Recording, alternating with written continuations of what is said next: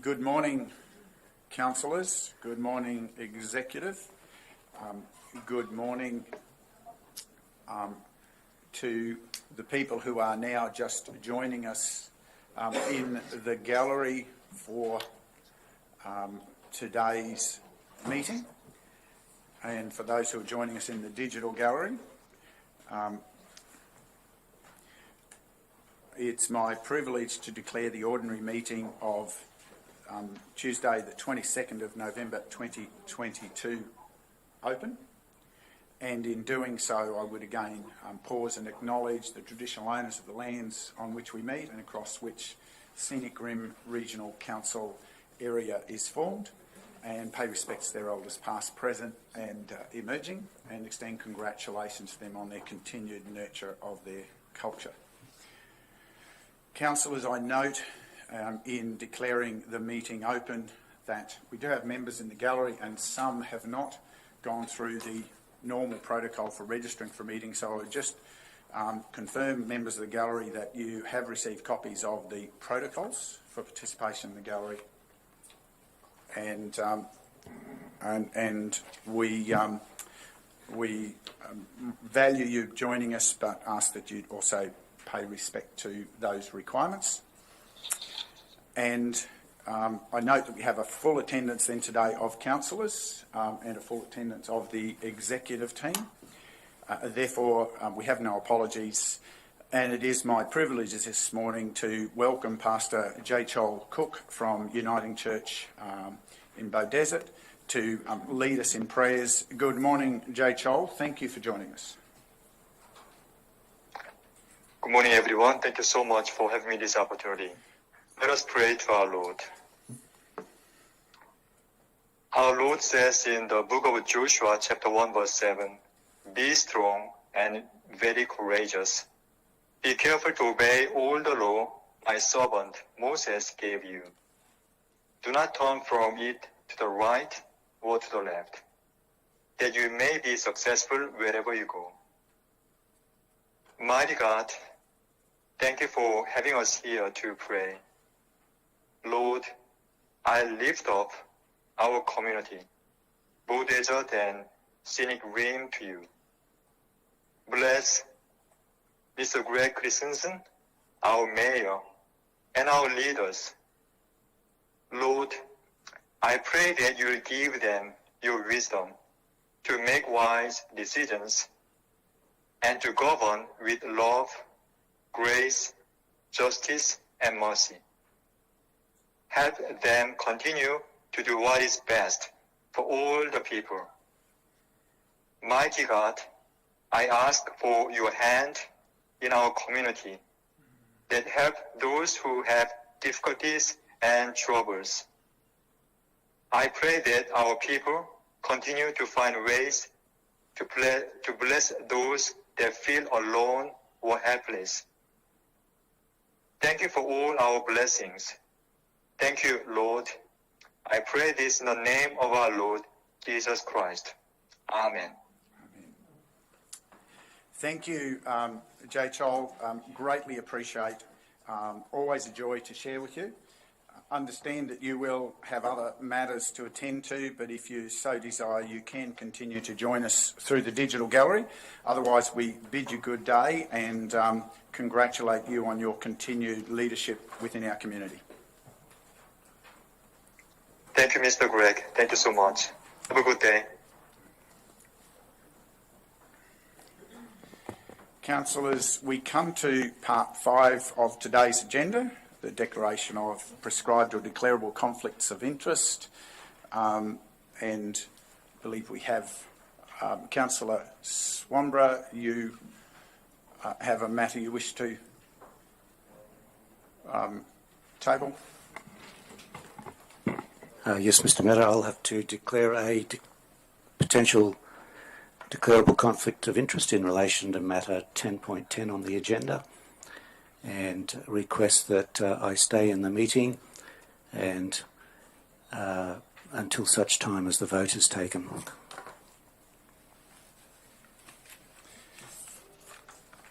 Thank you, Councillor. So noted. Are there any other declarations before we proceed with that? Or do we deal with this one first?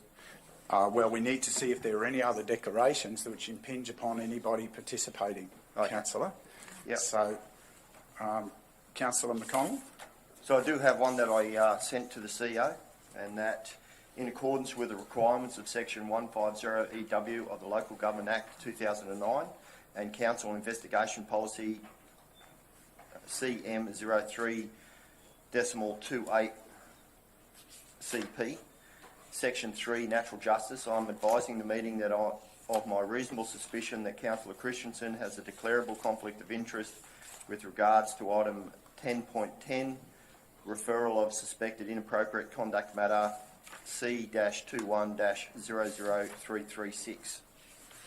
I believe that this potential conflict of interest arises as a reasonable person may consider it is not possible for Councillor Christensen to properly and fairly consider the matter, given the level of animosity and bias that he has shown towards Councillor Swanborough over the last 2.5 years. This declaration is consistent with previous majority resolutions of Council on this matter. Thank you for your declaration, Councillor. Before we proceed with how to manage that, now that you've created that matter, councillors, in response to that matter, I do wish to provide 3 additional declarations for the consideration of the meeting. In accordance with Section 150EW of the Local Government Act 2009, I am advising the meeting of my reasonable suspicion that Councillor McConnell has a declarable conflict of interest in considering a potential conflict of interest pertaining to myself regarding agenda item 10.10 of today's agenda. I hold this belief based on the evidence of the prior public comments of the councillor on multiple occasions, including within ordinary meetings, which I reasonably believe shows that he holds a predetermined negative perspective when considering my potential conflict of interest matters in relation to the business of council.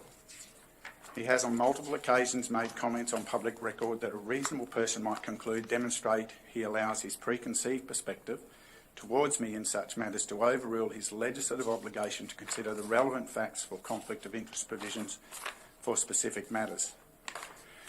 This has continued to occur even after all councillors were provided additional advice from the Department of State Development, Infrastructure, Local Government and Planning of the importance of considering the facts in the context of the specifics of the matter under consideration. I believe a reasonable person, fully aware of the facts, may conclude he has demonstrated he is unable to fairly consider facts objectively in such determinations concerning myself or my interest due to his preconceived perspective. I do not believe this is properly and fairly serving the public interest. And councillors, I do have specifics if that's required when we come to consider. However, I will move to a further declaration. In accordance with Section 150EW of the Local Government Act 2009, I'm advising the meeting of my reasonable suspicion that Councillor Chalk has a declarable conflict of interest in considering a potential conflict of interest pertaining to myself regarding agenda item 10.10 of today's agenda. I hold this belief based on the evidence of the prior public comments of the councillor on multiple occasions, including within ordinary meetings, which I reasonably believe shows that he holds a predetermined negative perspective when considering my potential conflict of interest matters in relation to the business of council. He has on multiple occasions made comments on public record that a reasonable person might conclude demonstrates he allows his preconceived perspective towards me in such matters to overrule his legislative obligation to consider the relevant facts for conflict of interest provisions for specific matters. This has continued to occur even after all councillors were provided additional advice from the Department of State Development, Infrastructure, Local Government and Planning, recognising the importance of considering the facts in the context of the specific matter under consideration. I believe a reasonable person fully aware of the facts may conclude he has demonstrated he is unable to fairly consider facts objectively in such determinations concerning myself or my interest due to his preconceived perspective. I do not believe this is properly and fairly serving the public interest. I do have further evidence at the point in time we're considering the matter. I have a further declaration. In accordance with Section 150EW of the Local Government Act 2009, I'm advising the meeting of my reasonable suspicion that Councillor McGuinness has a declarable conflict of interest in considering a potential conflict of interest pertaining to myself regarding agenda item 10.10 of today's agenda. I hold this belief based on the evidence of the prior public comments of the councillor on multiple occasions, including within ordinary meetings, which I reasonably believe shows that he holds a predetermined negative perspective when considering my potential conflict of interest matters in relation to the business of council. He has on multiple occasions made comments on public record that a reasonable person might conclude demonstrate he allows his preconceived perspective towards me in such matters to overrule his legislative obligation to consider the relevant facts for conflict of interest provisions for specific matters. This has continued to occur even after all councillors were provided additional advice from the Department of State Development, Infrastructure, Local Government and Planning, recognising the importance in considering the facts in the context of the specific matters under consideration. I believe a reasonable person fully aware of the facts may conclude he has demonstrated he is unable to fairly consider facts objectively in such determinations concerning myself or my interest due to his preconceived perspective. I do not believe this is properly and fairly serving the public interest.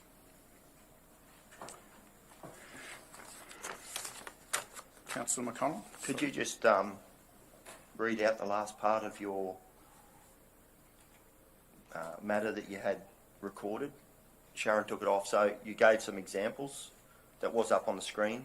Sorry. Is that going to come late? Is that going to come sorry, later? Councillor, that'll be up to whoever is chairing the conversation, okay, and I'm happy to.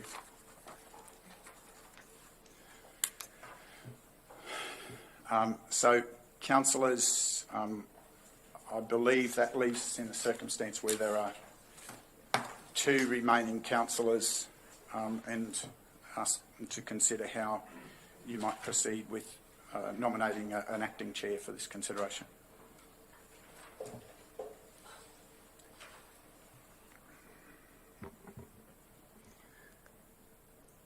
Councillor Enright, I'm happy to move the motion that you chair this section of the meeting. Thank you, Councillor West. Does that need a second? You can't really move a motion without a quorum, I suspect, so you're okay. just identifying an acting chair, Right. would be my advice. Okay. I thought you can. There's no quorum when dealing with conflicts of interest. No, but now it's just dealing with who's the chairing of the actual meeting itself. Yeah. So I do believe you still have to. It still has to be a motion. The motion of two councillors. Just to clarify, it can't be a motion of two councillors. No, that's correct. Under council standing orders, procedures for meetings of council with the presiding officer, 2.3 states if both the mayor and deputy mayor or mayor's delegate are absent or unavailable to preside, a councillor chosen by the councillors present at the meeting will preside at the meeting. So between the two unaffected councillors, between the two of you who decide who They has just choose. that choose, yeah. There's no motion required, but it's just. Thank you for that clarification. Councillor Enright, you have the chair. Thank you, Mayor. The process, as I understand it, is that individually we will give the opportunity for the councillors to respond. I don't understand that we have to deal with Derek's because he's declared that he's, Councillor Swanborough is dealt with. Councillor Enright, a point of order might Yep. be worth clarifying from governance. Yes, okay. Just what the Thank- sequence of- And if Thank just you. could I just offer some advice to Councillor Enright if you'd accept it? Absolutely, always happy to accept.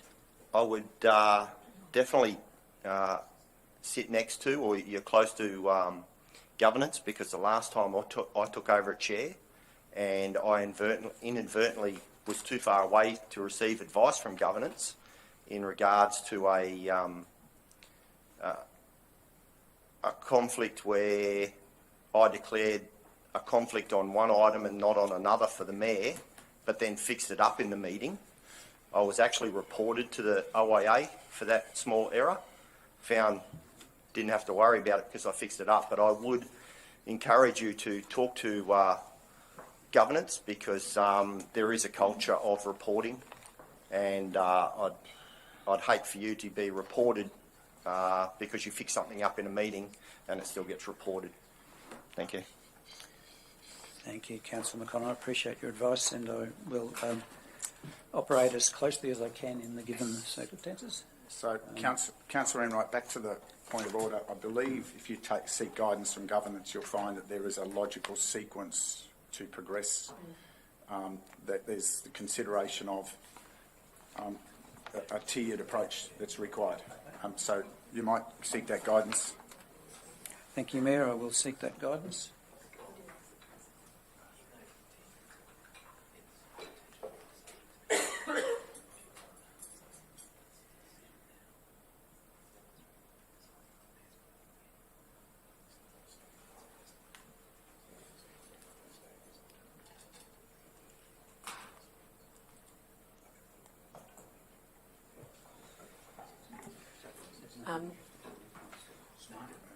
Through the chair, the first stage then is that we need to deal with the mayor's conflict and therefore matters that the mayor has raised in terms of suspected conflicts in dealing with that matter. So those three suspected conflicts are the first order of the day. Yes. So I think the process, as I understand it, is that we will deal with each one individually. The councillors who are subject to that potential declare conflict of interest will have the opportunity to respond. If Councillor West or myself have any further questions, we can direct them to either of the councillors. I wonder if you could speak up a little bit, please. I can barely hear you. Okay. I can't do that. Certainly try. Rightio. So I'll commence with the first declaration, which was Councillor McConnell. Thank you. If I could ask the Mayor to just read out the last section of his declaration that wasn't read out, that he said he would provide the council, please. For clarity, if the non-conflicted councillors wanted further example, I had a specific example available. Happy to hear the example. Thank you. Particularly, I refer to the 11th of October 22 with regard to considering conflicts for 11.2, 3 and 4, which was after the receipt of the advice from the department. The Councillor McConnell made statements to the effect, and I haven't tried to specifically describe them.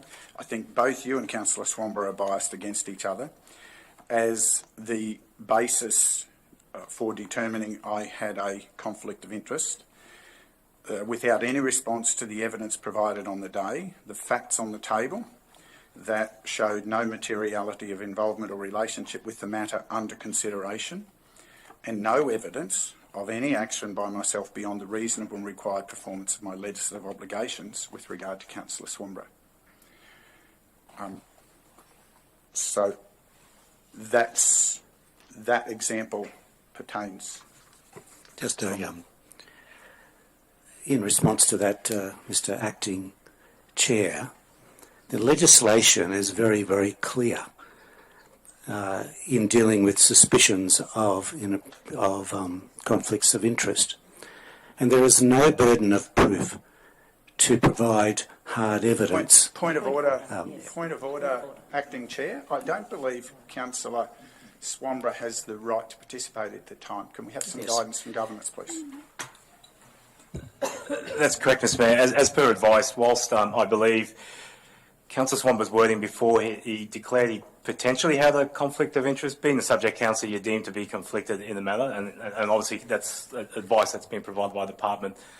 That being said, it also states that, about being in the position to potentially influence anything around the matter. And that's why that's sort of just wanted to caution where we were heading with in that way. So are we dealing with an issue of no quorum at this point in time, in using the same logic that you've just brought up? The matter relates to the 10.2, but it's only based on the two unaffected councillors that are able to. Now, my question is there a quorum here or not at this point in time, based on the fact, that my conflict of interest hasn't been resolved at this point in time, and you're telling me I can't speak? Well, it's the same issue for everybody at the moment, and so there is no quorum here at all in relation to any of these issues, and therefore we have to revert to the legislation to say what we do next. I will clarify, the legislation states you don't need a quorum when determining conflicts of interest matters. And I guess that was, I don't want to reiterate what was said previously, but yeah, you don't need a quorum to determine conflicts of interest matters.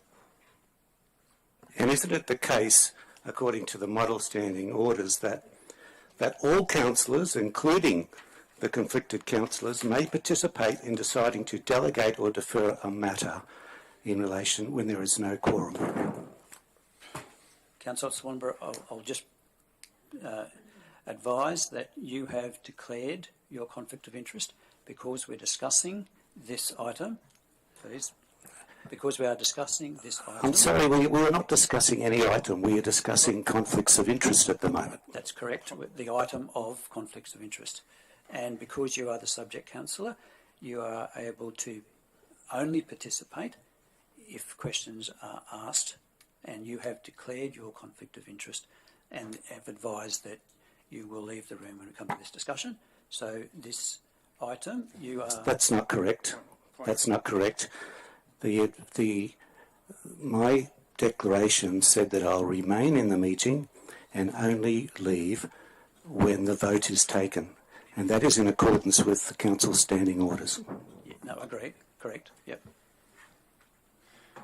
So to discuss this conflict of interest, you are the subject councillor and don't have the opportunity to participate unless we are non-conflicted councillors may ask a question to you. No one has addressed the issue of everybody has a conflict of interest. There are 4 people who've had the same suspicion thrown at them at the moment. So at the moment there is no quorum. Point of order, that's not correct. You have declared your conflict of interest. We don't need a quorum to discuss conflict of interest. You've been advised of that.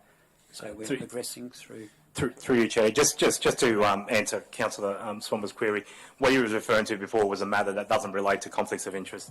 Conflicts of interest matters where there is no quorum or there's nobody left. You do require under 150, I think it's EV, that you can seek ministerial guidance to assess the conflicts, and then the minister can then provide a notice for particular council, or based on assessing what the suspected conflict was to allow participation. What you read before was a matter not relating to a conflict of interest matter. If that makes. So we'll return to the declarations of conflict of interest, and I'll ask Councillor McConnell if he would like to respond. I think the Mayor's, if you can just scroll back up so I can read it, please. The last bit that he read out, sorry. I think the Mayor's evidence speaks for itself. It states there, I think that they both have a conflict of interest against themselves. So I think that shows how unbiased I am. So, it shows that, and a reasonable person would suspect if they listened in to all of these meetings, especially the last one, they will see that there is a bias between the two of them. And I've been open... Point of order. No, you can only call a point. You can't call a point of order because you don't agree with what I'm saying. Councillor, You, point of A order. point of order is that... Point of order. A Yeah. point of order, please. What's your point of Please- order? Yeah, my point of order is please respond to the declaration of yourself, the matter that is relevant to you, being able to determine the Mayor's conflict of interest. This is and not relevant that is to exactly what I'm doing, Councillor Enright. Well, I'm yet allowed to speak. I'm You yet can't to see call a that, point of Robin. order because you don't agree with what I'm speaking. No, I'm trying to make sure that the discussion remains online Yeah. and you have the opportunity to respond to the Mayor's declaration that you are biased toward his ability And, to for the declaration. So please and the keep Mayor it in has that given line. his evidence, and I'm currently giving mine. So I'd like not to be interrupted because people don't agree with what I'm saying. I've been I'm happy for you to continue. I didn't call a point of order because I didn't agree. I just needed that discussion be contained to your ability to respond to what the Mayor has advised in the declaration. Okay, so I'll keep going. Okay, so just as it states there, I have got no bias against either one of them. I've declared openly that I believe that the Councillor Christensen and Councillor Swanborough both have a bias against each other, which has been shown out with the way they talk to each other in this meeting and the fact they don't talk outside of this meeting. And I've been open and honest and transparent with that. If you have a look at the meetings that we've held over the last two and a half years, the angst that has been going on between Councillor Swanborough and the Mayor has been open. The reasonable person out in the community has spoken to me about it. And that was highlighted on the 11th of, at the last meeting, where again, numerous people in the community spoke to me about what happened and how disgusted they are with what occurred. So I can only say that coming from a military background, if I see something, I call it. And unfortunately, and the Mayor may not like it, but that's the way it is.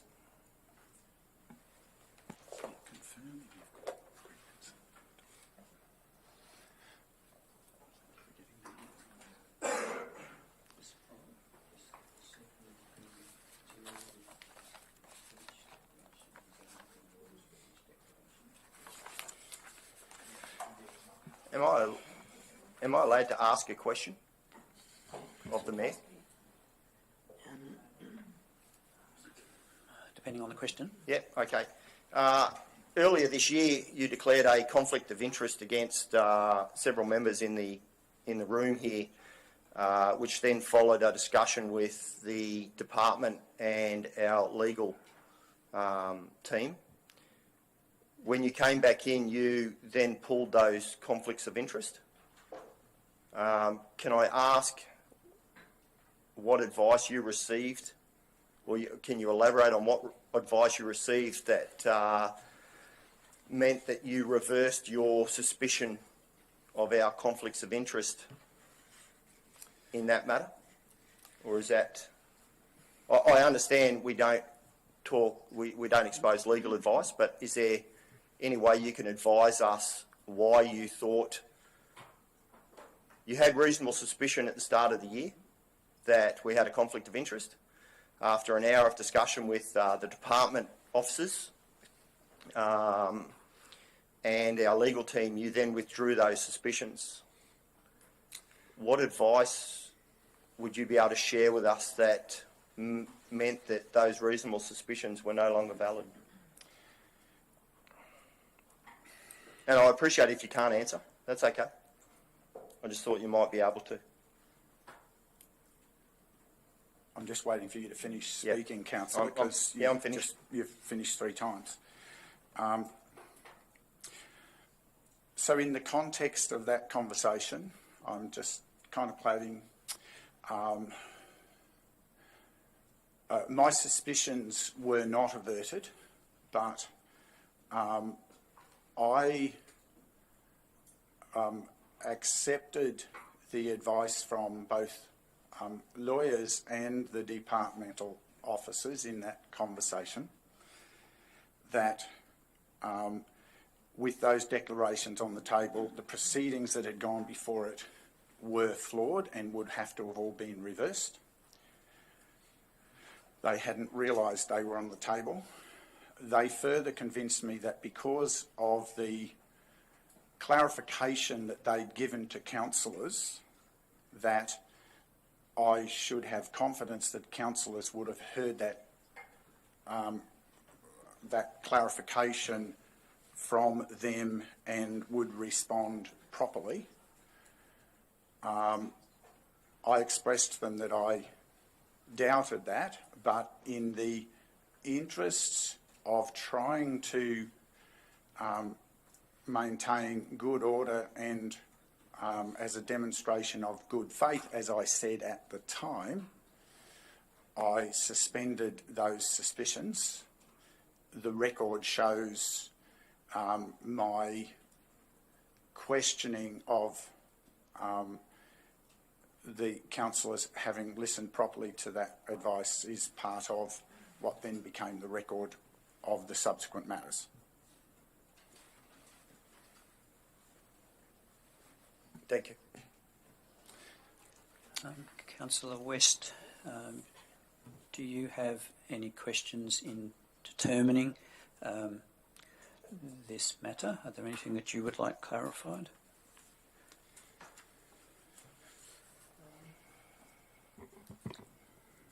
Probably not, except I do just want to ask, excuse me, Councillor McConnell, do you agree that it is the Mayor and the CEO's position to be reporting any suspicion, any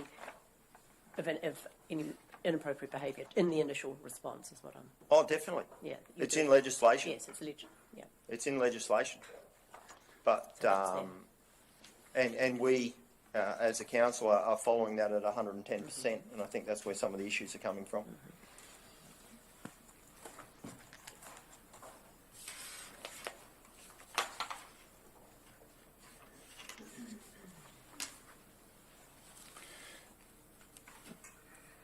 So the next step is, as I understand it, we've been through the declaration. We've provided the councillor the opportunity to respond. The Mayor has provided additional information.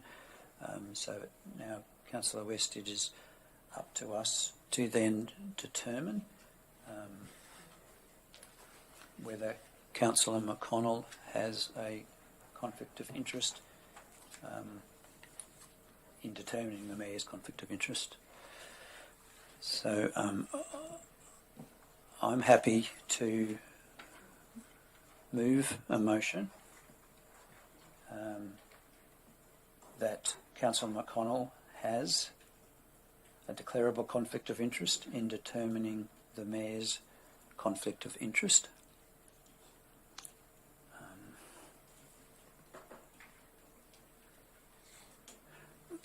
Relating to item 10.10, and I'll just check with governance, is that the correct wording required?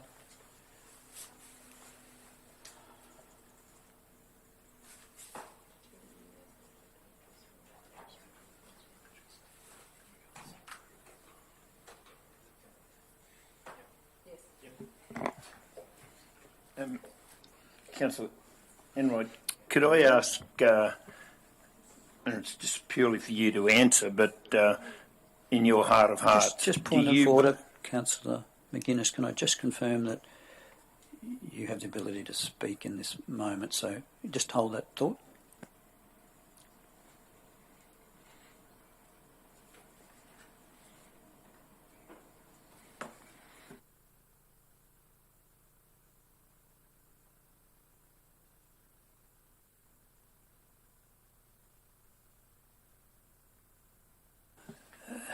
Thank you, Councillor McGuinness. Advice from governance is that you're not able to participate in the impact of influencing the outcomes, because you are also in this item for declaration of conflict of interest. Can I ask that you elaborate on what my conflict of interest is in your motion? The conflict of interest is declared by the Mayor. It is up to the non-conflicted councillors to vote to decide whether a councillor has the declarable conflict of interest.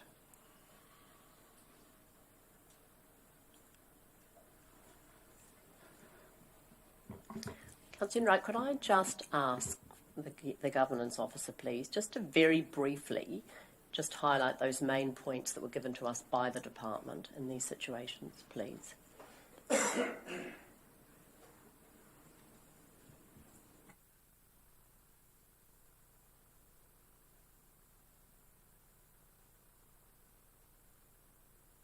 Sorry, councillors, there's been numerous, just trying to narrow down which particular... I'm trying to navigate that too, but there were some very clear responses, which I don't have here in front of me today, and I just would like the to... 23rd of September correspondence, which...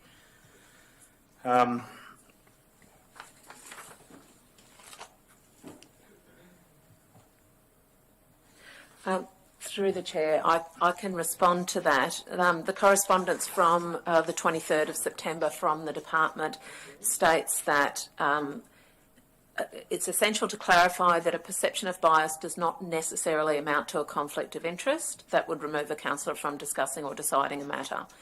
It is not unusual for councillors to disagree on matters. In fact, it's to be expected in the course of meaningful debate on council business. Nor is it unusual for councillors to agree on matters. The existence and expression of divergent and convergent opinion is a strength of our system of local government. A history of disagreements and differences of opinions between the councillors does not automatically mean a conflict of interest exists between them. Conversely, a history of agreement on decisions between councillors does not automatically amount to a conflict of interest. Section 150 EN of the Local Government Act provides that a councillor will have a declarable conflict of interest if the councillor has or could reasonably be presumed to have a conflict between the councillor's personal interests or the personal interests of a related party of the councillor and the public interest, and B, because of the conflict, the councillor's participation in a decision about the matter might lead to a decision that is contrary to the public interest. The advice then goes on to state that, and the advice from the department was that there should be evidence of a councillor's conflict of interest.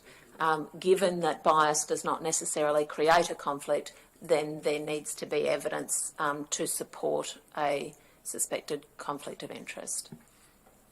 I hope that helps. Could I please say something to the Chair? Just to clarify what the CEO was saying, if you have a look at Managing Conflicts of Interest quick reference guide provided by the department, under have a declarable conflict of interest, interest where a reasonable person might think you are biased is under there. And that is all I've been saying. Chair, further to that. Given that everyone else seems to be bypassing standing orders. I did ask the Chair if I could talk. I did ask the Chair if I could talk. I feel quite challenged that all of what I've heard has been renewed allegations against me in this conversation, and I just ask the Chair to be mindful of that. Thank you.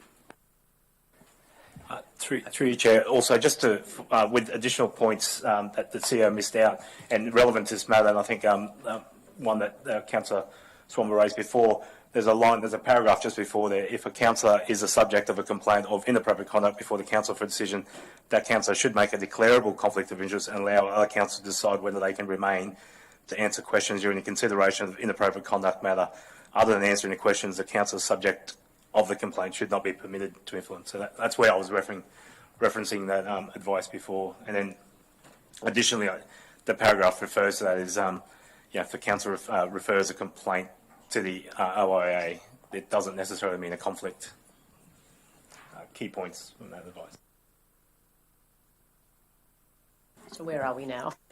Okay, so the process now is that if you're willing to second the motion, and then we'll put that to the vote.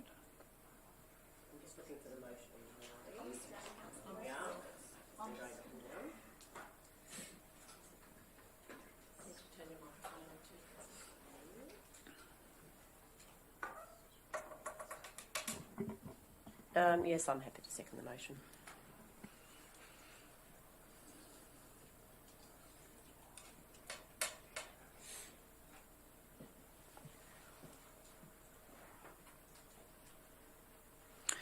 So as the non-conflicted councillors, it is up to us to decide on the whether Councillor McConnell has a declarable conflict of interest in this matter. So I'll put this to the vote. Those in favour? Those against? The motion is carried. So we now need to move toward Through you, Chair. This is where you can allow the conditions of participation as well. Given that there's a conflict, you can allow. Yes, move toward the options of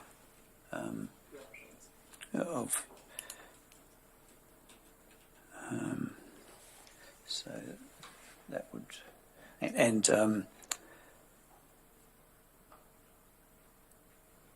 so the options are for, as my understanding is, answer questions only. And I'll just ask governance to confirm the details. Through you, Chair, the two options are he can either stay and not participate, or he can participate under conditions, Okay. or leave the room.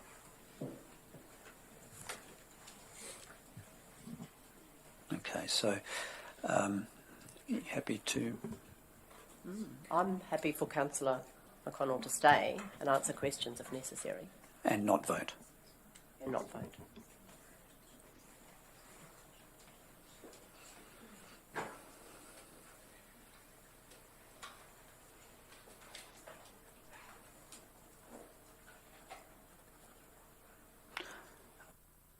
Oh, I'm happy to second that, so we'll put the motion. Those in favour? Carried. So we'll now move to, Sorry, is that carried unanimously? I guess that is, Yeah, carried thank you. unanimously. Yeah.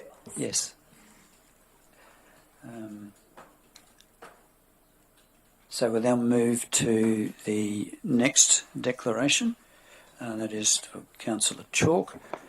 Chair, just before we do, can I just ask a question of you, if it's appropriate that I do it now? I think on that advice from governance, because you are also in the declaration, I understand that you don't have the ability to participate in the discussion until your declaration. You may have the ability to respond.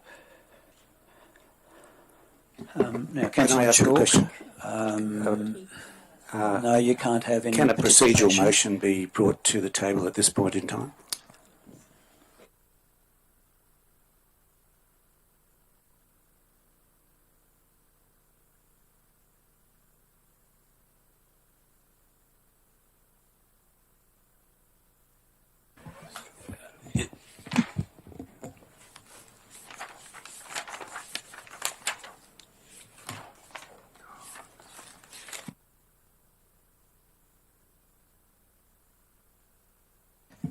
Just on the quick analysis, it probably depends on what the procedural motion is, and one, out of abundance of care, not by the subject councillor.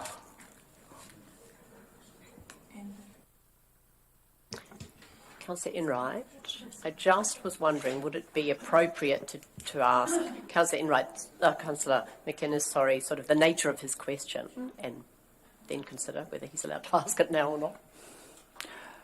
Thank you, Councillor West. I think on the advice of governance, my understanding is that he's not able to influence or participate in the discussion at this time, as he is also conflicted councillor.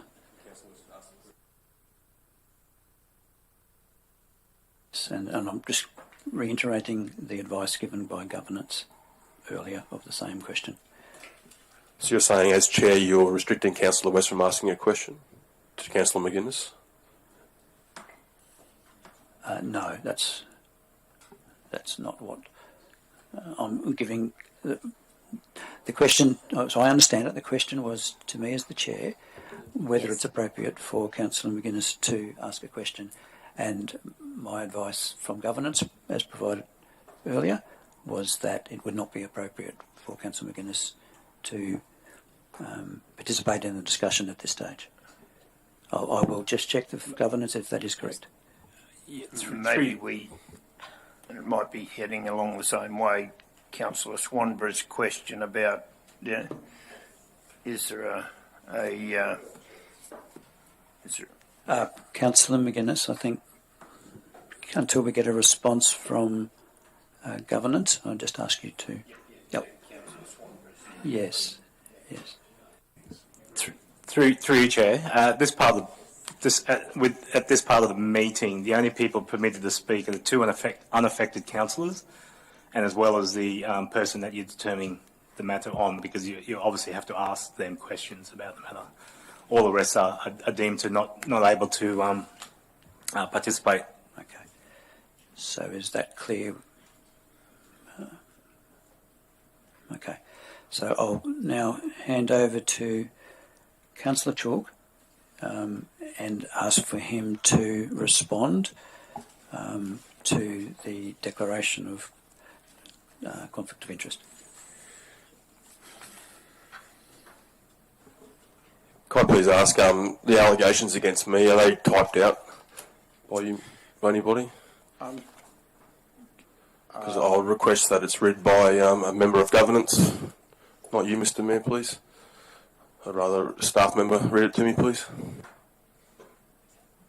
So, point of order, Chair. I believe that's a reference to me. I believe it's not. It's my reasonable suspicion, not a staff reasonable suspicion. So it would be inappropriate for staff to play that role. Yeah, That's why I asked, is it typed out so they could read it, not... well, it's. I think in the point of order, I believe that is correct. It is the Mayor's declarable point of interest, conflict of interest. So if you would like for it to be read again, or if you're happy for it to be read on the screen, I'm happy for you to take the time to do that. No, actually, the people listening at home might want to hear it, so let it be read. Can I just clarify, please, Chair, so just to help me? Yes. To reread what was originally introduced, is that what Councillor Chalk's seeking? No, I'm assuming there is some actual evidence that you said you would provide, so you better provide it, I'm assuming. So can I just clarify, you don't want the original statement read, Councillor Chalk? You would like any evidence? Righto, okay. So I, in providing additional evidence, Chair, in response to a request from Councillor Chalk, whilst there are multiple occasions, I refer specifically, firstly, to the 11th of October 22 meeting with regard to potential conflicts for 11.2, .3 and .4. This was at a time after the advice that's now being discussed was provided by the department. It was also at a time where I would draw the meeting's attention that in the record of meeting, Councillor West had clarified the importance of what that said about it need to be more than a perception. There needed to be evidence in relation to the matter on hand. And the councillor, in a number of forms of words, made a statement to the effect that that he thought that both myself and Councillor Swamborough were biased against each other. He explained that if the roles were reversed, he would be holding the same perception. I believe that's an evidence of a predetermined outcome, that I had a conflict of interest which did not respond to the evidence that was provided on the day.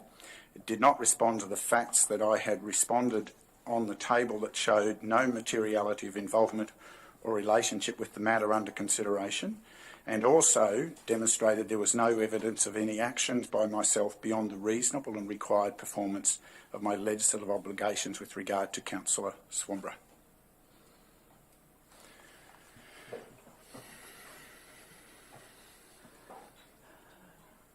Councillor Chalk, have you? How would you like to respond? Is there anything that you would like to provide in response?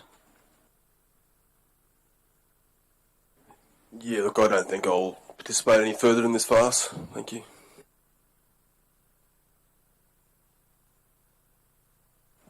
Yes, Councillor Chalk, I would ask you to retract that remark because this is following due process. Yeah, I will not retract it.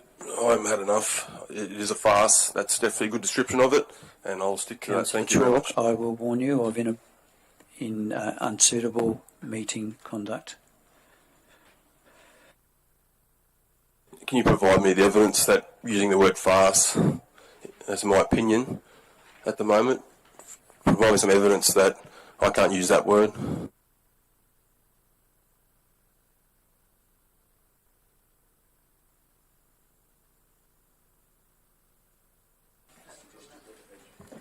I'll ask governance to seek that response.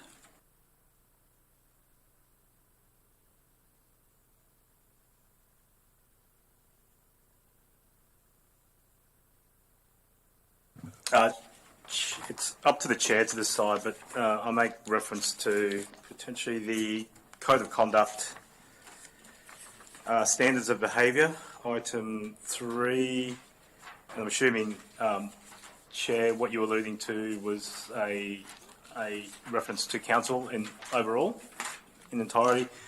Ensure the conduct does not reflect adversely on the reputation of council. And I'm assuming that's what you were. Yes, that's correct.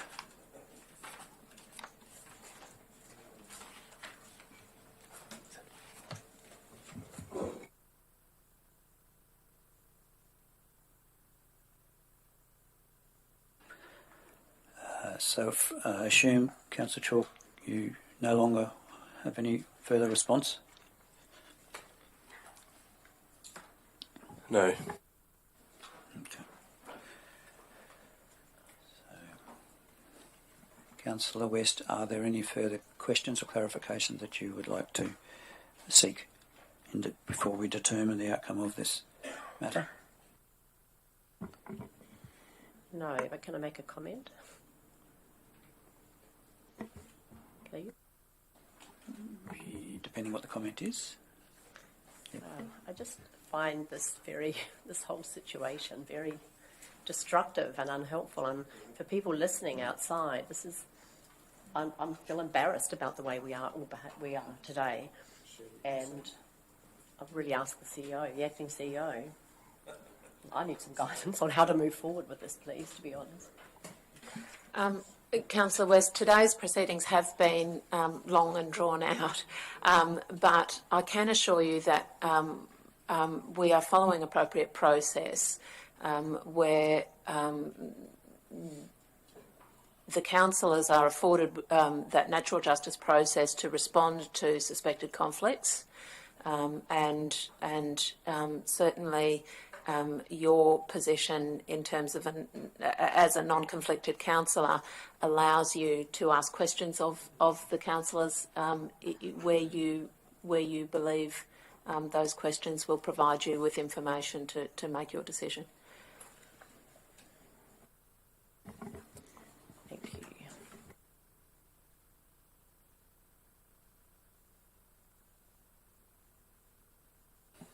Councillor West, does that satisfy your question?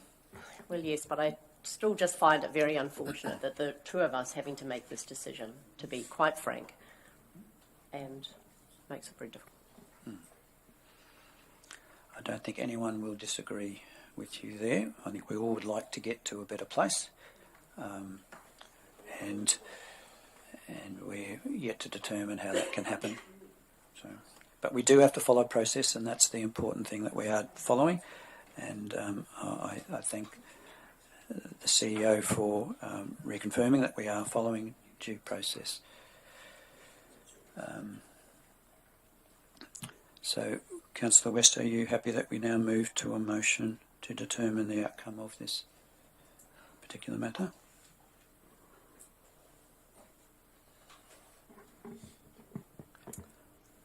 Not particularly, but I guess we have no choice. Okay, all right. So I will move that Councillor Chalk has a declarable conflict of interest in determining the Mayor's conflict of interest for item 10.10.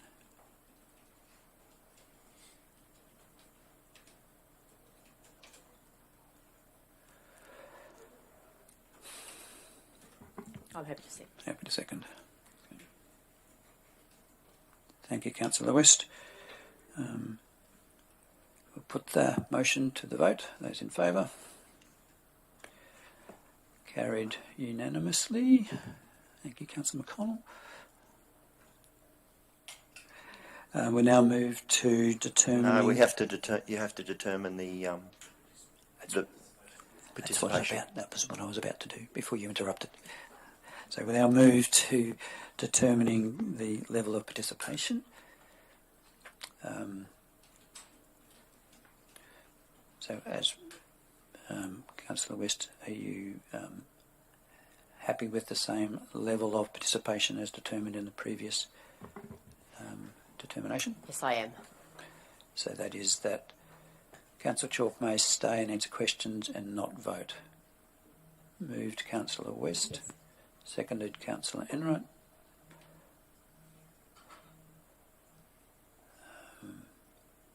So we'll put that to the vote. Just noting that Councillor McConnell's leaving the room. We'll put that motion to the vote. Those in favour? Carried unanimously. We'll now move to the third declaration of Councillor McGuinness. Councillor McGuinness, would you like to respond to the declaration? Just a question, Mr. Chair. Can we call a division on those votes rather than saying it's carried unanimously? That should be fairly evident, I would have thought. That should have been fairly evident, and it will be listed in the minutes because there's only two people voting on it. Yeah, no, it hadn't been typed up when I read it, that's all. All right. I'm sure Sharon's doing her best to keep up with proceedings, so thank you for the question. Councillor McGuinness, happy to respond. Thank you, Acting Chair. Some 10 years ago I was elected here to this chamber to add value. I believe I have.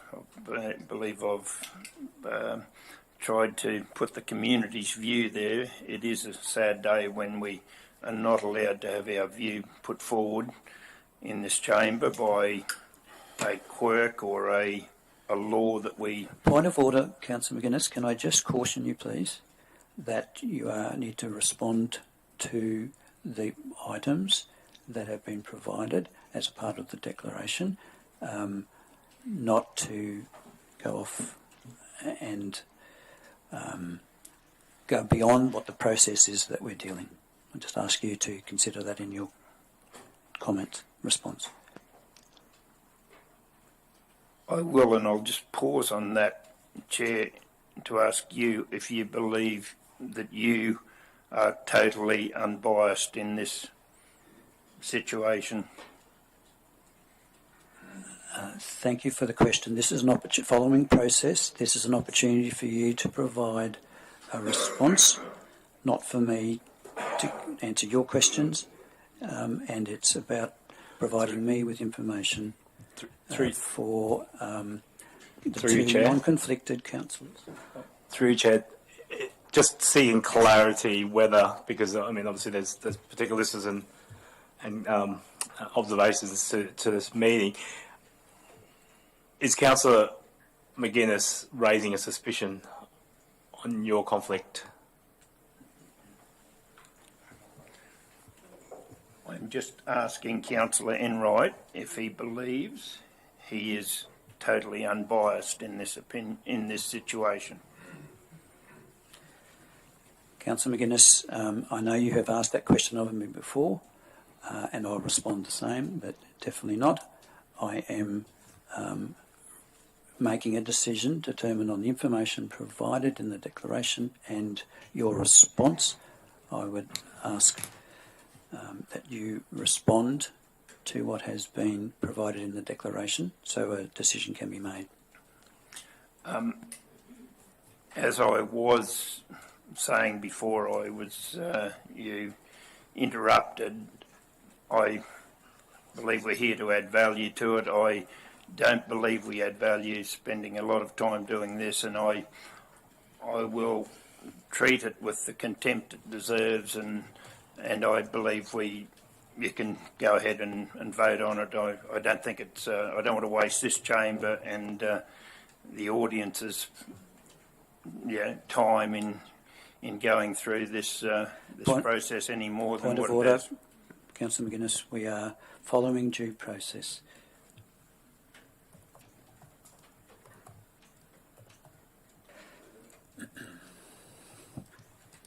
Councillor West, do you have any questions? No, I was just going to say to Councillor McInnes, look, we are following the process and none of us like this any more than anyone else does. But I was just going to ask, Sharon, could you just put up the declaration again for me to read on the screen, please, Councillor McInnes?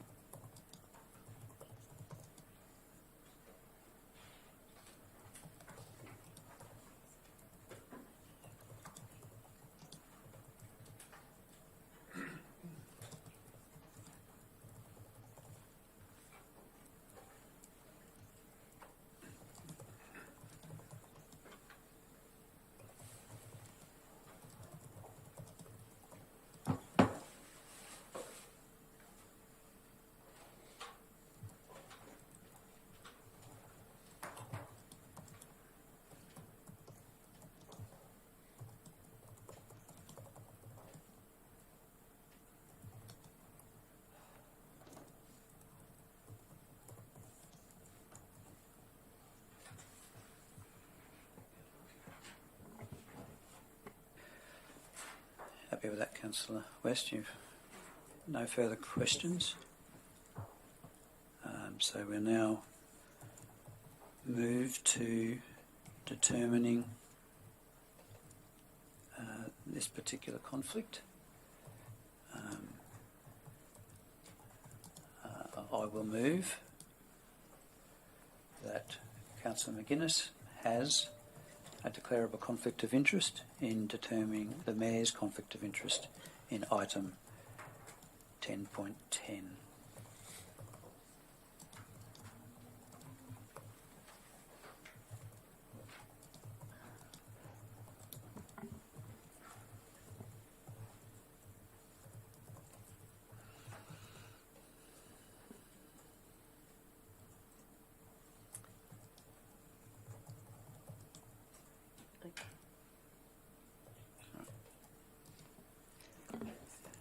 I am happy to second, given the fact that we are following the process from the department.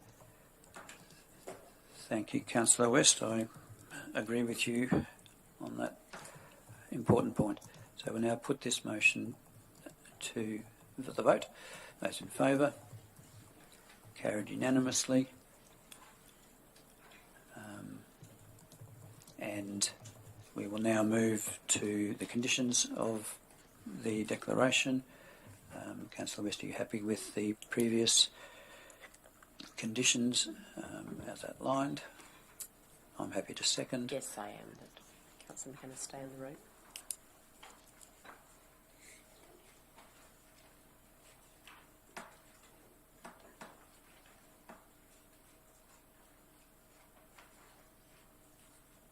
So I'll put the conditions to the vote. Those in favour? Carried unanimously. Okay, so now we've dealt with that process, we need to go back to the original declaration, as my understanding, as proposed by Councillor McConnell, that the Mayor has a conflict of interest. So, Councillor West, you and I are the only ones who can determine that outcome. Yes.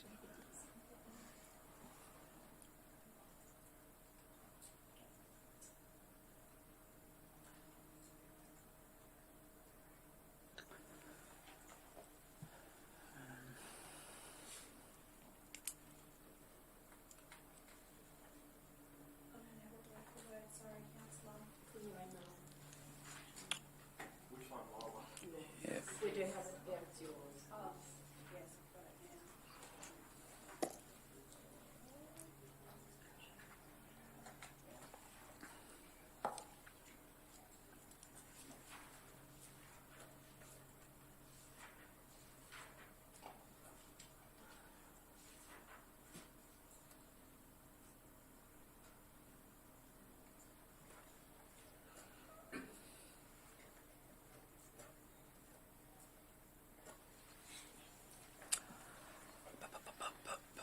So,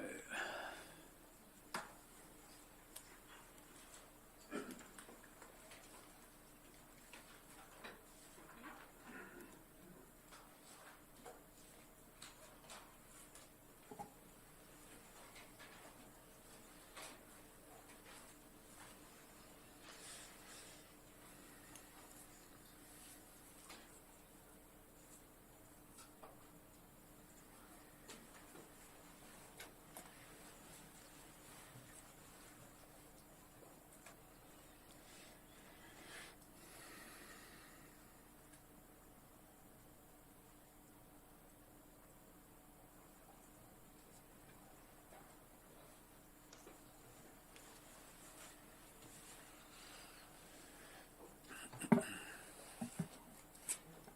I need to respond?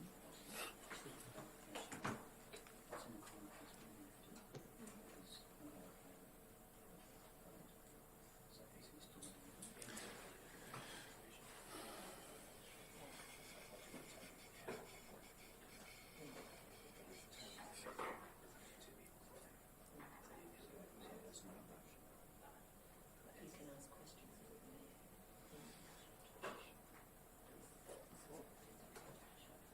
Wait a second.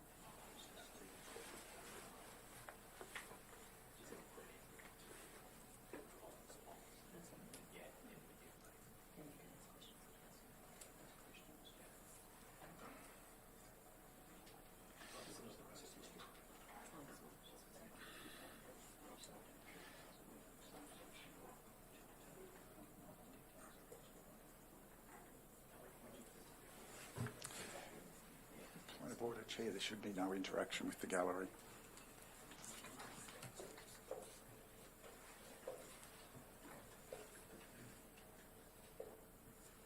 So,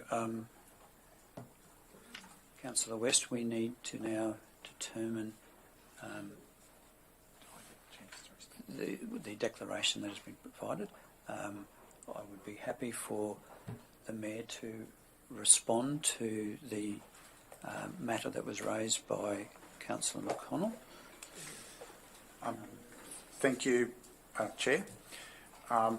It's difficult to respond to this, and I share the frustration that this continues to occur, but the wording that Councillor McConnell has provided contains subjective perceptions, but there's no evidence easily for me to respond to at this point in time. What I can do is reiterate what I have said on prior occasions and is demonstrated through the Council of Conduct Register, is demonstrated through multiple responses from independent, properly qualified observers, that this perception of animosity and bias is much more about an interpretation by certain parties rather than recognition that as the predominant chair of meetings and the person responsible for the proper administration of the chamber, that I have the unenviable task of trying to maintain order, both in here and in other meetings of council. And what is evident from the public record is that most councillors properly accept and respect when they're asked to remain within the parameters of standing orders. There are times where some councillors become too passionate about their cause, and I have the unenviable job of bringing that back in control.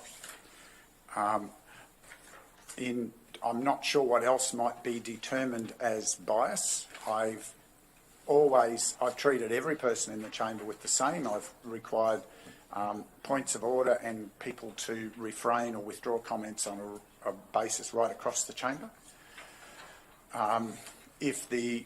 Again, another aspect of my legislative obligation is a responsibility to refer matters for the independent assessment of the independent assessor as to whether they merit further investigation or investment of resources. And I'm quite comfortable that that's their job and that I fulfil my obligation. I don't have the freedom to determine what things I refer. That's what the legislation allows. The pattern of that has always been appropriate. At no time, contrary to comments previously suggested, at no time has a matter that I have referred for consideration been identified as vexatious. At no time has a matter been identified as frivolous, contrary to some of the commentary on prior occasions in the chamber. I respect the process. What I find challenging with the comments today about animosity and bias, I try to be fair and equitable, and I try to engage properly in the chamber and allow reasonable discussion. And I also believe that I have a contribution to make, given that the declaration is in relation to a specific matter before council today, which is to determine how to proceed with an investigation. I believe I have value to add to that discussion and process in the public interest, not just because of my track record over multiple years now through the change legislation as Mayor, but also because of my prior and continuing involvement with governance practices outside of council, which gives me an anchor of clarity, of integrity, even when it is uncomfortable, to do the right thing rather than try to garner popularity. That's not always easy. And I continue to hold to the integrity of the chamber and try to maintain that at every step. I realise that that doesn't make me popular. Thank you.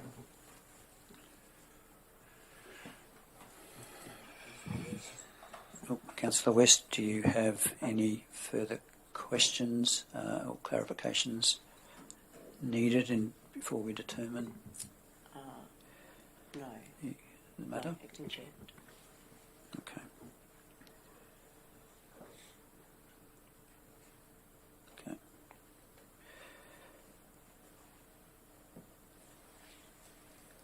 So we will now move to the motion in determining this matter, and the two of us are the only ones that can vote. Can I just make a comment?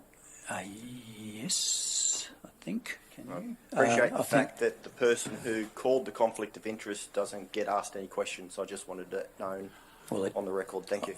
I did ask Councillor West if she wanted to ask any further questions. Yeah.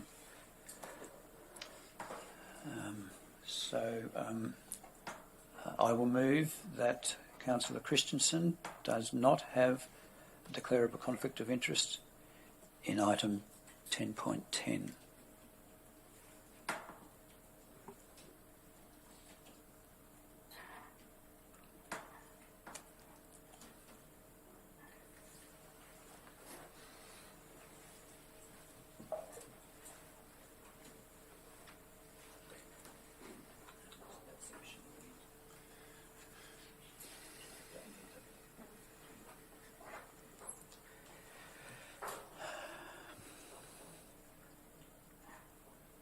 Councillor West, you happy to second?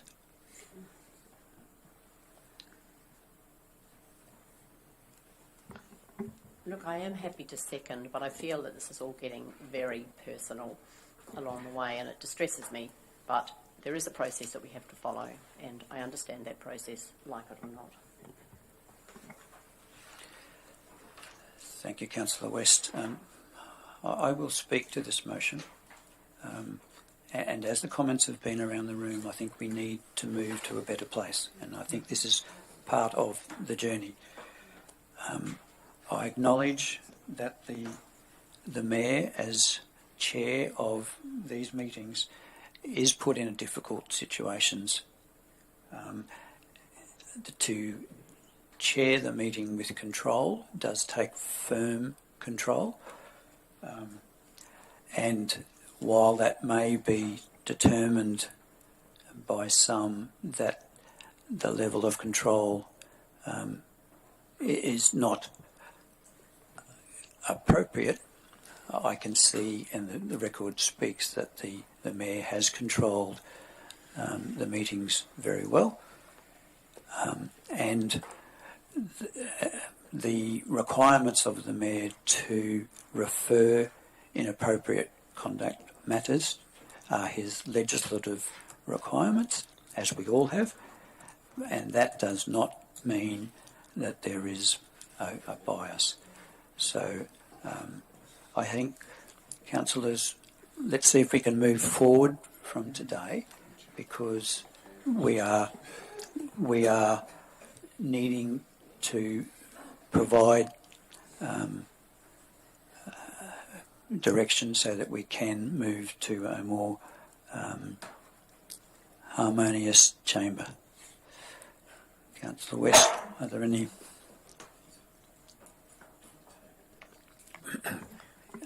Councillor West, would you like to speak?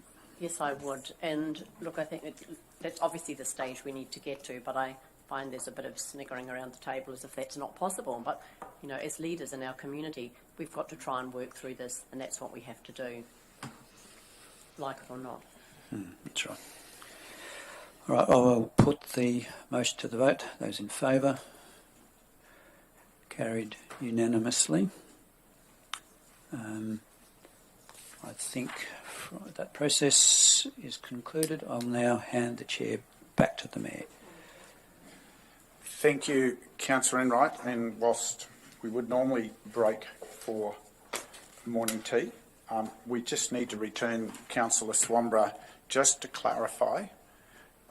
given in light of some of the advice from the officers through that, whilst you originally declared a potential conflict of interest, is my understanding, the advice is that actually you have a declarable conflict of interest as the subject counsellor of that investigation. You have a deemed conflict of interest. Just needed to revisit that point for clarity. Can I just finish, Councillor? However, that I don't believe it requires, as the deemed counsellor, you, even though we're discussing how an investigation can proceed, I don't believe we need a resolution as to whether you can stay, because the legislation actually allows for you to remain and answer questions but not influence the other councillors when we get to that, and not to participate in the vote. So we don't need a resolution, if that makes it clear, to do what you asked for. Yes, that's true, Mr Mayor, but I was just making it quite clear, because last time I was asked to leave the meeting because no one had another question to ask me, and I don't believe that's in accordance with legislation. The legislation says that I'm entitled to stay in the meeting and listen to the proceedings up until the point that the vote is taken, and that's what I intend to do today. Councillor, I'll seek guidance from governance. I don't believe that's the reasonable interpretation, but I will seek governance clarification. We do want to have the right process. It has always been the understanding to remain and answer questions, and then once that's completed to leave, so that councillors can actually objectively discuss the matter without the influence of your presence. So I'll seek guidance from Acting CEO. Through the Chair, yes, Mayor, you are correct. I think really the process around the conflicted councillor leaving the room following questions just removes any I guess, risk to that councillor that they're seen to be influencing the discussions in the room, either directly or through their body language, that they're influencing the discussions and voting on the matter. And so it is normal practice that the councillor, once they have answered any questions and been given opportunity to respond, that they leave the room so that the discussion can take place. Through you, Chair, I'll read the paragraph. Thank you. Straight out of standing orders. Thank you, GM. Under 7, and this is particular item 7.2, the subject councillor has a declarable conflict of interest in the matter and is permitted by council to remain in the meeting during the debate about whether the councillor engaged in inappropriate conduct and could answer questions put to the subject councillor through the chairperson to assist other councillors making a decision. The permission to remain in the room, to remain in the meeting for the debate, is on the condition that the subject councillor must leave the place where the meeting is being held, including any area set aside for the public, during the vote on whether they have committed inappropriate conduct. So just to answer, I think... You've answered it very well, Mr General Manager, because it doesn't say that I need to leave the room until such time as the vote is taken. Through the Chair, correct, it doesn't, and thus my comments that it has been our standard practice to do so, to remove any doubt in terms of you're influencing the room either directly or through your body language in terms of those discussions. It has been our practice. That was my statement. Yeah, I prefer to go with the legislation on this occasion, and I'm going to stay in the room for that process in accordance with Section 9.6 of the Standing Orders. Councillors, I'm going to adjourn there and seek further guidance from governance and return to this afterwards. It's now just about 10:40. We will return at 11 o'clock to continue the deliberations of today's meeting. Thank you for those in the gallery and in the digital gallery. These are uncomfortable processes, but they are necessary processes because they go to providing the balance of conversations and the reasonable integrity of decision-making in the chamber. We'll adjourn there and return at 11. Thank you. Would someone escort the gallery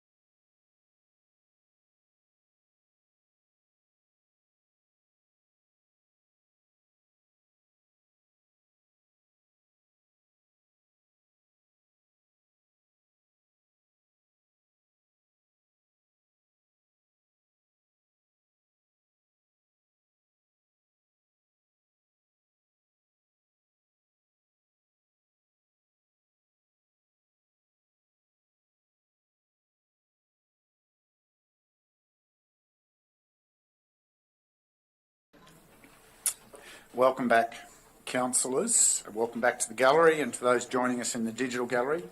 I note, just for the record, that the GM Council Sustainability has had to depart for other council-related engagements, and he has an acting officer from governance in his place. Thank you, John. Councillors, I just return. The reason I wanted to adjourn before to seek some additional advice, Councillor Swan, with regard to your potential declaration with regard to item 1010. It is correct for you to deal with it as a potential declaration. It isn't the outcome of the investigation, it is the determination of how to proceed, and therefore it is now beholden on us, the rest of the chamber, to consider how to deal with your potential declaration with regard to how the investigation proceeds.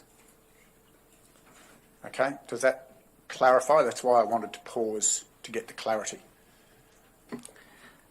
So, could you be more specific on that particular matter, please? So, what do you intend to do? So, Councillor, just for clarity, the matter of business is not the outcome of an investigation. It is the matter before us today is to determine how the investigation proceeds.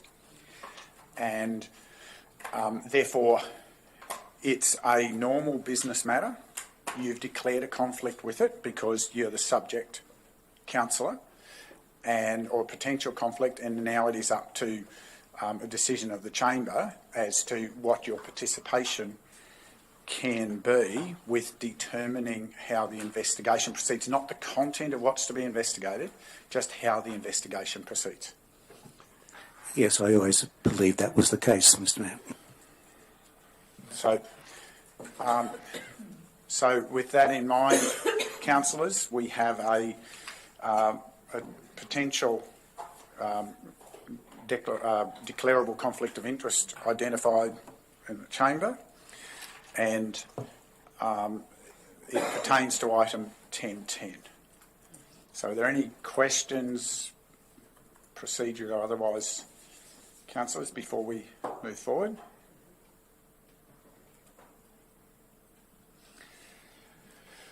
Okay, so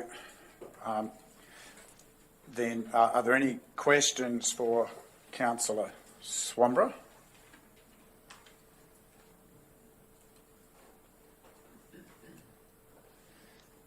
If not, then perhaps we proceed.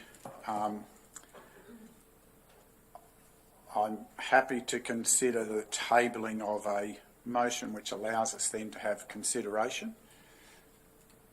Otherwise, I'll propose a motion that we can then discuss. Given silence, I'll propose a motion that with regard to determining determining the matter specific to item 10.10, which is how to proceed with an investigation, that as the subject councillor of that investigation, Councillor Swanborough does have a conflict of interest, a declarable conflict of interest in that matter.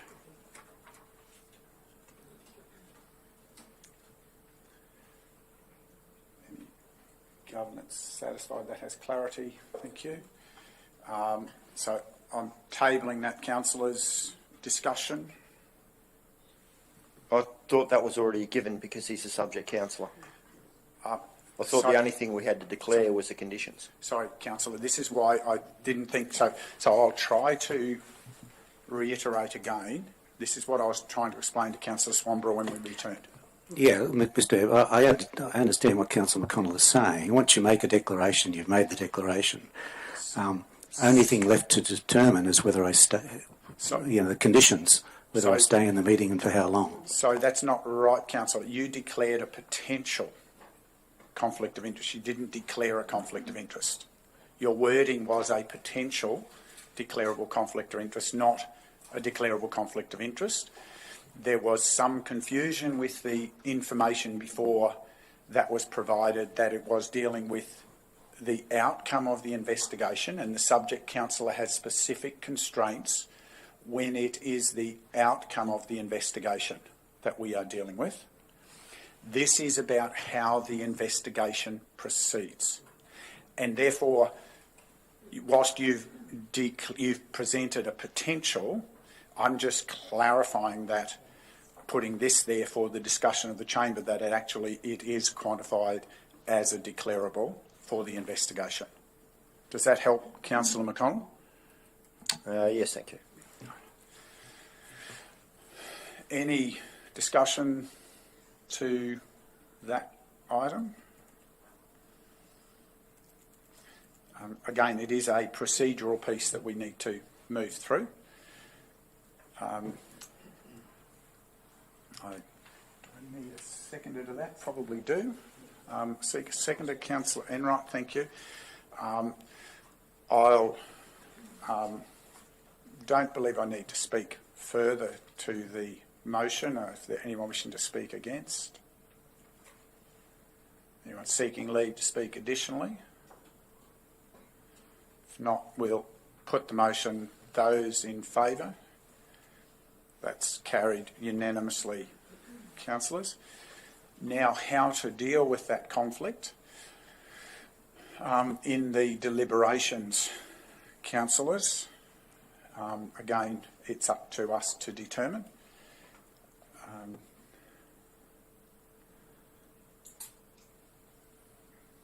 The options available to us are not to participate in the discussion, to stay and not participate, to stay and participate within certain constraints, or to not remain for that discussion, basically, councillors.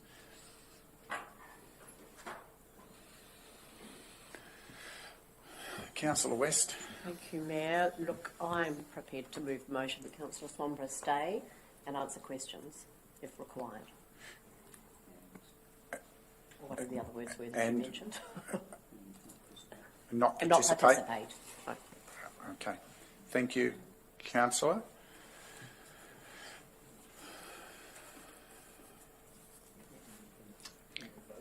Yeah, I was going to... Not participate in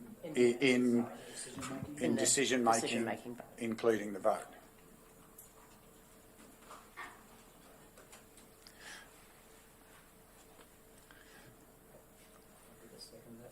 Okay. So any further discussion, councillors? Any? If not, you wish to speak to your motion, councillor West? No, not particularly, thank you. Anyone wishing to speak against? Anyone seeking leave to speak additionally? Not put the vote. Those in favour? That's carried unanimously by the unconflicted councillors. Thank you, councillors. I believe that's the end of conflicts of interest. I move now to item 6. And councillors, we have continued to receive good news as a council, and I do have a couple of announcements to share today with your forbearance. Firstly, I'd like to provide the celebration of the Garage Sale Trail, which has occurred over the previous couple of weekends. The Garage Sale Trail was held in cities and regions right across Australia, and I am delighted to advise you that once again the Scenic Rim has outperformed many of our counterparts, with the region placing second in Queensland on a per capita basis, hosting a total of 113 sales and stalls. Nationally, our region placed 21st overall and 11th on the per capita basis. I'd like to congratulate the Waste Management team and the Marketing and Communications team for delivering a strong campaign in support of the Garage Sale Trail, and the community at large for their continuing demonstration of commitment to creating a circular economy and a sustainable future for our region. Thank you, councillors. I have a further announcement, and some of you will be aware, and However, it's indeed my pleasure to make an announcement today as part of the meeting. On Friday the 11th of November, the draft Scenic Rim Growth Management Strategy was awarded an Excellence Award by the Planning Institute of Australia Queensland Division in the 2022 Awards for Planning Excellence as an outstanding strategic planning project. The awards showcase the very best of the planning profession and recognise outstanding projects that help shape the places that communities across Queensland love to live, work and play in. Excellence Awards are presented to projects that demonstrate vision and innovation. The Strategic Planning Project Award recognises projects that foster efficient and effective outcomes, are genuinely strategic, provide leadership, are responsive to need and are deliverable. Councillors, in presenting the Strategic Planning Project Award to Scenic Rim Regional Council and PSA Consulting, who provided guidance to Council in developing the strategy, the judges noted the complexity of the project and the attention to detail of the growth management strategy to deliver a quality outcome for the Scenic Rim region and commended the project team. In their opinion, the growth management strategy will enable Council to plan for dwellings and employment and the required accompanying infrastructure in a way that is both ambitious but respectful of the character of the area. The Planning Institute considers that the project methodology, including the public consultation, can be applied as a leading example for best practice development of similar strategies by other councils in Queensland. There are several other councils in Queensland currently developing their own growth management strategies, and Scenic Rim will be the first to be finalised, which further demonstrates the success of the project methodology, management and delivery. The growth management strategy has been a significant and ambitious project of the strategic planning team, supported by PSA Consulting, and it required planners to consider Council's vision for the region in the context of the statutory planning framework. As a small professional team, this award acknowledges the strategic planning team's extensive experience and local knowledge, which was vital in the development of the strategy. The town planners who developed the strategy are passionate about delivering a high-quality planning framework for the Scenic Rim region so that it continues to be a great place to live. Council, as you're aware, planning for growth is challenging and complex and requires a balanced approach to the consideration of competing interests and stakeholder needs. This project has involved significant research, stakeholder engagement and community consultation. Council realised its commitment to the development of the GMS through collaboration with a range of stakeholders, both within and external to Council, to ensure that all interests were considered in planning for sustainable growth. On behalf of Council and the strategic planning team, I extend our thanks to all stakeholders for their support and contribution to the project. Once adopted, the strategy will put Council in a strong position to advocate and continue planning for the best possible outcomes that support the strategic vision for the Scenic Rim for many years and generations to come. As we gratefully accept the Planning Institute's recognition, this award means the growth management strategy is now elevated to the National Awards for Planning Excellence. And finally, at the time of the award announcement, it gave Council a hat-trick of acknowledgements in the preceding weeks.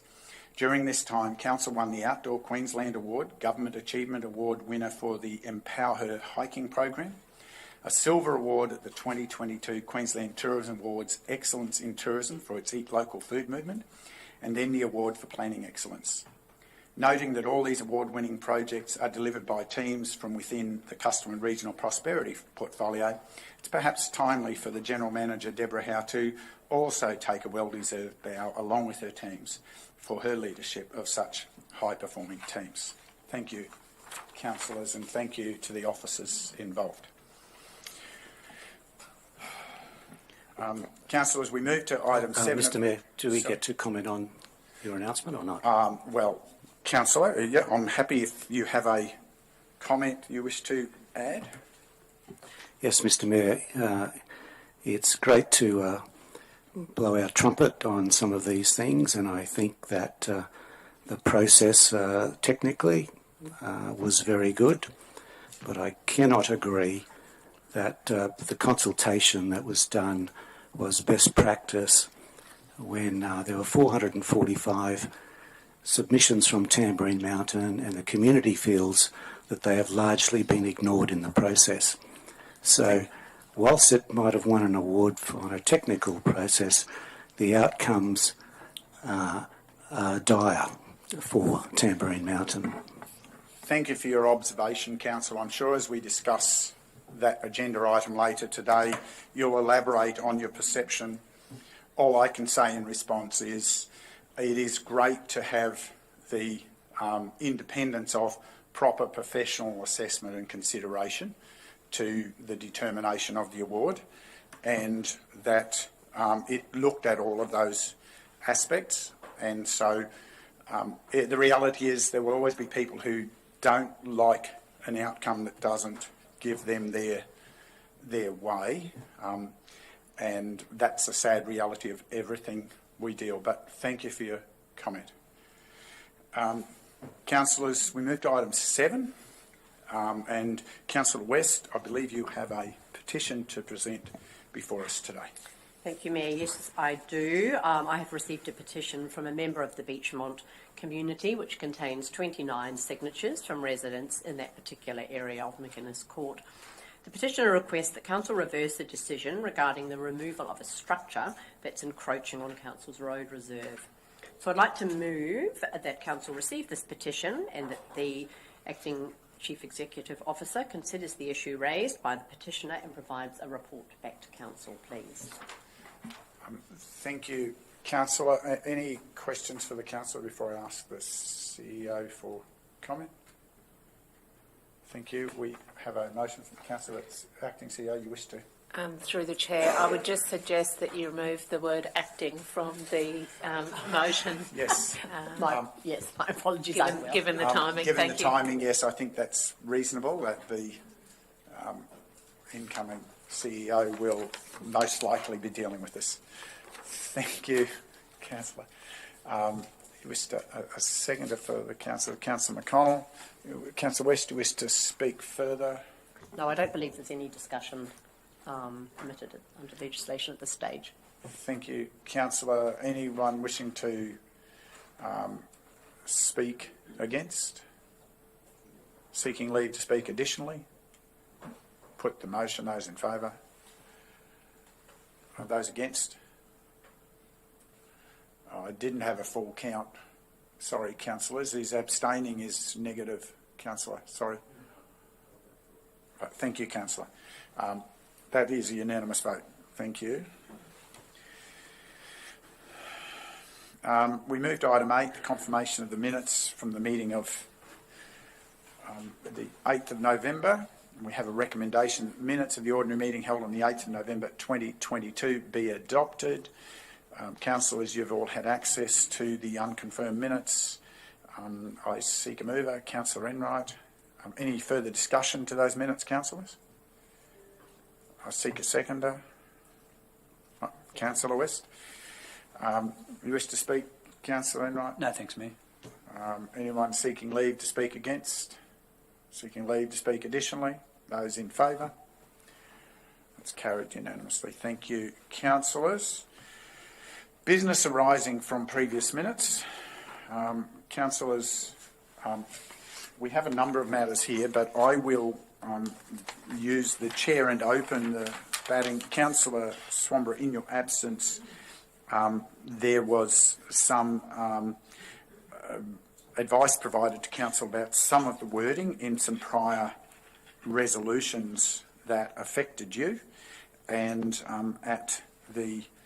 as a result of dealing with that, I, from the chair, offer to you an apology for any offence created by those words that were included in the original motion, in inverted commas, causing harm to third parties, which has been removed from the final version based on the explanation and advice from the department about those words being outside the scope. And I make that apology on behalf of council. Thank you. So, Councillor Swamborough, I believe you have a couple of matters from the minutes.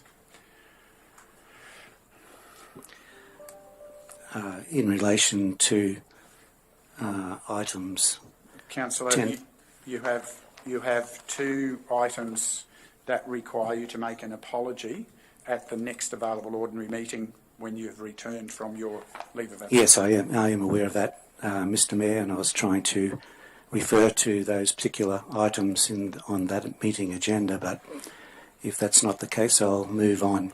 Mr Mayor, I just want to advise the meeting that I've lodged an appeal, which is one of the many avenues of appeal that I have available to me in relation to this decision, and that process is ongoing, and I won't be making any further comment on this particular issue until such time as all avenues of appeal have been exhausted. Thank you. Procedural motion, please, Mr Mayor. Yes, Councillor McConnell. I would like to move the motion that the orders imposed on Councillor Swanborough in items 11.2 and 11.3 in the ordinary meeting on the 11th of October 2022 be deferred until the councillor has exhausted all avenues of appeal. I'll seek guidance from Governance, Councillor, because whilst I've heard those words, I don't believe there's any notification to Council that gives reasonable clarity about that being a fact. I've heard the Councillor's words, but I haven't seen the advice. Sorry, Through are you the saying chair. he's not trustworthy? Councillor, I'm saying that there's not been a notification. I'm just trying to stay in process, Councillor. I was quite clear. Through the chair, just from a procedural perspective, because Councillor McConnell is seeking to amend a previous resolution, that would require a notice of motion with 5 days advance notice of that. So we have this quandary. We have a very specific matter that was a resolution of the deemed unconflicted councillors at the time that required the apology for the deemed inappropriate, the determined, in fact, inappropriate conduct. Mr Mayor, happy to provide the acting CEO with a copy of the acknowledgement from the Minister for Local Government in relation to that appeal that's been lodged. Councillor, we may return to this item later in the day once we've received that and determine whether we can note that into the record of the meeting. I will move on for now and we'll return to that when we have a further break.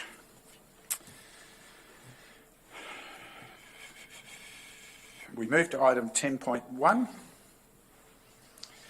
of today's agenda, and Acting GM, I'll ask you to introduce this item.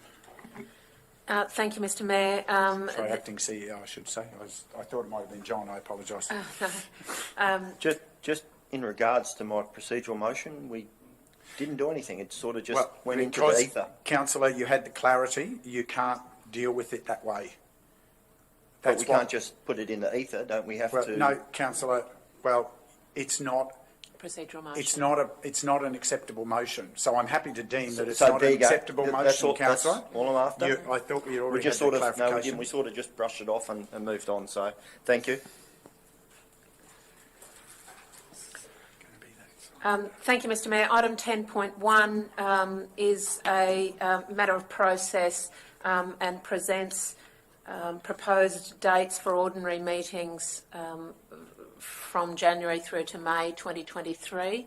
I would draw the Chamber's attention to the fact that a previous resolution of Council requires the organisation to consider implementation of an implementation plan to implement a new structure of meeting systems, and therefore that new meeting system will be implemented as soon as possible after the 1st of June, which is why this paper presents dates from January through to May of 2023. I also note that Councillor Enright has provided advance notice of a possible suggested change to these dates. So happy to take any questions. Thank you. Councillors, you've had the report. Any questions to the CEO? Any discussion to the dates? Thank you, Mayor. I might like to provide some input. I did foreshadow an amendment to the date of January, and just looking at the sequence of for our officers to provide to put together the report on the return from, I think it's the 3rd of January is the first day back, which is a Tuesday from memory, would only leave 3 days to compile the details of the ordinary meeting. And given that there are 5 Tuesdays in January, I'm proposing that the 17th of January be changed to the 24th of January. That falls more in line with the community recommencing the school year routine, and so less people will be on holidays for that January meeting to enable greater participation in the gallery, and also leaves 2 weeks between the following proposed meeting of the 7th of January. So I thought that just would provide a better sequence, but otherwise the other dates look beaut. Thank you, Councillor. Noting that you're proposing a potential amendment when we move forward. Any further comment, councillors? Councillor West? Yeah, I guess the question I was just going to ask is that there's some renovations going on within the chamber. Do we think they will all be complete by the 17th of January, just given the holiday period? And Councillor, I can say that we hope to have those renovations complete, but I'm sure that an additional week will be valued by those completing the works.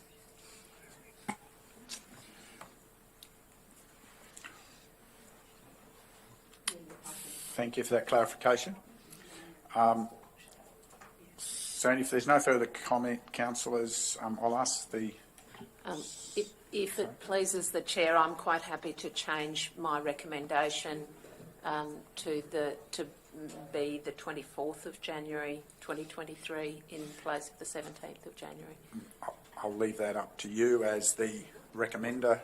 Acting CEO, if you would like to introduce your recommendation for councillors then to discuss and consider. Thank you, councillors. Recommendation for item 10.1 today is that Council adopt the following January to May 2023 dates for ordinary meetings, with the meetings commencing at 9:15 a.m. 17th of January 2023.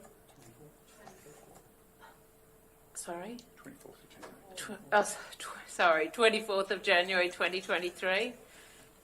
7th and 21st of February 2023. 7th and 21st of March 2023. 4th and 18th of April 2023, and 9th and 23rd of May 2023.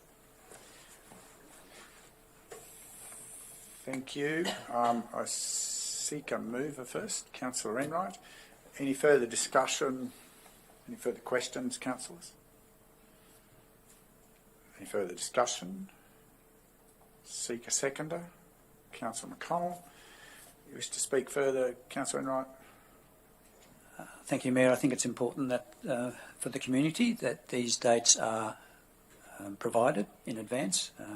6 months is reasonable, but I certainly gives clarity for planning for both our officers as well as the community.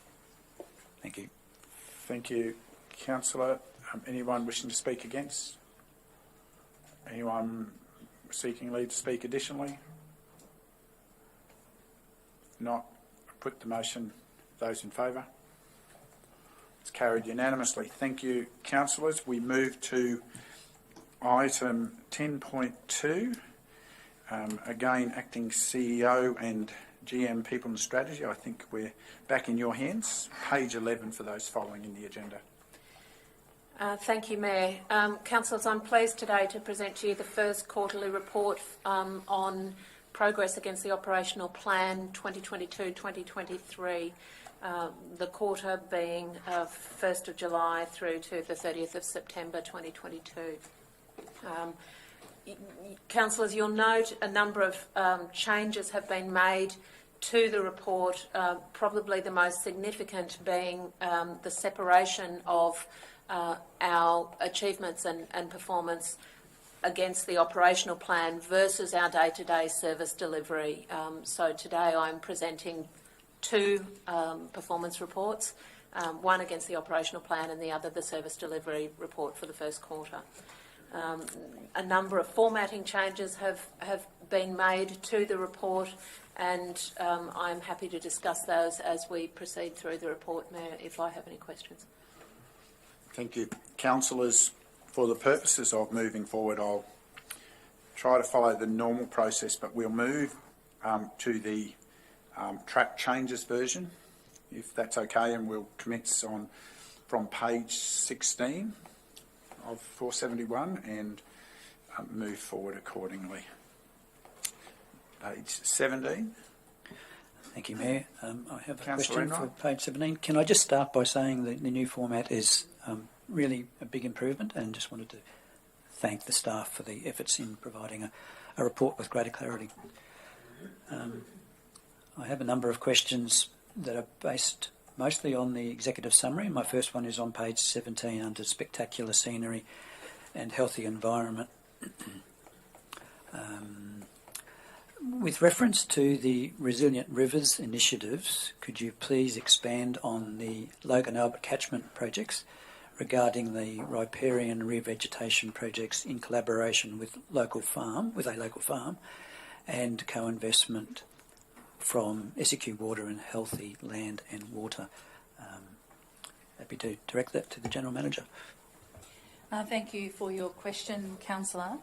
The landholder engagement and riverbank restoration on the Mid-Logan Reach between Allen Creek and Cedar Creek Weir through Resilient Rivers Initiative has been enhanced with investment of additional funding for revegetation through SEQ Water and Healthy Land and Water Multi-Catchment Source Protection Partnership. This program addresses the risk to water quality due to agricultural activity, state of riparian vegetation, erosion risk and proximity to SEQ water offtakes. The project prioritises land parcels adjacent to the river or creek in an area at least 5 kilometres upstream of the water treatment plant offtakes and revegetation over other on-ground work to stabilise the banks in conjunction with SEQ Water's behaviour change program addressing agricultural land management. The revegetation projects on the Mid-Logan in the vicinity of Cedar Grove Weir are being undertaken through Council to streamline delivery of vegetation projects through the connections already made with landholders through our Resilient Rivers program. In the identified reach, Council's catchment officer coordinates the delivery of the revegetation projects collaboratively with Healthy Land and Water project officer, who focuses on behaviour change within the dairy industry. The project has now delivered riparian vegetation on 3 properties, and this includes 1 turf farming property where the landowners had previously requested council support with riparian vegetation. Site preparation has commenced on a 4th project site, and a 5th project is being investigated for delivery in April of next year.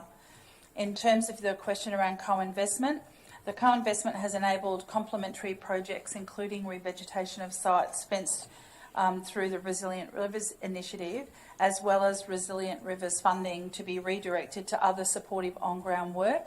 For example, the provision of off-stream watering to support a landholder who has fenced the entire length of the river on their property.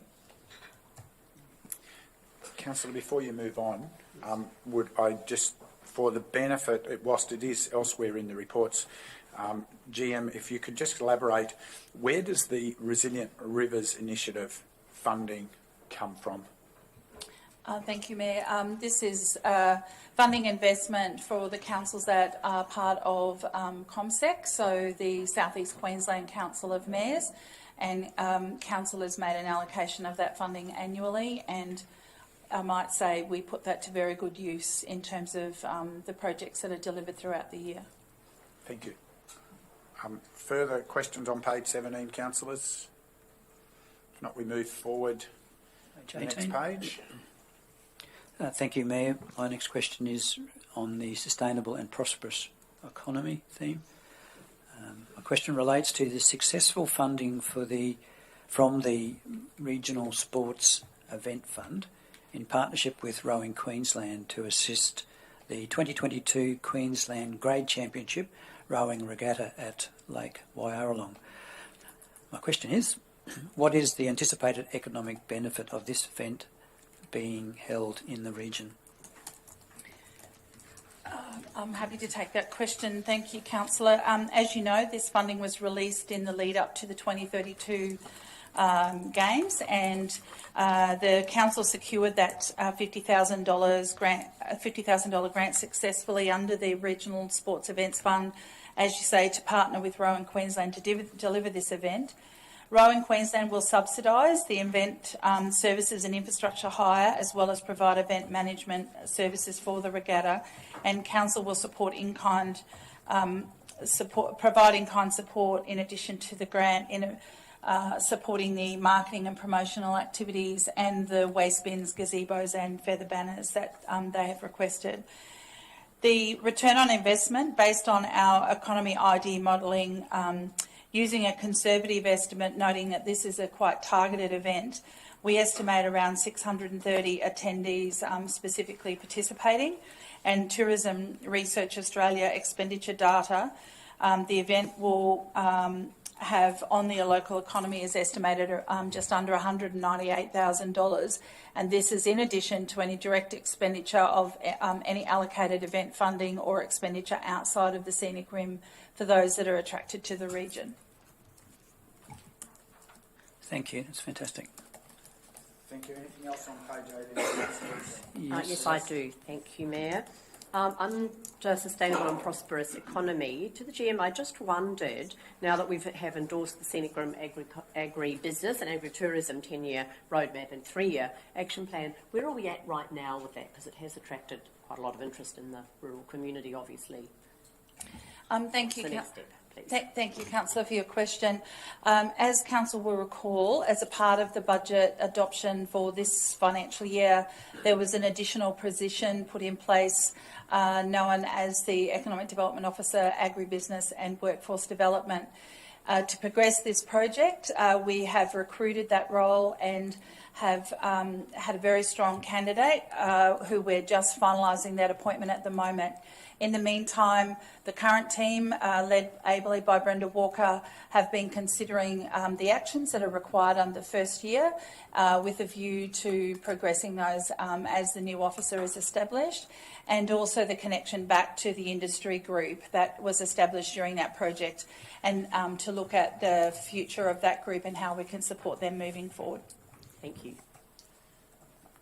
Anything further, page 18, otherwise we move to page 19. I've got a couple more, sorry. Yes. Yep. Continue. Under the open and responsive government item, with recent upgrades to the disaster dashboard website, what opportunities exist now for better information sharing throughout the community? To ask the General Manager to respond. Thank you, Councillor, for the question.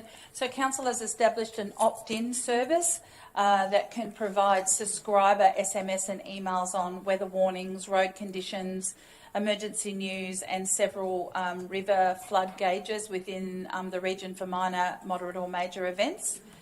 As at yesterday, we now have 344 subscribers to the various levels of service provided within the disaster dashboard.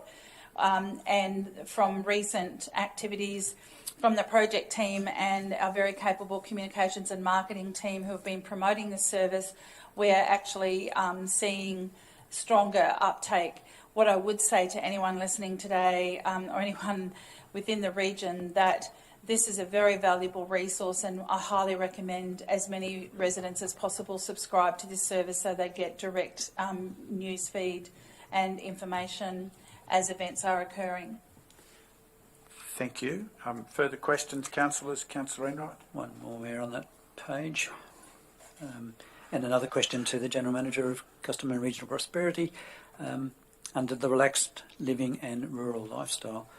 What benefits and opportunities will the Scenic Rim Planning Scheme E-Plan project provide for customers? Thank you for the question, Councillor. This is a really important new project that the team are working on because, as you would be aware, the current planning scheme can only be viewed by opening numerous PDF documents when anyone's seeking information in relation to the planning scheme.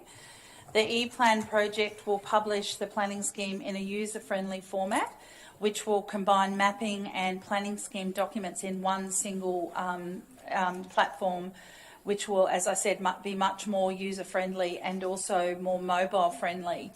The E-Plan includes property inquiry function and the ability to extract code tables to support development applications, which will greatly assist the user inquiries, any preparation of development application materials, and enhance awareness and usability of the planning scheme as a whole.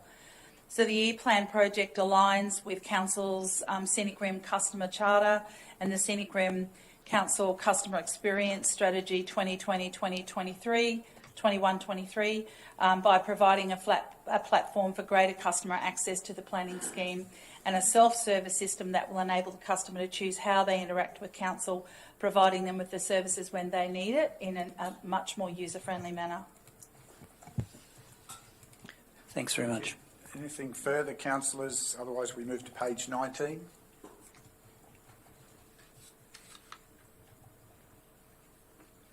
Page 20. Councillor Enright. Thank you, Mayor. Page 20 under healthy, engaged and resourceful communities. Another question for the General Manager of Customer and Regional Prosperity. What have been the participation levels and feedback from the cuppa in the Communities project across the region? Thank you for your question, Councillor. As you would be aware, this is a grant-funded project, and so the cuppa in the Communities is being delivered in 8 small rural communities across the Scenic Rim, which is including Harrisville, Peak Crossing, Calbar, Arachula, Rathdowney, Coralban, Tamborine and Beachmont. Approximately 302 people have connected with this program during Q1, with very positive feedback being provided by members of those smaller communities, as well as increased usage of the mobile library service, and we've seen a larger uptake in new library memberships. It is actually a designed program aimed at reducing social isolation and strengthening community connections across the region. And since commencing it in March 22, the program has become a popular feature on our community calendar, with residents coming together each month for a chat over a cuppa. So the cuppa in the community is simple, but it's a very effective way of reaching out to those who may not have access to some of our other services, who may in fact feel isolated and are seeking a safe and friendly environment in which to interact. It's providing an opportunity for locally based community groups to host and work with us on providing those morning teas as well. And it's wonderful to see new members of the community turn up and have a cuppa with and chat with fellow community members who they mightn't have yet met. While we're also seeing great uptake, as I mentioned, around the library and the library collection. And we're seeing other connections to groups like the Men's Sheds and the CWA in those areas. So we've had our fair share of disasters over this last couple of years, and a big part of the cuppa community message is about building disaster preparedness, which includes community awareness around the disaster dashboard and our opt-in service that we just discussed. And we're finding it is a valuable opportunity for people in the community to provide another voice to council and to raise issues that are concerning their local communities. Thank you. Thank you. Councillors, we move on to nothing more on 20. We move to 21, which is the update on carried forward activities. Mayor, if I may just give you a quick summary of this section, which is a new section for our quarterly reporting. You may recall against the 2020 to 2021 operational plan, there were a number of activities. If you refer back to the Q4 progress report for that financial year, you will see that a number of activities were provided by Council an extension for the delivery timeframe of those activities. So what we have done here is create this activities carried forward section to provide transparency to Council and the community on our delivery of those activities that have been carried forward from the previous financial year. Thank you. Councillors, with that explanation, I would just open with a comment just before this goes live. Just review the text at the top of this page. The following table provides details of the 21-22. Is a missing descriptor there. Oh, and then just for clarity, in the approved extensions, I note some of the items are for approval at today's meeting, which isn't quite how that's described, and there. Written as approved. Yes. So, and there are some that will be then endorsed. Just for clarity, some of them have revised timing that, as we move through the specific elements of the report today, will be potentially approved for those extensions. Is my understanding. Thank you, Mayor. Yeah, just for clarity, and I will make sure that introductory paragraph on page 21 of the report and the agenda today, we'll just make sure that we have that amended. But for clarity, the text that you see with no highlighting is the previously approved delivery date. Where the status in the column to the right hand side of that notes that it requires Council's attention, we have requested a new delivery date, so a further extension of time on the delivery of those activities. So just for your clarification, yes, we are seeking for those highlighted sections, we're seeking Council's endorsement. Thank you. So, councillors, we're on page 21 at the moment. Any questions on this page? As I move forward to page 22, and I do have a question just with the updated extension date there. Is that meant to be 31st of March 23? Yes, Mayor. Apologies for that. Okay. Anything else there, councillors? We'll move on to page 23, and I'll go by exception. There are obviously some explanations, changes there. 24, 25, 26, 27, 28, 29,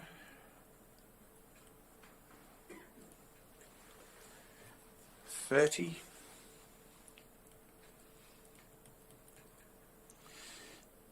31, 32,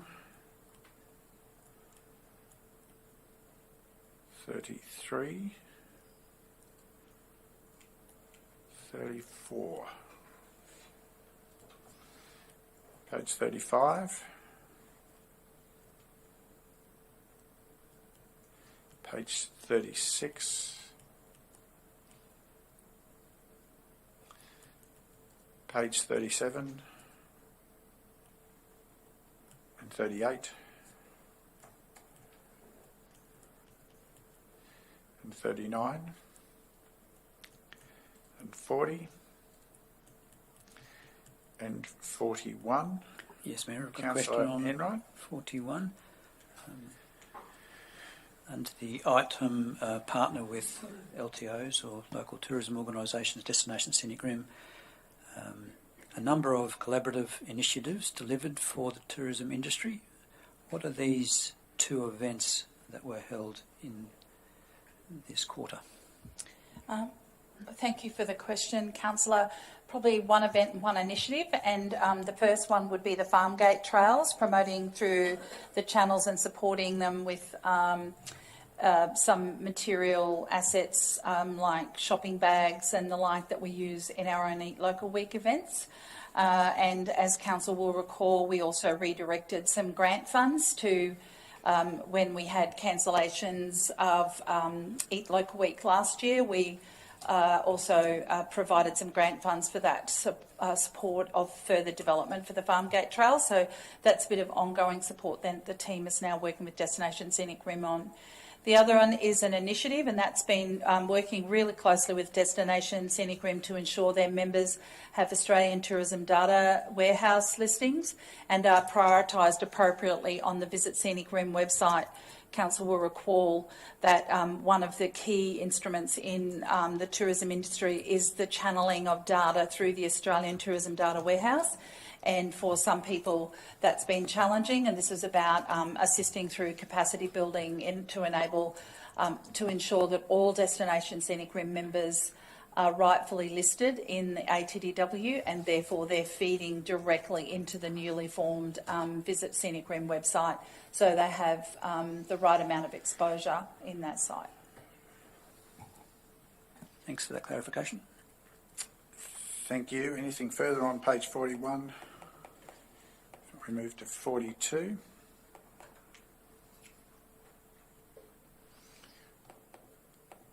Move into the new section 43.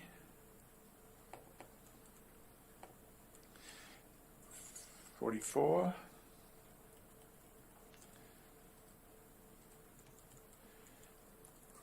45. 46. 47. 48. 49.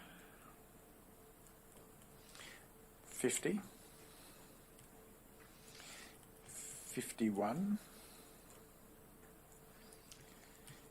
52. 53. 54.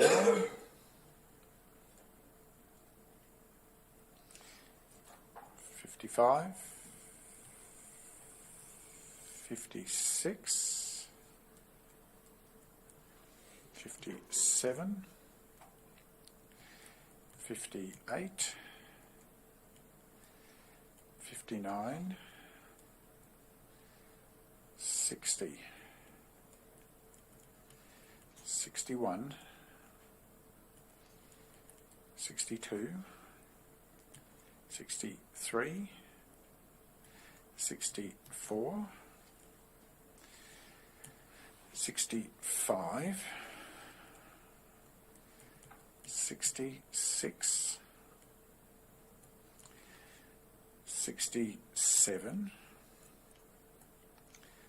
68. 69.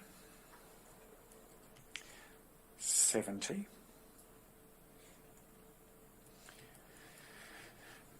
71. 72.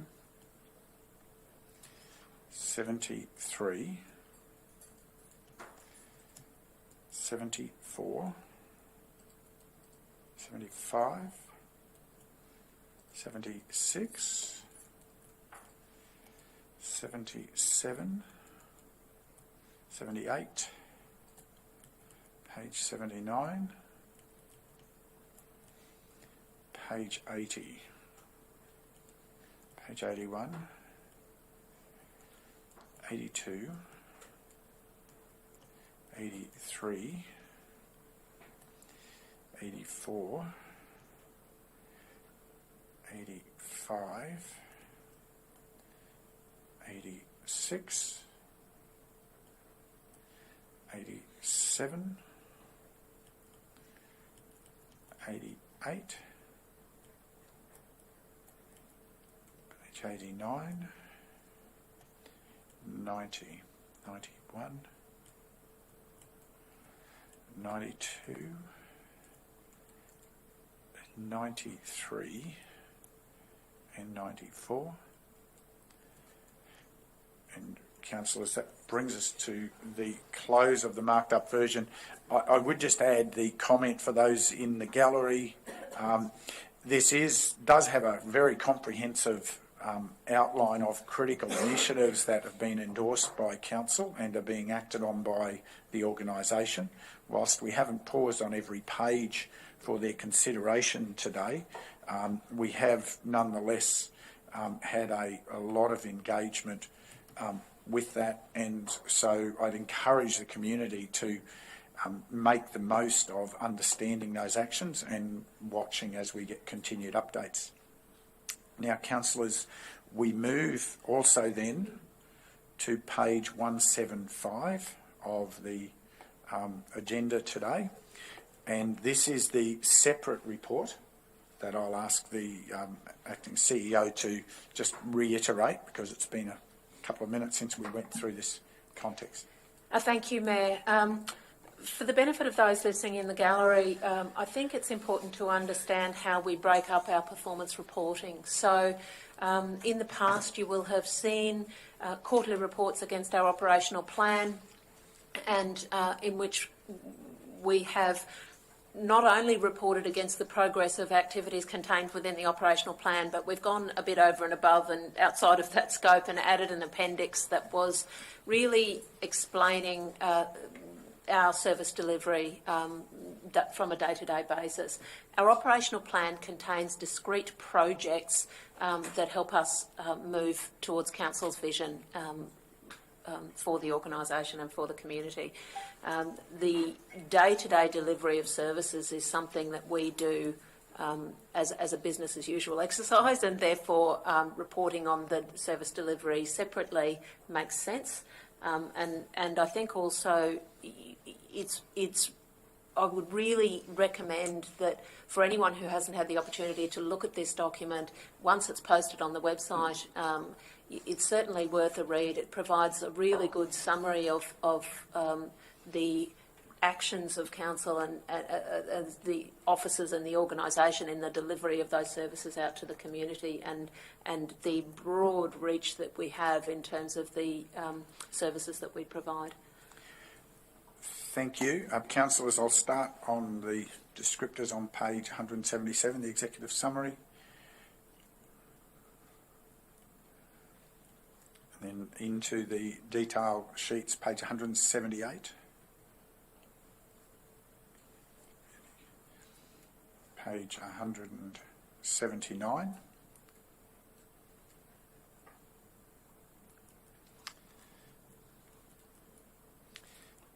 Page 180.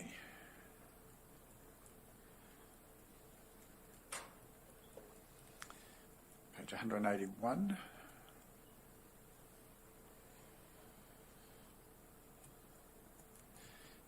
Page 182.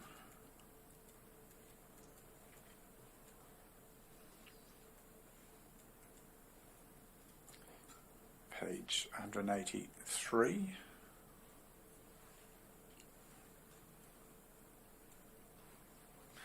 Page 184.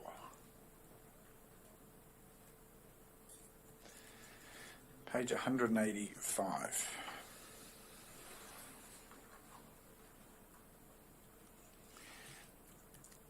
Page 186.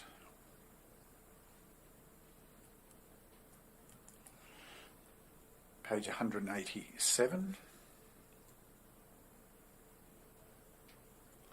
Page 188.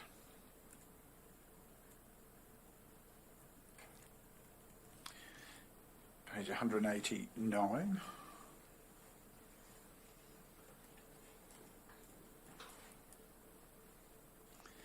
Page 190. Page 191. Page 192.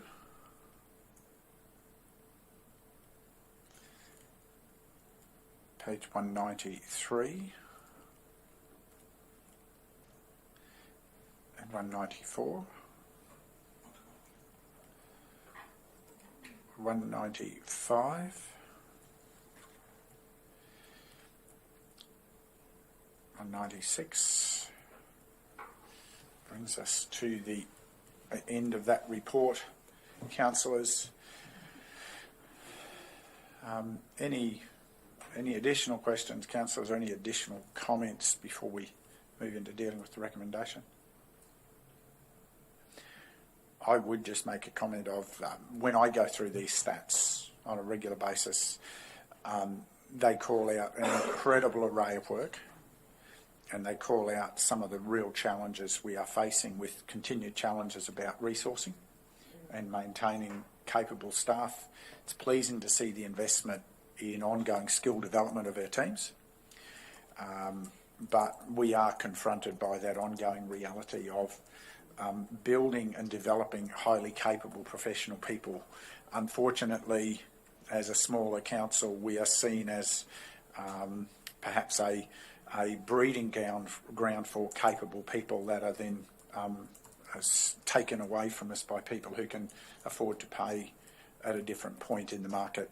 That's a continuing challenge, and I empathise with the GMs for the challenge of continuing to deliver the services as well as the initiatives against that backdrop. And we aren't alone, but it doesn't make it any easier. If there are no other comments, councillors, we move to the recommendation for this item, please. Acting CEO. Thank you, Mayor. I think perhaps with your latitude, we may need to.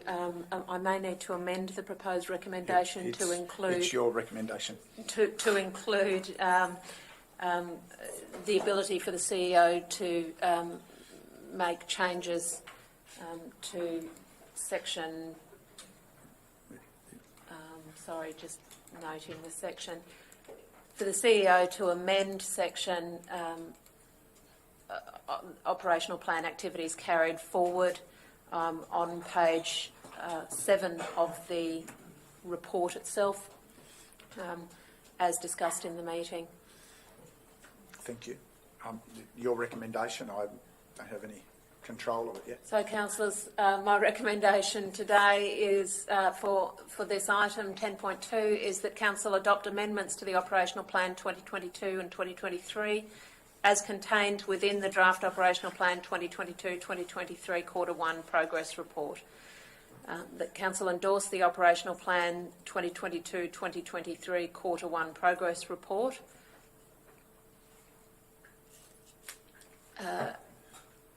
We just might move that fourth recommendation up one, please, Sharon.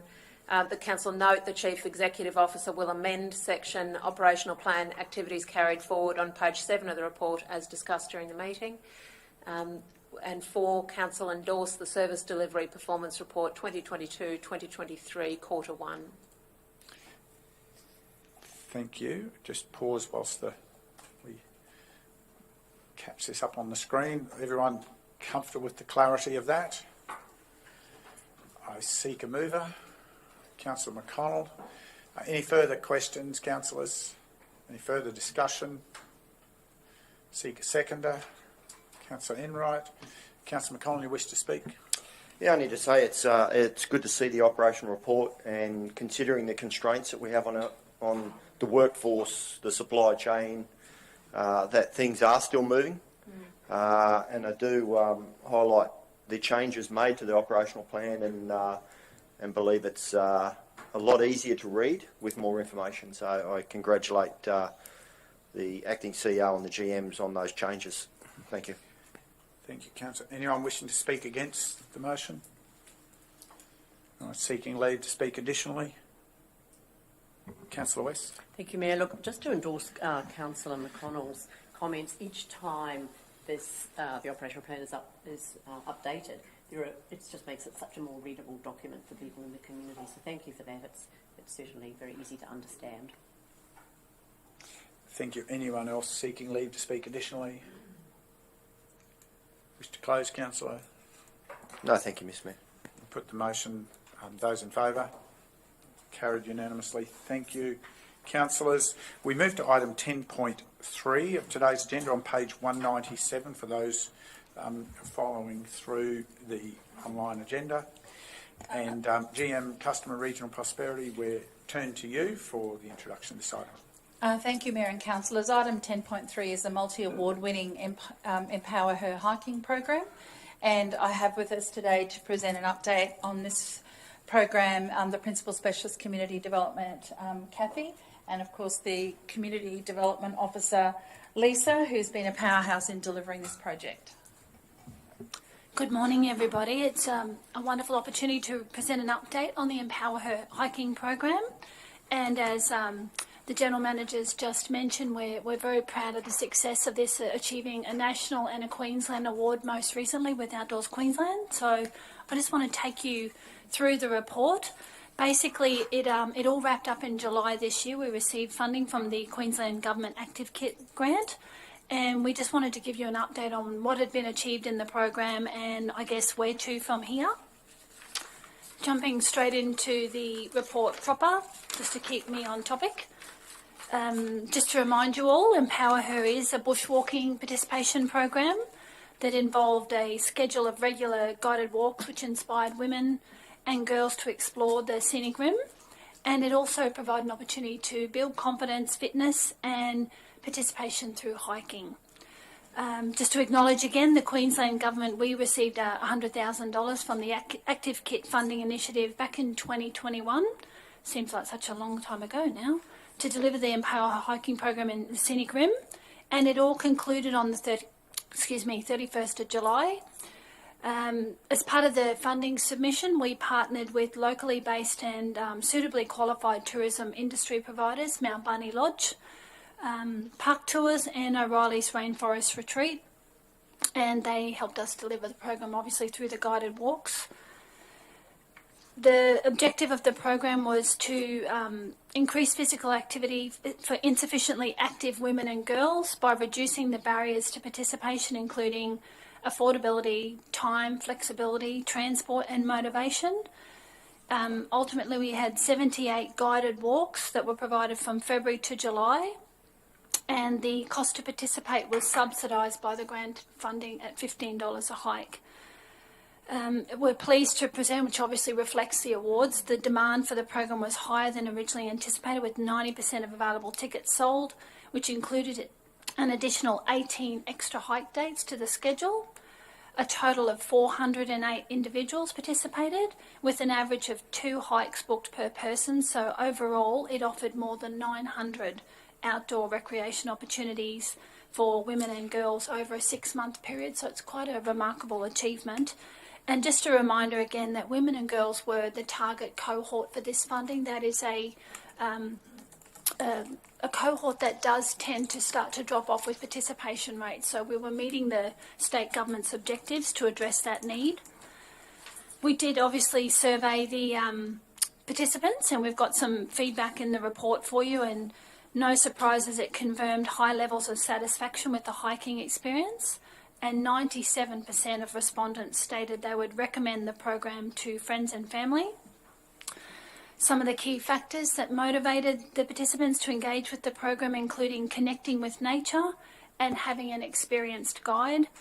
And there's some anecdotal comments there in the report. A lot of people have shared very personal journeys with council through that survey, wonderful experiences of connecting with others. The program's also shown a significant impact on the participants' wellbeing, 91% agreeing the experience contributed to their quality of life. And the survey results revealed more than half of the participants were not meeting the recommended guidelines prior to participating in the program. And we know that the program extends beyond the hikes themselves, with almost 2/3 of participants engaging with the operators following the hikes, and more importantly, 61% reported they'd subsequently been bushwalking with friends or family. And obviously the increased exposure of the region through participation will likely have ongoing economic impact with repeat visitation. And then we just wanted to, we've included some stats there which we think is important. The Australian Sports Commission's latest National Ausplay report provides vital insights for key demographic groups in Australia with adults aged 15 and up, reporting an increase in getting active for mental health reasons, almost doubling in 5 years from 16% in 2017 to 31% today. And aside from the mental health benefits, Australians are increasingly participating in sport and physical activity for fun, social reasons, and to be outdoors. Just to give you a bit of detail about the booking platform, it was all booked online. We had extra traffic via Council's website, resulting in an extra 15,500 views. Social media was the main avenue used to promote the program, with posts receiving 164 shares across Council and Visit Scenic Rim Facebook sites. Council's media strategy of using TikTok proved to be successful, with combined TikTok and cargo campaigns reaching 782,000 people. And based on the advertising space rate, the Empower Her program generated a return of investment of $28,000 in value. We also did some economic impact modelling through Economy ID, and it revealed the investment in delivering Empower Her resulted in $150,000 benefit to the regional economy. And in addition, the economic benefit to the region from visitation as a result is $78,000. So in total, the economic impact equates to $256,000 to the region's economy. And then we just wanted to balance, I guess, what we've learned, lessons learned. The program of this scale did bring some challenges. We had a number of hikes that had to be rescheduled due to the wet weather that had impacted the region throughout February and May. But the providers were still able to reschedule with a number of alternate hikes. Some of the transport options were not taken up by the participants, so we've taken all that feedback on board. But overall, the Empower Her has provided shared economic, social and environmental value for residents, visitors, Scenic Rim tourism industry and council. It's demonstrated its ability to produce changes in behaviour and attitudes, such as physical activity and confidence, as well as positively enhance participants' relationship with the environment and the Scenic Rim. Just a reminder again, we're very proud of the 2 awards. We won the 2022 Australian Sport Rec and Play Innovation Awards in July, and recently won the Queensland Government Achievement Award at Outdoors Queensland. There's been ongoing consumer demand and interest driven from the providers to continue Empower Her or similar, and funding from the government was acquitted in August, and Council obviously having limited access to other external funding opportunities. Future sustainable models must be considered. We also wanted to highlight in the report the Empower Her aligns with the draft nature-based tourism strategy to create transformational visitor experiences and build a sustainable adventure-based tourism industry in the region. It's obviously a product type that's yet to be explored fully by active or tourism industries, and this presents an opportunity to leverage the national award-winning brand to drive and support the growth and development of a nature-based tourism industry for Scenic Rim.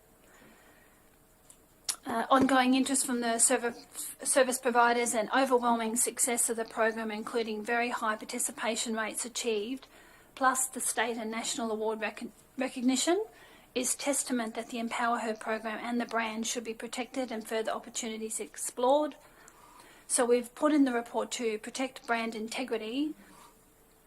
Council already trademarked the Empower Her name, and the next logical step in building sustainability, we believe, is a brand licence agreement or similar for providers to continue to offer female-specific nature-based tourism. We've touched on the budget. We just reminded you in the report that Council received $100,000 from the Queensland Government Active Kit funding. And Council put in a contribution, that was our co-contribution of $25,000. So having now achieved that state and national recognition, it demonstrates the program's credentials in supporting the local economy, tourism industry, service providers, and improving health and wellbeing outcomes across the Scenic Rim. We've mentioned in there that we would like to propose that Council commit allocation of budget to deliver the brand licence agreement framework and pursue external funding opportunities, especially those requiring matched funding. And just pointing out again that future sustainable operating models must be considered in the longer term, which may include those seeking additional funding opportunities to minimise financial contributions to the project or partnering with industry providers. Just wanted to conclude Again, that it's generated economic, social and environmental value for residents, visitors, the tourism industry and council. There's been sufficient consumer demand and interest driven from the inaugural providers to continue the Empower Her hiking program or similar. Propose that an Empower Her brand licence agreement or similar be established for tourism product operators and active industry providers to continue to offer female-specific nature-based tourism products. And obviously there's overwhelming evidence that Australians see the benefits of being active for their physical and mental health. And as community leaders, we must continue to address the barriers that are stopping them from being active. And the ideal vehicle is the continuation of dual award-winning and highly successful Empower Her hiking program. Thanks for the opportunity to provide that update. Happy to take any questions. Councillors, do you have any points for clarification from the Principal Specialist? Councillor Enron? Thank you, Mayor. Thank you, Cathy, for that very detailed report. It was very thorough.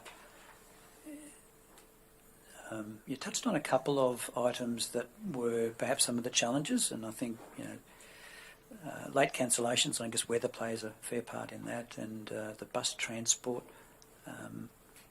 perhaps was not considered necessary or valued. What's your thoughts on those challenges, and also what would you think the future of the program and how it could be expanded to potentially minimise some of these challenges? So I'm happy for your thoughts on where it could go. Thank you, Councillor. Transport's unfortunately a big barrier to a lot of participation issues, and so we took that on board in, I guess, some of the program we've done in the past, and it is a barrier for women and girls. It's just the geographical nature of the region, I guess. We put on some buses for the transport option, but it turns out that that can sometimes be an inflexible option as well. So we've got to look at the flexibility and providing less barriers, I guess. We've just got to work with the needs of the community. We just might, if there's an opportunity to explore that further, we'd probably just consult with the participants and ask, and we got that feedback. The buses weren't particularly valued, so we know that feedback now, so we most likely wouldn't do the bus transport again. It's just we thought that was an option. We've just got to look at the geographical nature of Scenic Rim. It might even be working with the providers. Some of them have some transport options attached to their business model, so it might even just be looking at that. Or, we've just obviously got some options to explore. That it is a new program, and we're learning from that, the results of the survey, so it's probably about consulting more with the participants. And where the program would go, we'd love to explore some further funding opportunities and to grow the brand, potentially even explore, if it's not hiking, there could be other outdoor recreation opportunities that could lend itself to, we've got beautiful dams in the region. It could even be getting more providers on board and doing more outdoor recreation opportunities beyond the hiking space. I guess there's a lot of innovative thinking that could come with this program, and we've got some good feedback from the participants that they obviously value the hiking. That's the key point. The participation rates speak for themselves, so it's probably more to focus. Obviously, that brand and that type of activity is what speaks to the participants, so we need to focus on that more, and maybe the transport's not necessarily a barrier to the participation rates we've seen. Cathy, just on that, would probably further to that, do you think that the equipment that's required to participate in hiking doesn't require a huge investment? Do you think that is one of the secrets to the success of this project? Yeah, absolutely. And the guided hikes by being led by industry professionals who've done all of the risk management around those walks, and even just to reflect back on the application, we know that we had a letter of support from the SES, the local SES, because of the risks that people are taking with their walks. So doing it through industry providers who have all of the equipment and qualified training, that allows those women and girls to get the confidence, and it's all done within a safe environment. So we'd certainly be leveraging off that in the future.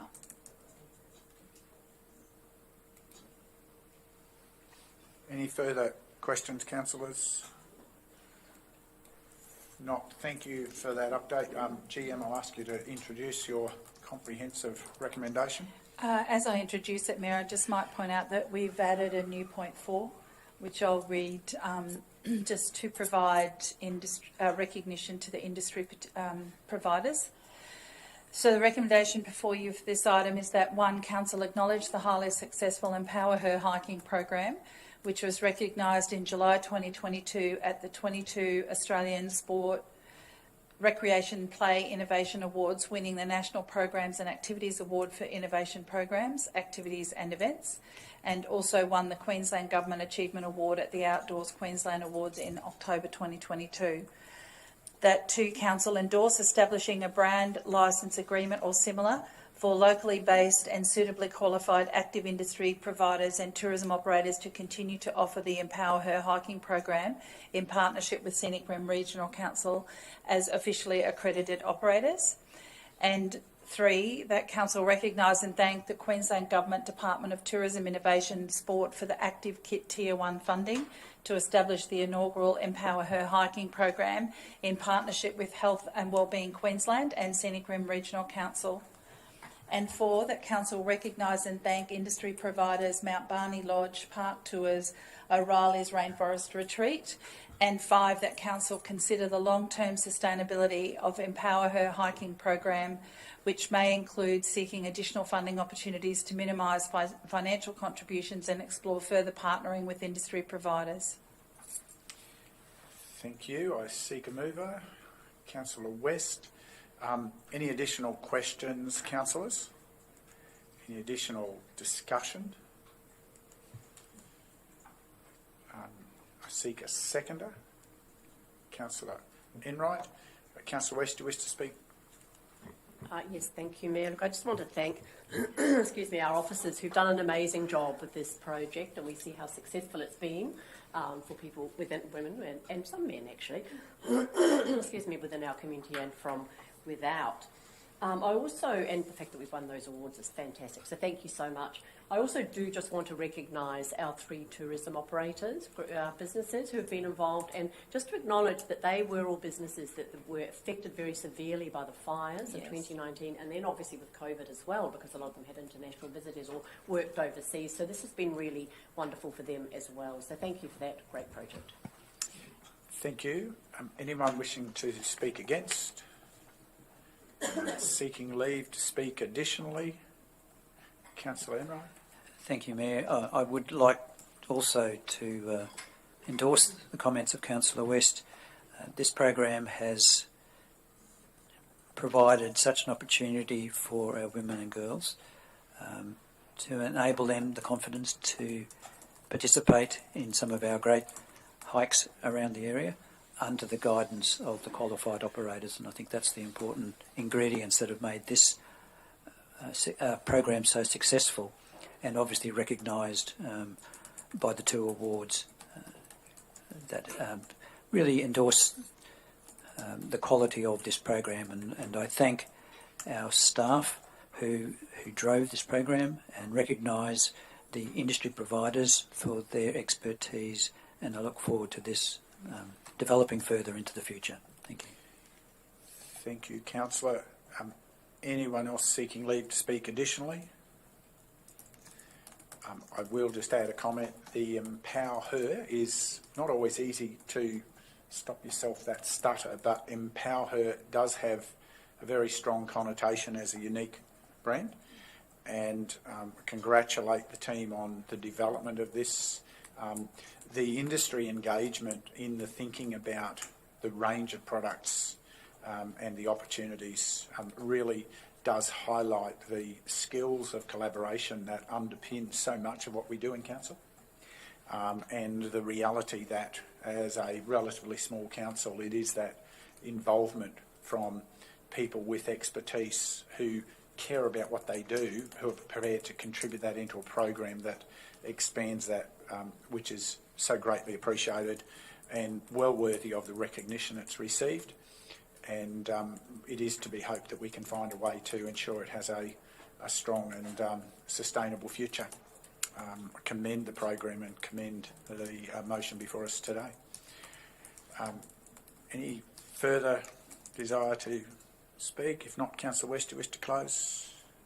I think we've said everything except really just that we hope funding comes this project's way so that we're able to continue this into the future. So thank you all. Thank you, Councillor. Those in favour? It's carried unanimously. Thank you, councillors. The next item before us, and thank you indeed, please pass that on to the team. Noting the time, I'm not going to commence item 10.4.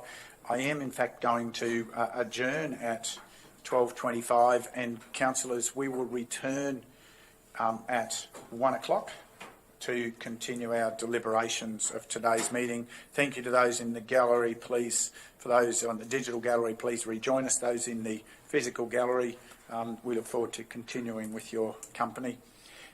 Thank you.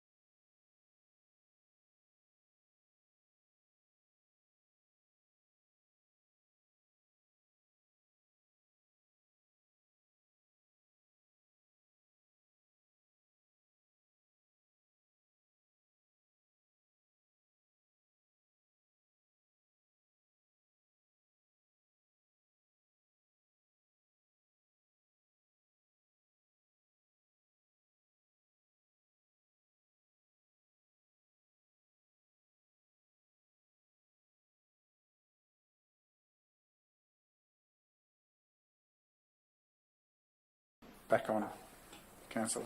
Sorry. Yep. Welcome back to the gallery and to the digital gallery. And councillors, we resume our considerations of matters before us today, and we move to item 10.4, which is the Growth Management Strategy 2041. And GM, I turn to you. I just note that we do have the acting GM of Council Sustainability just has to deal with an urgent matter, and then will return to join us. And Councillor Swanborough has not yet rejoined us in the chamber.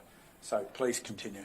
Thank you, Mayor and Councillors. Before you is item 10.4, as the Mayor said. This is the final Scenic Rim Growth Management Strategy 2014 presented to you today for consideration. I'm going to ask the Manager of Regional Development, Health and Biodiversity to make some opening comments, and then the Principal Specialist of Strategic Planning will follow on with an overview of what is in front of you for consideration today. Thank you. Just before the officers do, I note that Councillor Swanborough has now returned. Thank you. Thank you, Mayor. This report presents the final Scenic Rim Growth Management Strategy 2041, otherwise known as the GMS, to Council for consideration and adoption. So the reason behind the GMS is that the Scenic Rim has experienced steady population growth over the last decade and was home to 41,000 residents in 2016, which increased to about 44,000 residents as of the 2021 census. The Scenic Rim's population is expected to reach about 67,000 people by 2041, and in accordance with Shaping SEQ, the Queensland Government requires Council to plan for 11,000 additional dwellings and a minimum of 7,600 new jobs between 2016 and 2041 to support that projected growth. The GMS was established through a strong evidence base, which included community feedback, best practice land use and constraints analysis, and projected housing and employment needs.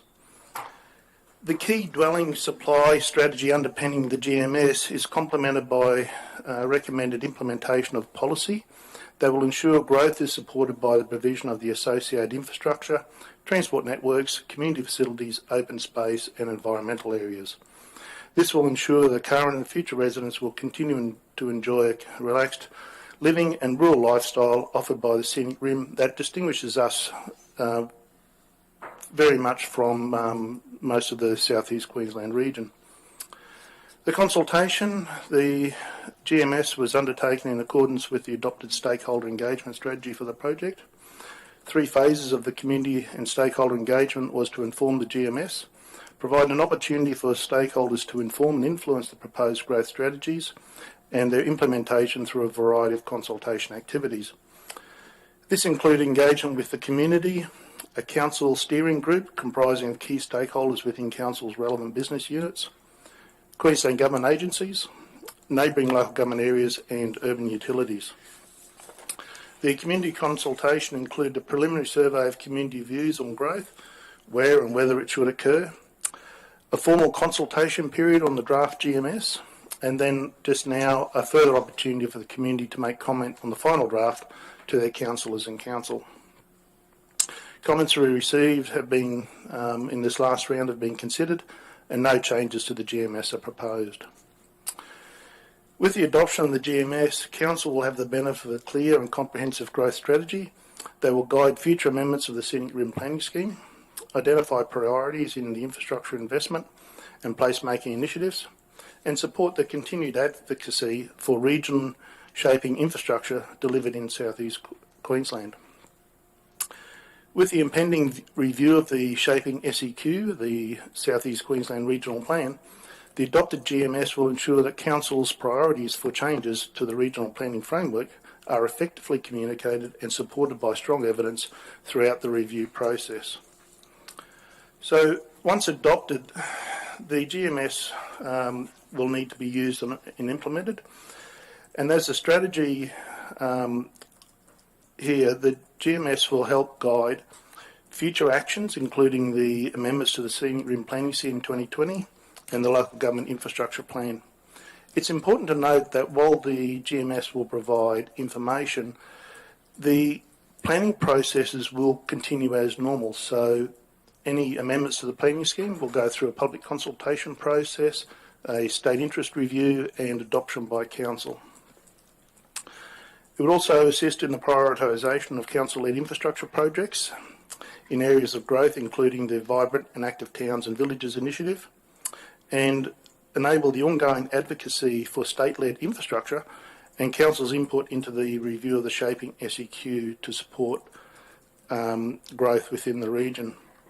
The timing of the adoption of the GMS is critical, as the content will form the basis of council's feedback to the Queensland Government on the next iteration of shaping SEQ.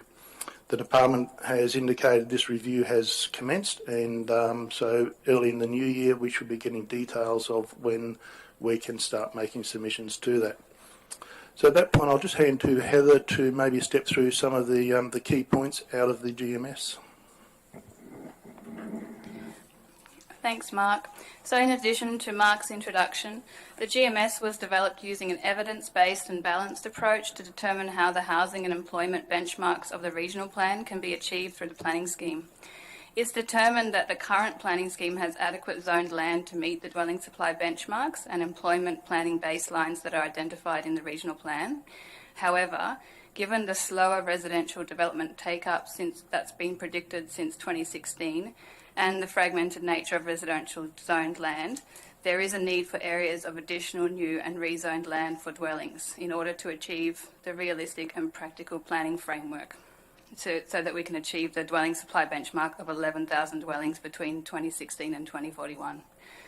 The proposed dwelling supply strategy seeks to facilitate the uptake of more diverse development opportunities for housing in a range of locations and to provide market flexibility. Providing additional zoned land for residential purposes will not only offer more realistic opportunities to meet the dwelling supply benchmark, but also present greater opportunities for housing diversity and choice to meet the changing needs and lifestyles of the Scenic Rim community. Along with the key dwelling supply strategy, the GMS provides direction on how growth in the Scenic Rim is planned and prioritised up to 2041 through tailored growth strategies for each study area. Growth is prioritised in Beaudesert because it's the principal rural activity centre for the region, containing the majority of the planned dwelling and employment growth, as well as being serviced by current and planned infrastructure. It's expected to accommodate over 60% of the region's dwelling growth over the next 20 years. This is supported by the major rural activity centre of Boona and a range of other significant townships, each containing their own unique character and attributes, including Calbar, Arachula, Peak Crossing, Harrisville, Tamborine Mountain and Tamborine Village, Canungra and Coralbin. Each of these areas will make a unique contribution towards the future growth for the region. Although the preparation of the GMS was a requirement of the Minister's condition to adopt the current planning scheme, its preparation was regarded by the project team as an opportunity to capture the growth issues that are unique to each study area and ensure that the strategy is a document that has ongoing value to Council in the long term. The GMS is supported by detailed local population and employment information that will support the directions for strategic planning and also provide an evidence base for input into planning policy documents that affect the Scenic Rim. Most importantly, the review of the shaping SEQ is imminent, and the GMS provides the evidence for a number of matters that can be addressed to better support the unique growth needs of the region. In particular, for the shaping SEQ, the GMS identifies that the plan and regulatory provisions need to go further in supporting the sustainable growth of our rural towns and villages so that they can thrive as communities.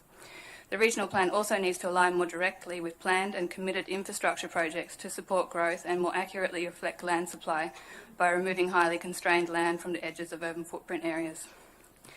Within the context of the constantly evolving Queensland planning framework and changing demographic and development trends, the GMS will require ongoing review. As new information becomes available, the strategies and implementation of the GMS will require ongoing re-evaluation by the strategic planning team and people who implement the strategy to ensure that the growth occurs in a way that continues to reflect the current and future needs of the population.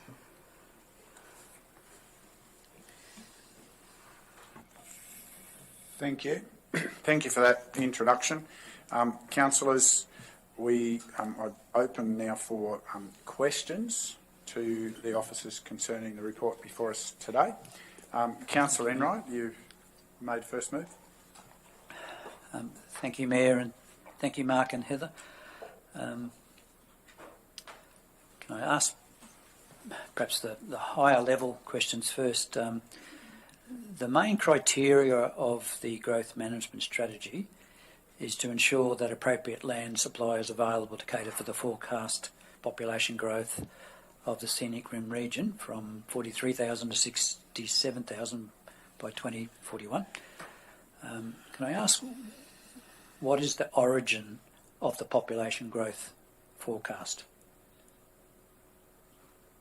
Thanks for the question, Councillor. So the growth forecasts are set by the Queensland Government Statisticians Office, and they also supply the dwelling supply benchmarks, which are also put into the regional plan. Right, okay. Did Council have any input in determining this forecast? Council doesn't have any input into determining the dwelling forecast. Right, okay. Should the population figures either be underestimated or overestimated, will there be triggers for review of the GMS? Population projections are estimates, and they're reviewed every 3 years by the Queensland Government Statisticians Office. So there is a review of the current projection, which dates from 2018, due very soon, and they missed a year because of COVID. Okay. And if there's a trend, if there's a need to review the GMS due to the changes in the population forecast, that will be an exercise that will be undertaken at an appropriate time, yeah, as needed. Okay, righto. My next question, page 206, the key strategies of the GMS.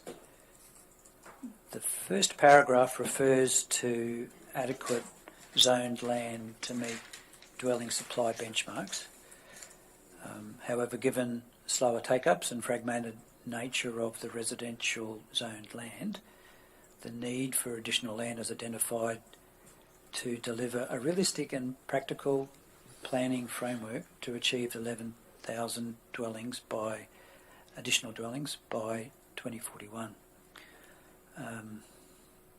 The proposed strategy is to plan for around 15,000 dwellings of land supply, which will require approximately twice as much land.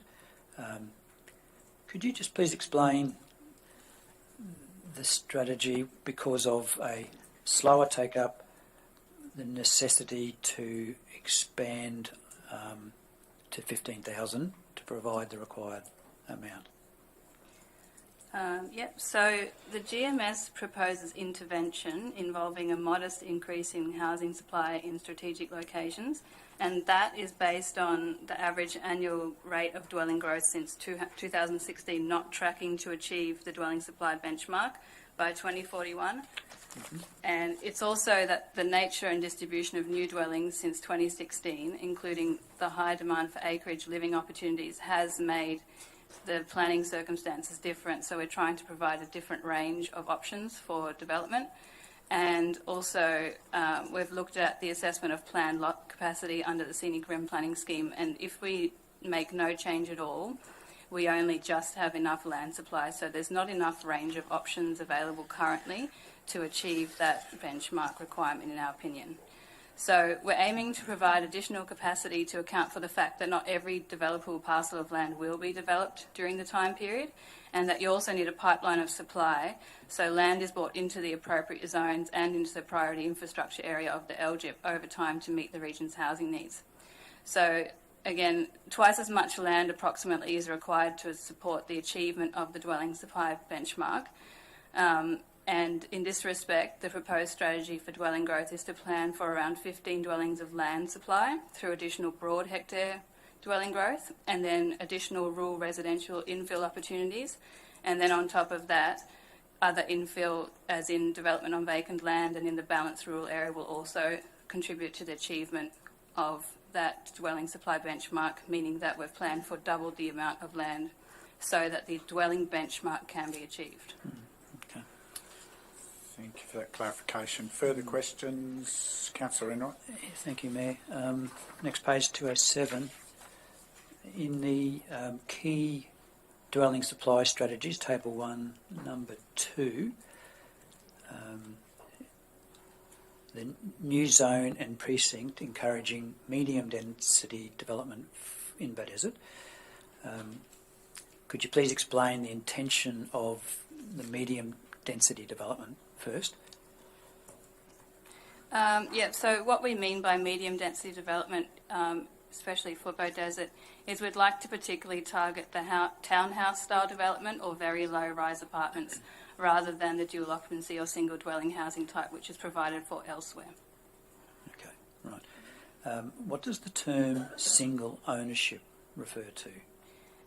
When we're talking about single ownership, we mean just one person or one owner of the land rather than a fragmented conglomeration of parcels which are more difficult to coordinate the development of. So these are large enough sites in single ownership that could support a really good urban design outcome and that particular land use. And does that, so that doesn't exclude, strata titles of certain units? That's likely to be the outcome, in my view. So the way the townhouses are likely to be developed is that they would be community or strata titled, and probably remain in a single body corporate arrangement, but single ownership. The single ownership talks about its original development. Correct. That it's not fragmented by different landowners owning separate parcels, making it difficult to develop. Okay. That makes sense. My next question is on 243, if you want to continue for now. I don't see anyone else wanting to. Okay.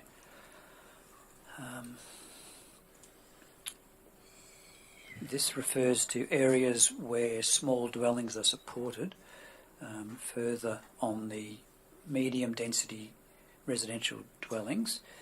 It's proposed to amend the Scenic Rim planning scheme requirements to encourage housing diversity in Beaudesert. The report outlines that the amendment to the master plan requirements will focus on good design, including energy efficient and climate responsive dwellings. Could you please expand on this proposed amendment? Thank you. So master planning is currently a requirement of the scheme, but we want to ensure ensuring that master planning for new neighbourhoods focuses on the variety of built form and the mix of housing type that's needed, that's identified in the housing needs assessment. And in terms of climate responsive design, we want to have areas that are livable, as in they're walkable, they provide enough shade, they've got footpaths, things like that. And there's a lot of research out there about increased temperatures in new neighbourhoods due to lack of street trees, black roofs, things like that. So we want to make sure that these places are responsive to the increase in temperatures, and they continue to be great places to live. Right. Okay. Great. Page 248.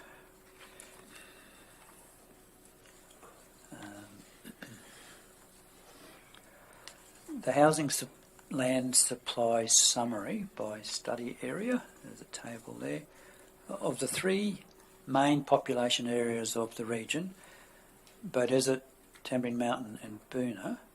Could you please outline the forecast growth projections in these three areas between 2021 and 2024? 2041. 2041, yeah. So in terms of additional land supply for lots, Beaudesert is planned to supply 9,557 additional lots for dwelling growth in that time period, and that includes existing approved lots.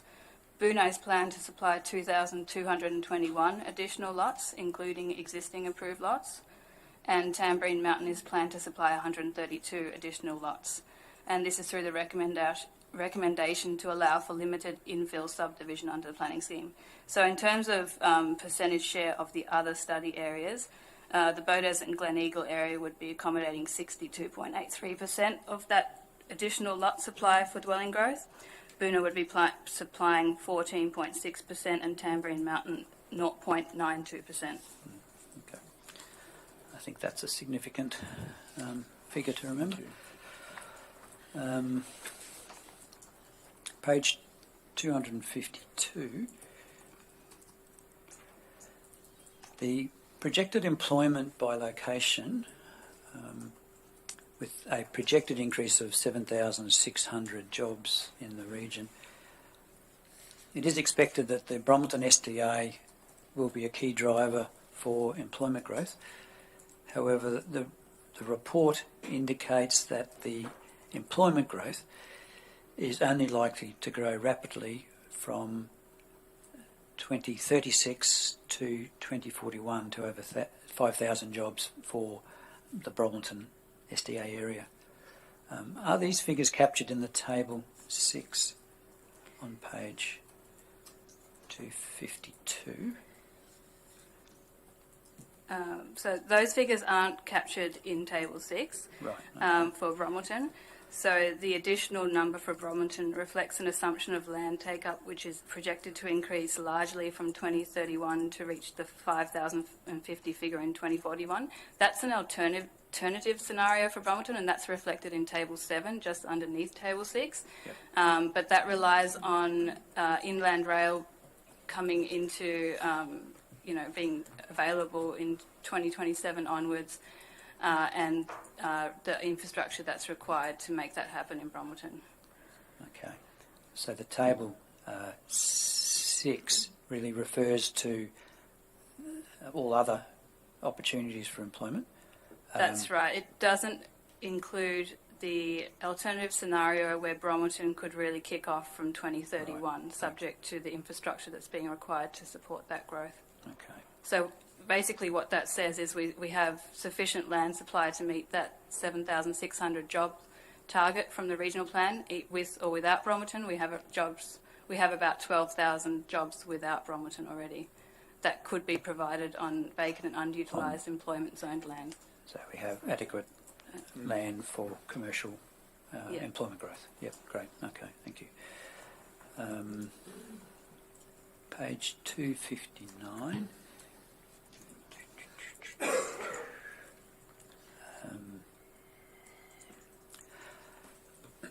So we're getting into the infrastructure. Could you please outline the role that the Local Government Infrastructure Plan, the LGIP, plays in the growth management strategy?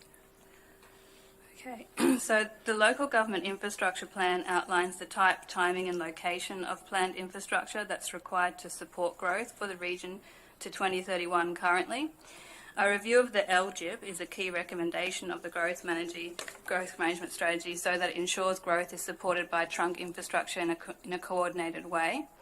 So a review of the LGIP would include a review of the PIAs, so the Priority Infrastructure Area boundaries, their current extent and their efficacy, and identifying the locations where further development can be more efficiently serviced. So this includes the identification of new areas in Beaudesert, Aratula, Boona and Calba, where currently the PIA doesn't provide for that sort of planned infrastructure network that's supported by the LGIP, but the land is already zoned, so it could be better supported through a review of the LGIP. And potentially then it will require considerable more capital investment in infrastructure to support that development.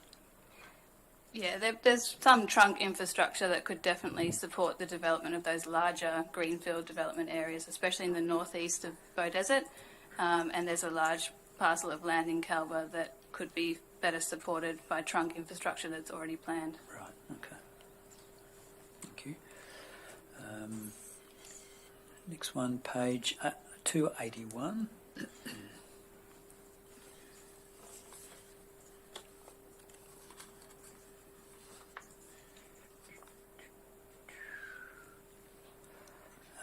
The Beaudesert growth strategies and implementation. Could you please outline the strategies and implementation for Beaudesert given the 62.8% of the future dwelling growth? So the growth strategies are outlined in section 9.4 of the GMS, and as a priority, the first strategy is that a review of the matters of environmental significance be undertaken so that if further development were to occur, that that matter or that constraint in the planning scheme is up to date and it best protects the environment as growth occurs.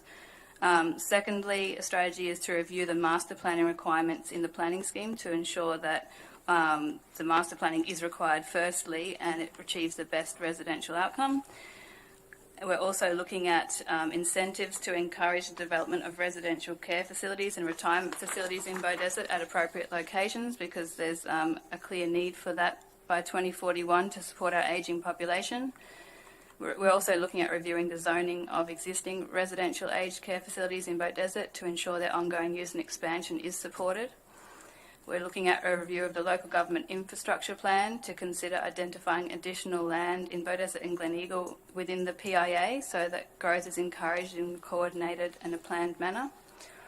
We'll continue the council-led revitalisation project for the Beaudesert Town Centre to make infrastructure and streetscape improvements to deliver a built environment which resonates with the residents, provides a relaxed rural atmosphere and also provides that social and economic dividend. And through the implementation of the planning scheme, we'll ensure that the scale of new development in the centre accurately reflects the economic role of Beaudesert, that it serves within the region, and that the built form promotes the rejuvenation through high-quality architecture and landscape design. There's a strategy that involves the preparation of a transport strategy by council that includes transport modelling, which will provide direction for the transport system through to 2041 and can be used to proactively advocate with other key stakeholders. And we'll continue to advocate for critical state-provided infrastructure upgrades, and we'll continue to develop a comprehensive evidence base to support ongoing proactive encouragement for government agencies and to develop strategic enabling infrastructure. Thank you. Councillor Enright, I might see if someone else wants to share some questions for a moment, and then we can come back. I've got only one more, so I have to wait. Yeah, I think just pause. Councillors, other questions? Councillor Swanbury? It's a supplementary question following the observations and questions raised by a Division 1 councillor. In relation to the proposed infrastructure... Division 4 councillor. Your Division 1. Division 4 councillor, yeah. Yeah, it used to be Division 1, sorry. Long time ago. So the question is, the question was about future infrastructure and the provision of trunk infrastructure, and mention was made of the northeast of Beaudesert. Did this report take into consideration trunk infrastructure provided for the Oaklands estate?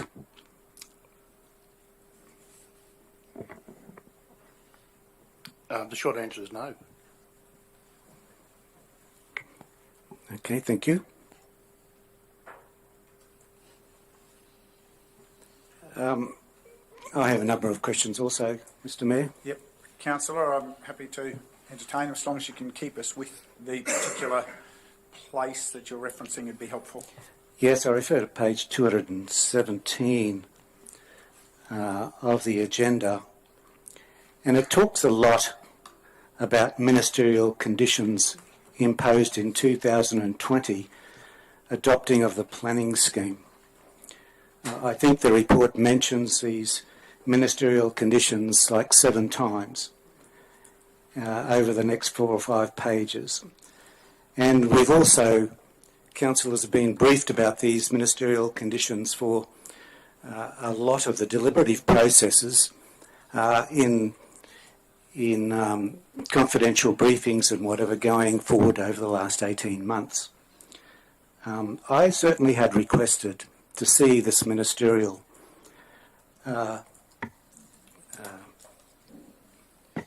these ministerial conditions, and only now am I surprised to read that we have been given that ministerial condition, and it doesn't seem to me to reflect what we have been told.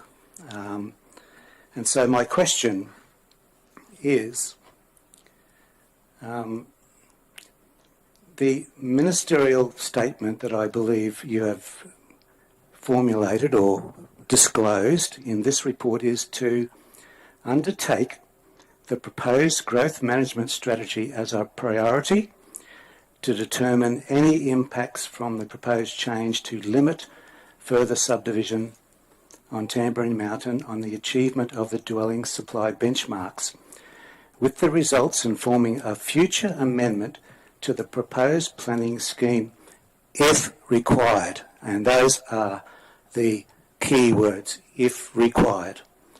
Now, during this process, we have been told over and over again that Tamborine Mountain has to have infill development because it's a ministerial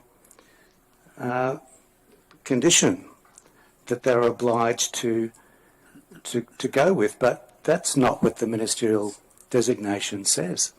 It says we are only there to consider it.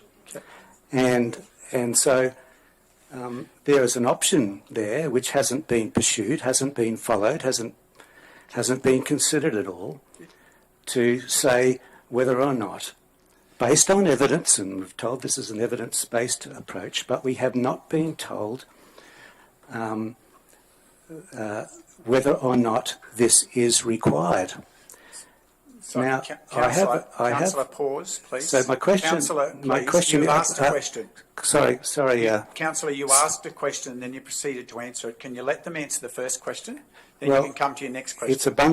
They're bundled questions and they're all related, Mr. Mayor. Can we just try to deal with them one at a time? You've asked the first question about the ministerial direction. That was the question. Then you proceeded to try and answer it. Can you pause? Yeah. Please. Otherwise, councillors, you're going to confuse the matters and we need to step through. What was the ministerial direction? I believe this is the question. The clarity of what was required by the ministerial direction when the planning scheme was submitted. Was that the effect of your first question, councillor? Yeah. Is this those words that I read out? Is that the ministerial direction? Yeah. And was that what has been required? First up. So can you clarify that? Okay. So the ministerial condition was to undertake a GMS to assess housing on Tamborine Mountain. I don't recall at any stage saying the Minister required infill development on Tamborine Mountain. It was undertaking the exercise of the GMS to determine that, and that's what we've done. Councillor, can I just ask a supplementary just to clarify? In the wording that Councillor Swanborough helpfully read out, is the explanation that because we had put constraints on development for Tamborine Mountain specifically in the planning scheme, that's why the Minister required the study? Is that how I read that last part of the phrasing that the councillor read out? Is that correct? That's correct. The regional plan provides urban footprint and rural living area on Tamborine Mountain, which would normally be an area of development. The planning scheme itself was quite restrictive on development. And so as part of the conditions, the Minister sought for us to undertake a review of that through a GMS to determine if that was the right policy. And if I could just point councillors to page 209 where it's clearly outlined, the words of that conditions, the two conditions are sitting there. Thank you. Now, councillor, move to your next question. Yes, Mr. Mayor, my next question follows on from this. Where is the evidence-based information in this report that says that to meet these housing targets, infill development on Tamborine Mountain is required?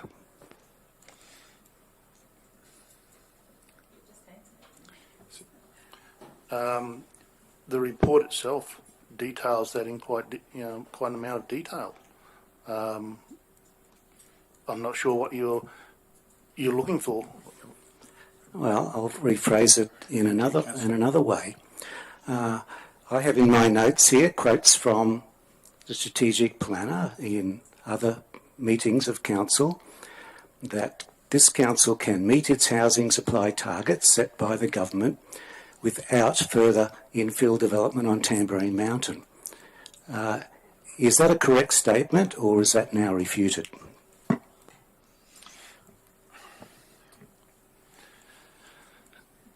So as was indicated, we need to provide more land than just the straight 11,000. because not all land that gets zoned for residential, that is capable of residential development, gets developed. So we need to have additional land for that. What the GMS looks to do is to ensure that where development can occur, that it is provided for, and that each of the areas of the Shire or the region basically have a share of that development. Thanks for that clarification. Move on, Councillor. Thank you, Mr. Mayor.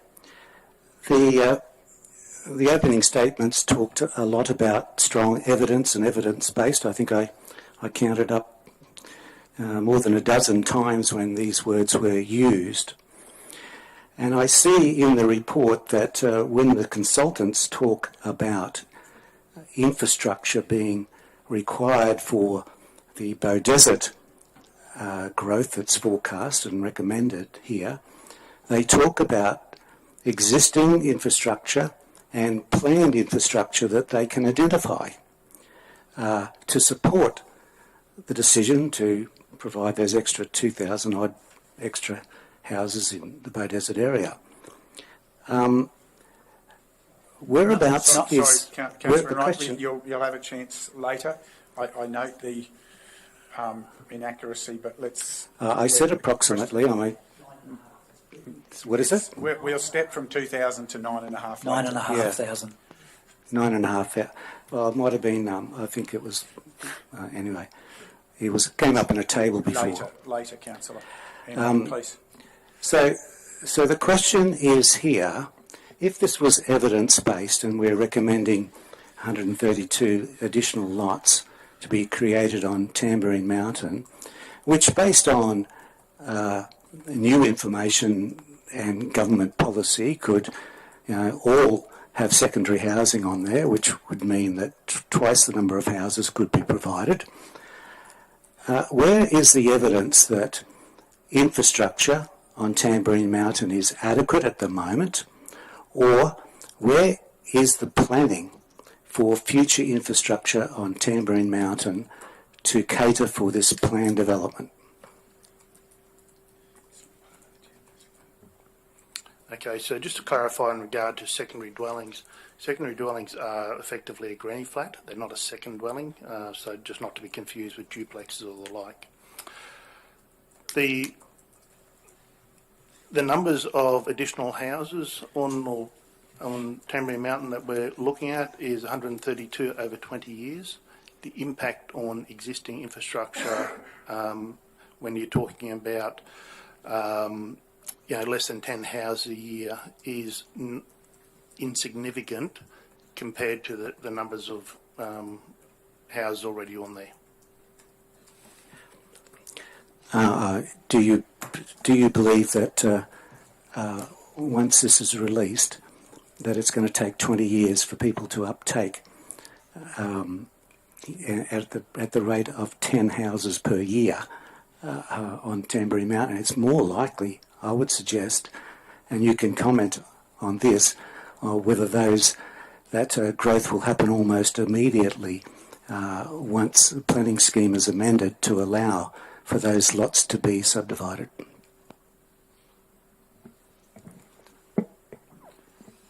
So when we're planning it over a 20-year period. When it occurs during that 20-year period, we can't really say. We're not anticipating that there will be a great rush initially.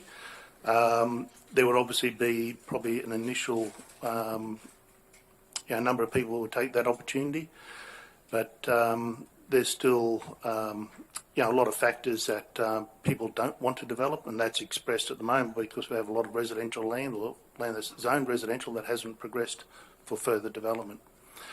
And I just need to probably re-clarify that any changes to the subdivision policy on Tamborine Mountain is still subject to, firstly, as Heather indicated, the matters of environmental significance being undertaken, and changes to the planning scheme, which would be through a ministerial state interest check, and then council approval and public consultation. So when we're talking about the GMS here, we're not talking about this is going to come into effect when council adopts it. There's still a lot of process to go through this. There's still a lot of checks and balances to be undertaken before we head down to that becoming any changes in the planning scheme.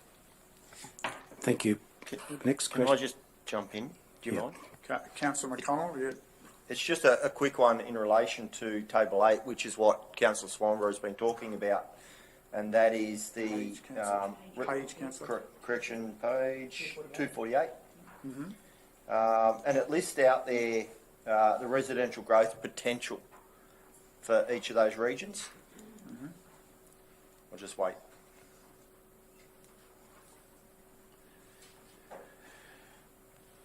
Yep, so it lists those out saying that this is the growth potential. Now, how do we, it's not restricted to those numbers, is it? So how many above those numbers could in fact be developed in those areas? So I'll answer that question, Councillor. So the Table 8 is purely focused on housing land supply for additional dwellings, so that means a lot has to be created to make that dwelling happen. But on top of that, there is also infill development that will happen on vacant lots that's already zoned for residential development. We know the take-up of those lots, and we reported that in the GMS. So on Tamborine Mountain, we've had 19 dwellings on average per year. So we know that that's kind of what we're going to expect to keep getting, and it will be monitored over the next 20 years. So that number is also taken into account into dwelling supply as well. So there's additional lots that could be created for houses, but then there's also houses that will happen on land that exists already and is vacant.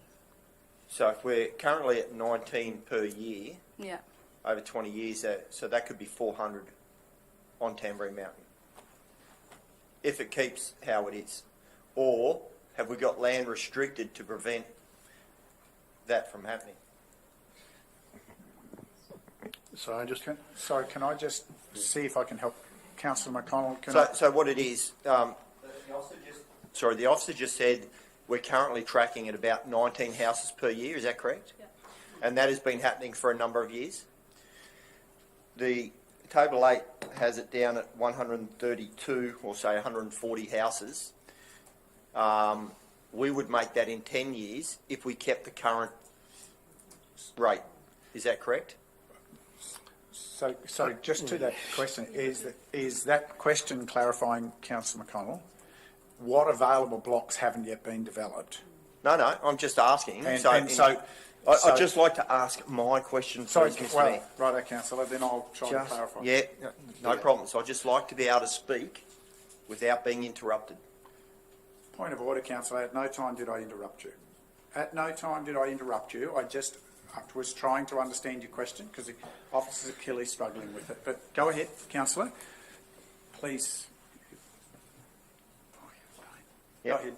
No worries. So I'll go back to what I was saying.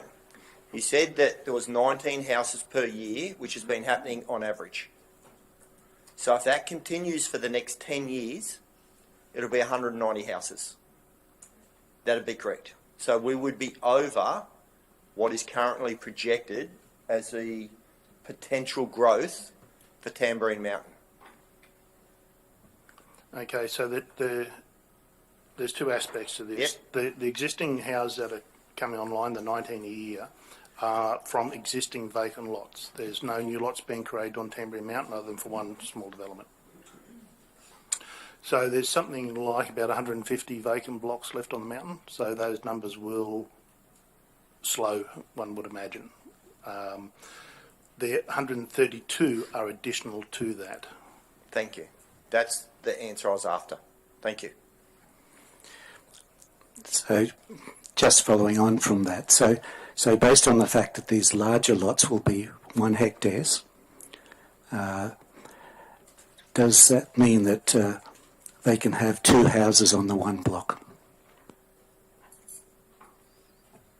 So 2 houses on one block is a dual occupancy, and we also know what the uptake of that has been, and that's about 5 on average a year on Tamborine Mountain. And dual occupancy is impact accessible on Tamborine Mountain in all residential zones. That will continue. So if we see that dual occupancy uptake changes or has worse impacts than are expected, that is something that will need to continue to be monitored, but we're sort of thinking at the moment the average uptake is 5 dual occupancies a year, and that will also contribute to that housing growth on Tamborine Mountain over the next 20 years. So my question in relation to that answer is, so there is a greater uptake of dual ocs over the next number of years. What powers does council have to stop that in any case, if that is mandated by the state, as it has done in the last 6 months? Okay, there's two aspects for that. Dual occupancy, as I mentioned, is different to a secondary dwelling. Secondary dwelling, everyone knows it as a granny flat. Okay, the changes the state government brought in was allowed people to rent the granny flat, where that at the moment they're required to be occupied by someone who's part of the house arrangement.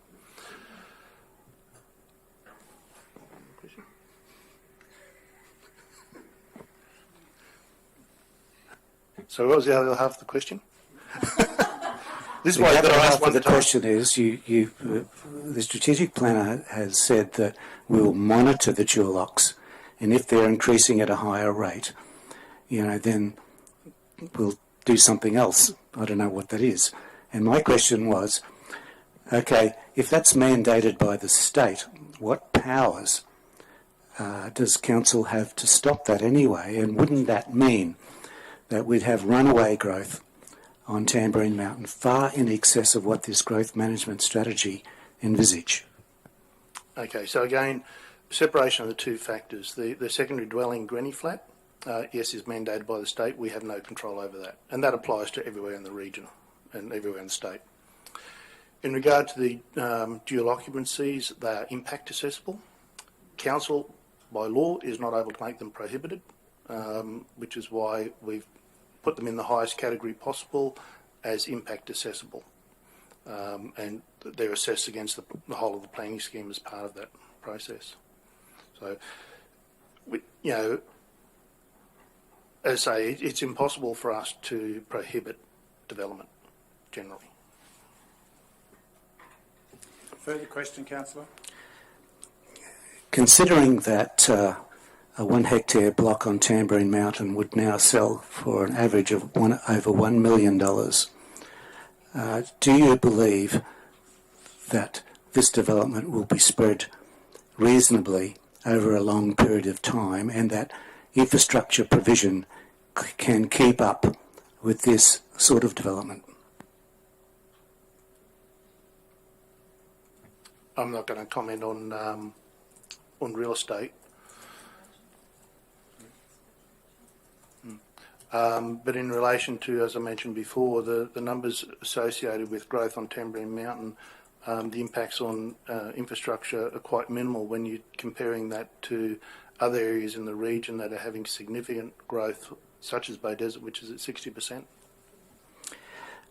My next question is, you say that the impact will be minimal on existing infrastructure, but my earlier question asks, what empirical evidence have we to say that the existing infrastructure on Tamborine Mountain is adequate or catering for the number of people on the mountain? And the answer was there was no answer. And the fact is, I'm not aware of any study that this council has done to project the forward infrastructure requirements for Tamborine Mountain. And given that 1.5 million tourists visit every year, and it's increasing, that we now have granny flats can be approved anywhere, that we have can't stop dual locks that are going on, it is a recipe for increased density of people in a footprint which is limited to 28 square kilometres. And at the moment, based on the 2016 data in this report, the density on Tamborine Mountain is now at 295 people per square kilometre, whereas the density in the Bay Desert and Gleneagle region is 2.5 times less than that. And so My criticism of this report and my question about this is, why wasn't density considered by yourselves, the strategic planners, or the consultants in doing this growth management strategy? So the growth management strategy is about dwelling density moving forward, and we talk about dwellings per hectare, and there's different household sizes that make up those dwellings. But moving forward, dwelling density on Tamborine Mountain through new lots would be 1 dwelling per hectare, and where there's low or low medium density zoned land such as Canungra, Beaudesert and Boonah, it would be 1 dwelling per 14 hectares. And that's how we calculate the demand for additional services. That's how Urban Utilities looks at, the kind of pipes they need to build to create, to service that new development, that sort of thing. So we talk about dwellings per hectare. We don't compare the existing density in terms of persons per square kilometre, because it's not really a question that's relevant to growth. We look at the land and we look at the capacity of the land to support people, and we look at how that land is serviced and how those people would live in that land. So whether there's 10 people per square kilometre or 150, to us it's all about what's in that land and how it reflects the constraints of the land. So the urban form will be different. That's why Tamborine Mountain has a completely different growth strategy to Beaudesert. It's because it's a different place, it's got a different existing settlement pattern, and we think that its capacity for future growth is limited, and that's definitely reflected in the strategy. But we do think that 1 dwelling per hectare moving forward is appropriate, and it can provide for a particular residential type that's in demand in the region, so that's acreage development. Mayor, could I ask Councillor Swanborough where he got his information from regarding the Tamborine Mountain area? The area of the... Yes, from publicly available information. Well, that's interesting, because the public available information that I've got comes from the Australian Bureau of Statistics, which says that Tamborine Mountain is 36 square kilometres, and the Beaudesert Gleneagle area is 15.6. That takes into account all the national parks and escarpment around the whole no, it doesn't. So thank you for that clarification of information, Councillor Enright. There's clearly, we won't resolve differences of interpretation, but noting that quoting information sources from a range of other places that don't necessarily fit within the frame of today doesn't make it reasonable for officers to respond. Councillor... My next question. Swanborough, do you have a further question, please? Yes, Mr Mayor. Every time this is discussed, don't worry about it, trust us, it'll work out, because we're going to have to go through a town planning process and everybody's going to be consulted about that, doesn't give me a lot of comfort. And my question is, if after 18 months of consultation, where 80% of all submissions on this growth strategy came from Tamborine Mountain, including a whole lot in the last 3 weeks while I was away, it seems to me that none of them have been considered or acted upon in relation to this. If I'm wrong, the question would be, what changes have you made to the growth management strategy as a result of the consultation process for Tamborine Mountain? Thanks for the question. So the consultation report that was endorsed last month by Council addressed every single matter that was made in a submission, and it provided a response. It didn't necessarily make a change because someone didn't like what was being proposed, but it provided a response in terms of how the GMS could support some things that were raised, or it provided a response that unfortunately the strategy couldn't support that comment. But there were a lot of changes made in response to the matters raised in submissions, and they were outlined in the report. But firstly, we elevated the priority for the investigation of the biodiversity corridors and linkages so that we have the best information in terms of our environmental constraints before we undertake any further planning that could result in further growth. We've improved the explanation of the dwelling supply numbers in the strategy by providing additional clarity about what's meant by planned growth and more explanation. We've always made our constraints analysis and methodology part of the supporting information so that people can see where we're getting our information from and how we came up with our numbers. We've updated the climate change planning principle to include resilience and identify climate change as a driver of change. We've also included new strategies that support the retention and enhancement of character and important historic streetscapes, and these include Boona, Calba, Harrisville and Tamborine Mountain. And we've reviewed the planning principles where they relate to the housing needs assessment so that an amendment can better achieve housing diversity. So we also updated the GMS to 2021 census data, and we updated dwelling supply numbers to take into account what's happened in the last year since the draft was originally developed, and we refined the study area maps. So we definitely made changes in response to consultation, and every single submission, whether it was a pro forma or an individual submitter, got a response, and it has a detailed explanation of how those matters were addressed in the GMS. So I guess out of all those things that have just been read out, which ones of those in relation to the growth that will occur on Tamborine Mountain was changed in the last 18 months? The strategy for growth for Tamborine Mountain wasn't changed, but we did provide information that was asked in the consultation submissions, and we also reiterated that the growth that was what people were concerned about related to an additional 132 dwellings, which results in another 300 people over a long period of time. And then we also reviewed the strategy again, but we still think that minimum 1 hectare lot size is appropriate for the constraints on Tamborine Mountain. It's consistent with the existing character. It provides a particular type of housing which we can't provide anywhere else in our region except in rural living areas. We can only do that at Tamborine and Tamborine Mountain. It still provides opportunities for small-scale tourism and agribusiness opportunities. It's consistent with the shaping SEQ for rural living areas. It doesn't result in any expansion or like residential development that's concentrated in a particular area of Tamborine Mountain. So the main thing that we felt people were concerned about in their submission was a change to the existing character and the lack of protection for a natural environment. But none of those things are going to be changed by the growth management strategy. Thank you. Further questions of Councillor Enright?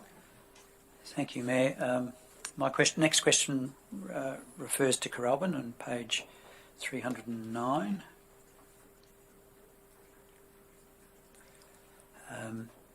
The report outlines a modest residential growth of 182 additional lots. However, over a 30% increase in projected jobs by 2041. What is the basis to these outcomes? So in response to that question, employment land supply is determined by catchment area, so it's a wider area than just Coralban, and it includes part of Bromelton and south of Beaudesert as well.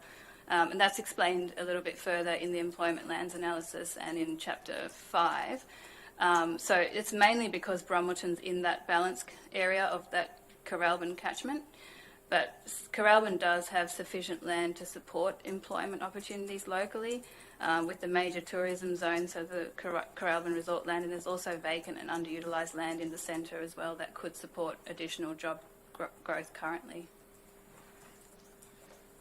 Thank you. Further questions? Councillor McConnell?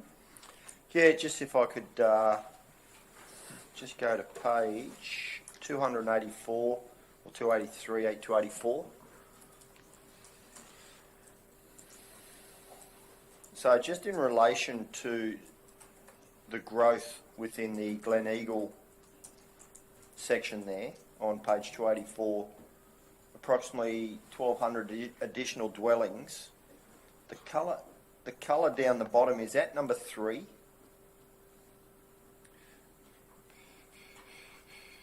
In the table, in the legend? Is that number 3 or number 2? The land that would support the 1,200 dwellings is number 3, so that's not going to be likely included in a PIA in the next immediate review of the LGIP. We think that's a later sequencing in terms of making it available through zoning. So it's currently zoned rural. Work needs to be done to MES to consider further what the constraints of the land are. Then we might consider a rezoning to support additional dwellings. And at that time, depending on where the local government infrastructure plan is, it may or may not become part of a PIA. So it's definitely a further out sequence than the land in the dark blue area that's immediately available for development. So, but still within the 2041 or outside the 2041? It's still considered within 2041, like 2041 horizon, but there's still some steps and work to be done first, especially in terms of MES. We need to still rezone the land. So it's probably definitely not within 5 years. It's probably medium term to long term. Okay, thank you. I just wanted to clarify that one. I've just got to... Further questions? Yeah, I do. I just got to scroll through and find the markings. Here we go. Tambourine Village. Over the page, where are we? 317.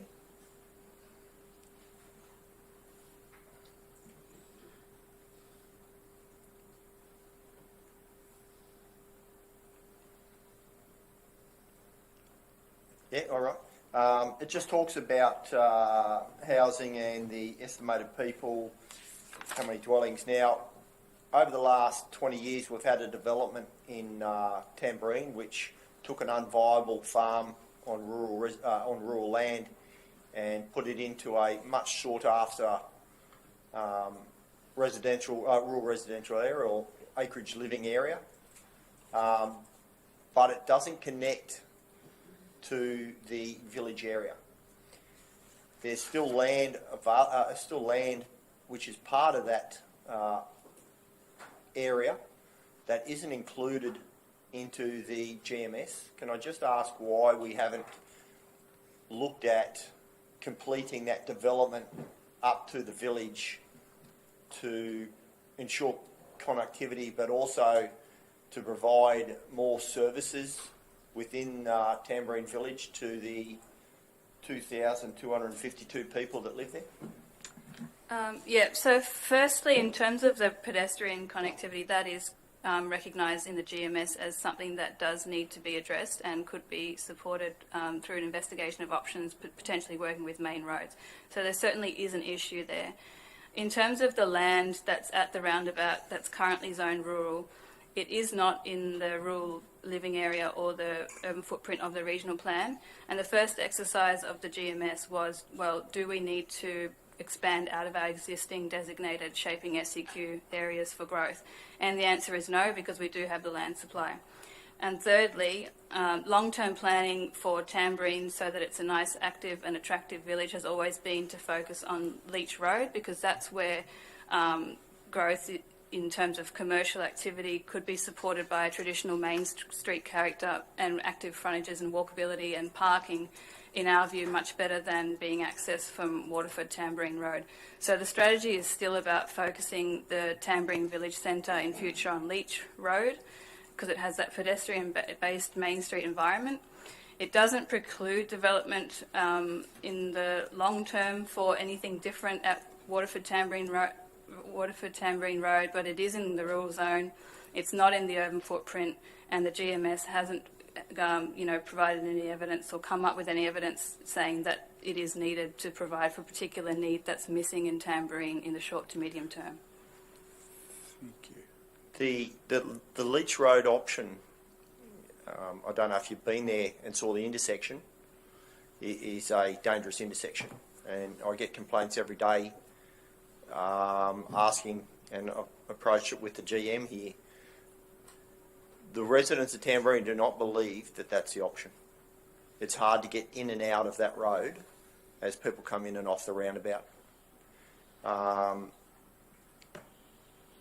And I can understand that you don't need that small bit of land to complete the GMS, but it does need to be completed for Tambourine Village. And imposing rates on the residents to make a footpath when the infill of that area to complete the Rymore estate would not burden the residents of Tamborine or even the region. So I'm struggling to understand why we didn't complete Rymore estate to provide services to the 2,600 people within Tamborine.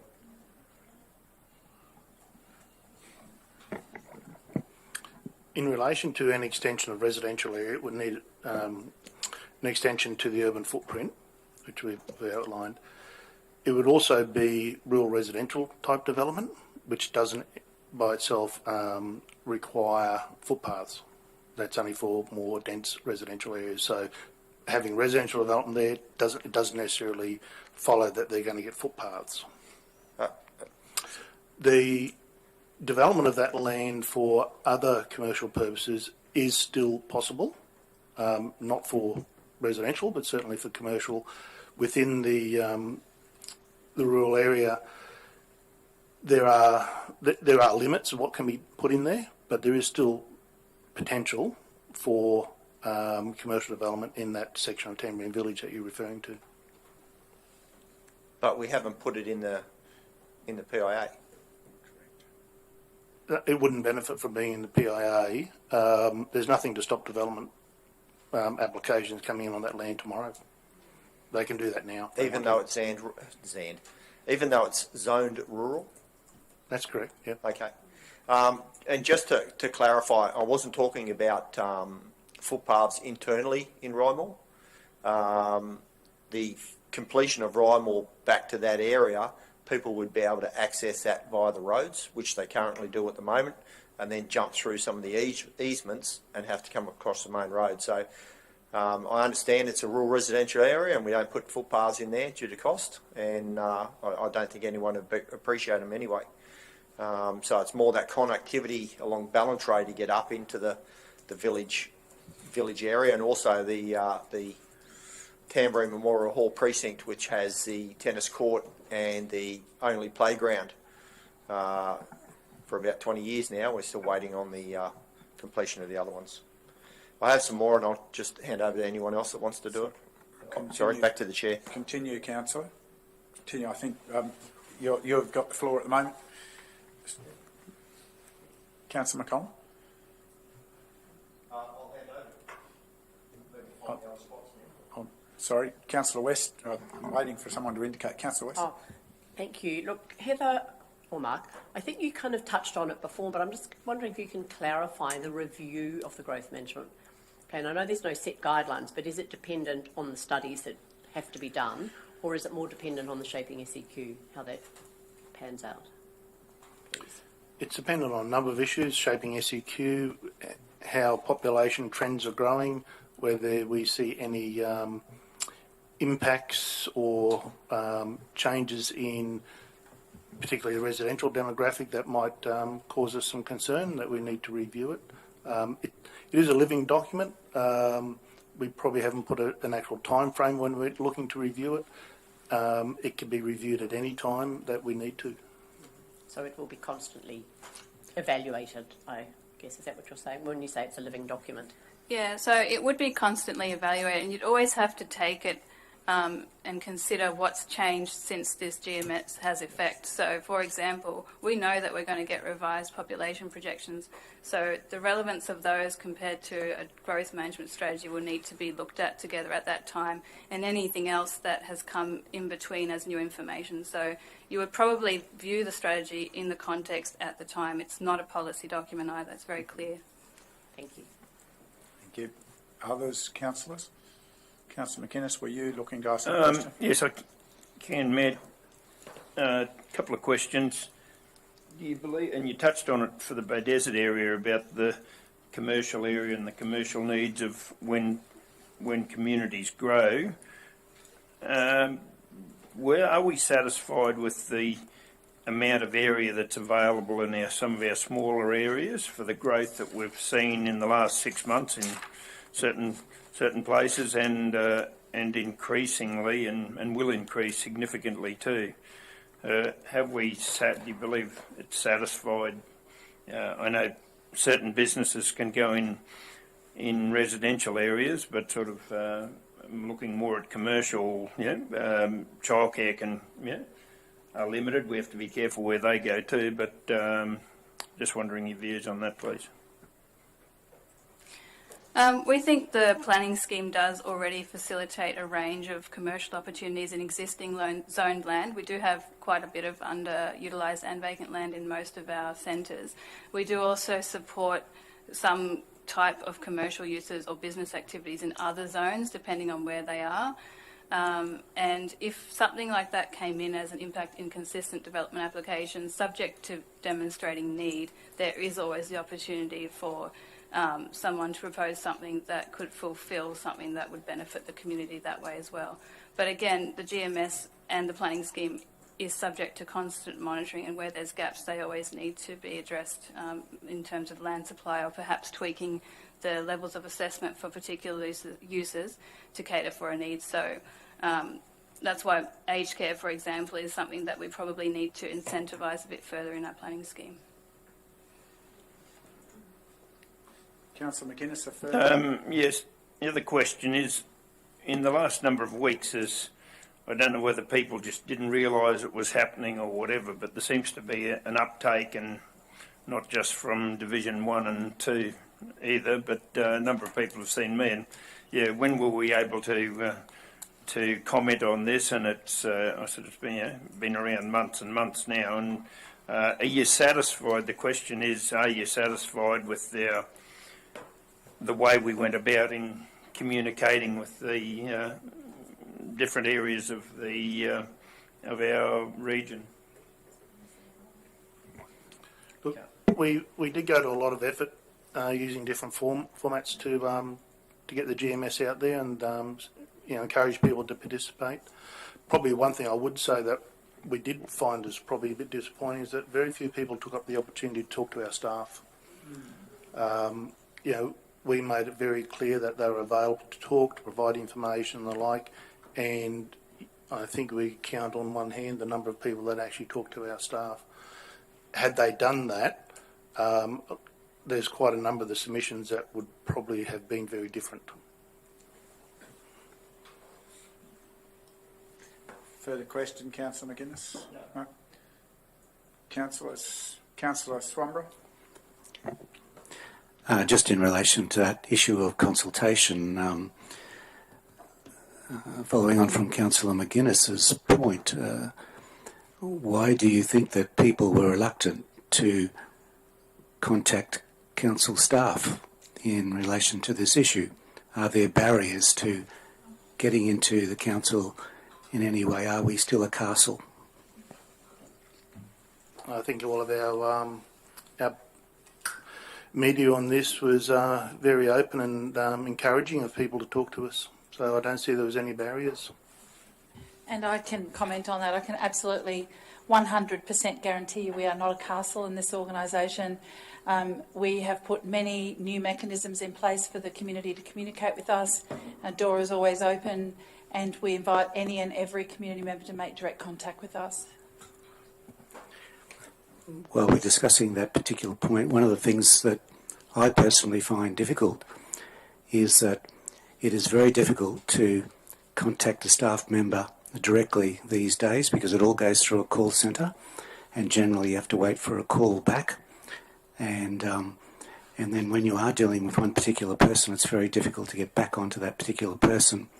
And that's one of the biggest customer service issues that I have found since starting to be a councillor here, which has been different from previous years. And I think it's something that, and also mobile numbers of council officers aren't published anymore, and I think it's an issue that really needs to be addressed. Councillor, that's probably outside the scope of GMS, and certainly I think a conversation for another day about the appropriateness of having that, what the process is for contact. That's about a service model and about what's the level of risk, particularly given the certainly the level of behaviour on phones these days. So I'll leave that. I'll ask the GM not to respond to that. That's a matter that's outside of the deliberations on GMS today. And if that's a conversation we want to have about service models, we'll leave that for another day. Thank you. Any other questions relating to the report in front of us, councillors? Councillor McConnell, back to you. Thank you. Just going back to page 321 of Tamborine Village Study Area. Just in regards to the potential subdivision of, I think it's 2 hectares or more. Was that correct? That's correct. Yeah, but that's only in a certain area within Tamborine. So it's the map there on page 321 indicates the area where that would apply, except for a couple of the larger properties. Yeah. 321, are we on the same page? So could you just, whereabouts are the other ones? So the study area map is the boundary of the rural living area, so that's the only area where we're allowed to enable subdivision because it's in the rural living area. So anyone now within that area that owns 2 hectares or more is able to potentially subdivide into minimum 1 hectare lots? So the strategy requires a planning scheme amendment firstly, and you need to consider the overlays or the constraints that apply to the land. Correct. A lot of those are subject to steep slope, severe vegetation constraints and flooding. So that's why we've come up with that number that remains of about 258 lots. There's also a minimum lot width that's prescribed as well that aligns with our other rural living, rural residential. So it needs to have a minimum frontage width of 50 metres and a minimum access handle of 10 metres. So the lot does need to meet some certain requirements. It can't just be 1 hectare anywhere, and it needs to be relatively unconstrained so that it could support a building without using exemptions, for example, to clear more trees or koala habitat. But there is the potential there that they can still apply. They can apply under the scheme, but sometimes those overlays, so that sometimes would be completely covered by flooding. It would be very difficult to demonstrate that you can achieve a livable building envelope there. Yeah, that's my place. Just going back in regards to that, there was a map that showed earlier that it was only the right-hand side of Bodesa Beanley Road up to Leach Road and cut off. That was the 2 hectare and above could be subdivided. Is that now changed into?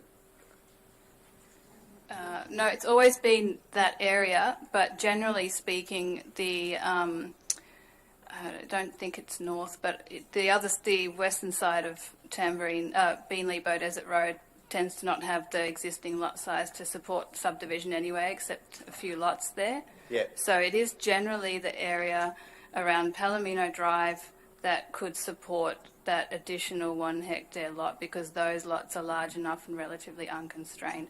When you get to the back of Tamborine around Von de Youngman Drive, those lots tend to be more constrained as well. You should also probably point out, historically, that rural living area came in the last iteration of the regional plan, 2017. Was converted to from rural to rural living area. We haven't progressed any subdivision potential there to date simply because we want to further research, particularly vegetation, bushfire, flood. The land is very constrained, and we're certainly not looking to provide for any subdivision there until all that work is done. Okay, thank you. Any further questions, councillors? Okay. Councillor McConnell, did you have more, or was that? No, that was right. Thank you. Any others?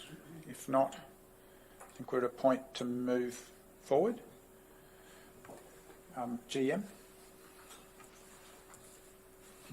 Thank you, Mayor and Councillors. Before you today is a 4-part recommendation that 1, Council adopt final Scenic Rim Growth Management Strategy 2041. That 2, 2, that Council acknowledge the development of the Scenic Rim Growth Management Strategy 2041 was necessary to comply with ministerial conditions imposed on the adoption of the Scenic Rim Planning Scheme 2020. And 3, that Council delegate authority to the Chief Executive Officer to make minor grammatical, design and formatting changes to the final Scenic Rim Growth Management Strategy 2041, if required, after its adoption and prior to publishing on Council's website for public access, noting any such changes will be advised to councillors prior to publishing. And 4, that Council acknowledge the Scenic Rim Regional Council and PSA Consulting were awarded an award for planning excellence for the draft Scenic Rim Growth Management Strategy in the Strategic Planning Project category of the Planning Institute of Australia's 2022 Awards for Planning Excellence Queensland, and congratulate everyone involved in its preparation. Thank you. Seek a mover, councillors. Councillor Enright, thank you. Further questions, councillors? Councillor McConnell, do you have I just got one. Back to, I just saw it down on Tambourine Mountain, page 329. There's a fair bit in the legend there, and it talks about minor tourism, major tourism areas. If you have a look down the North Tambourine area, there's a yellowed area which is, I think, minor tourism. Is that correct? Minor tourism. Sorry, there's lots of yellow there. Correction, sure. Tambourine Mount.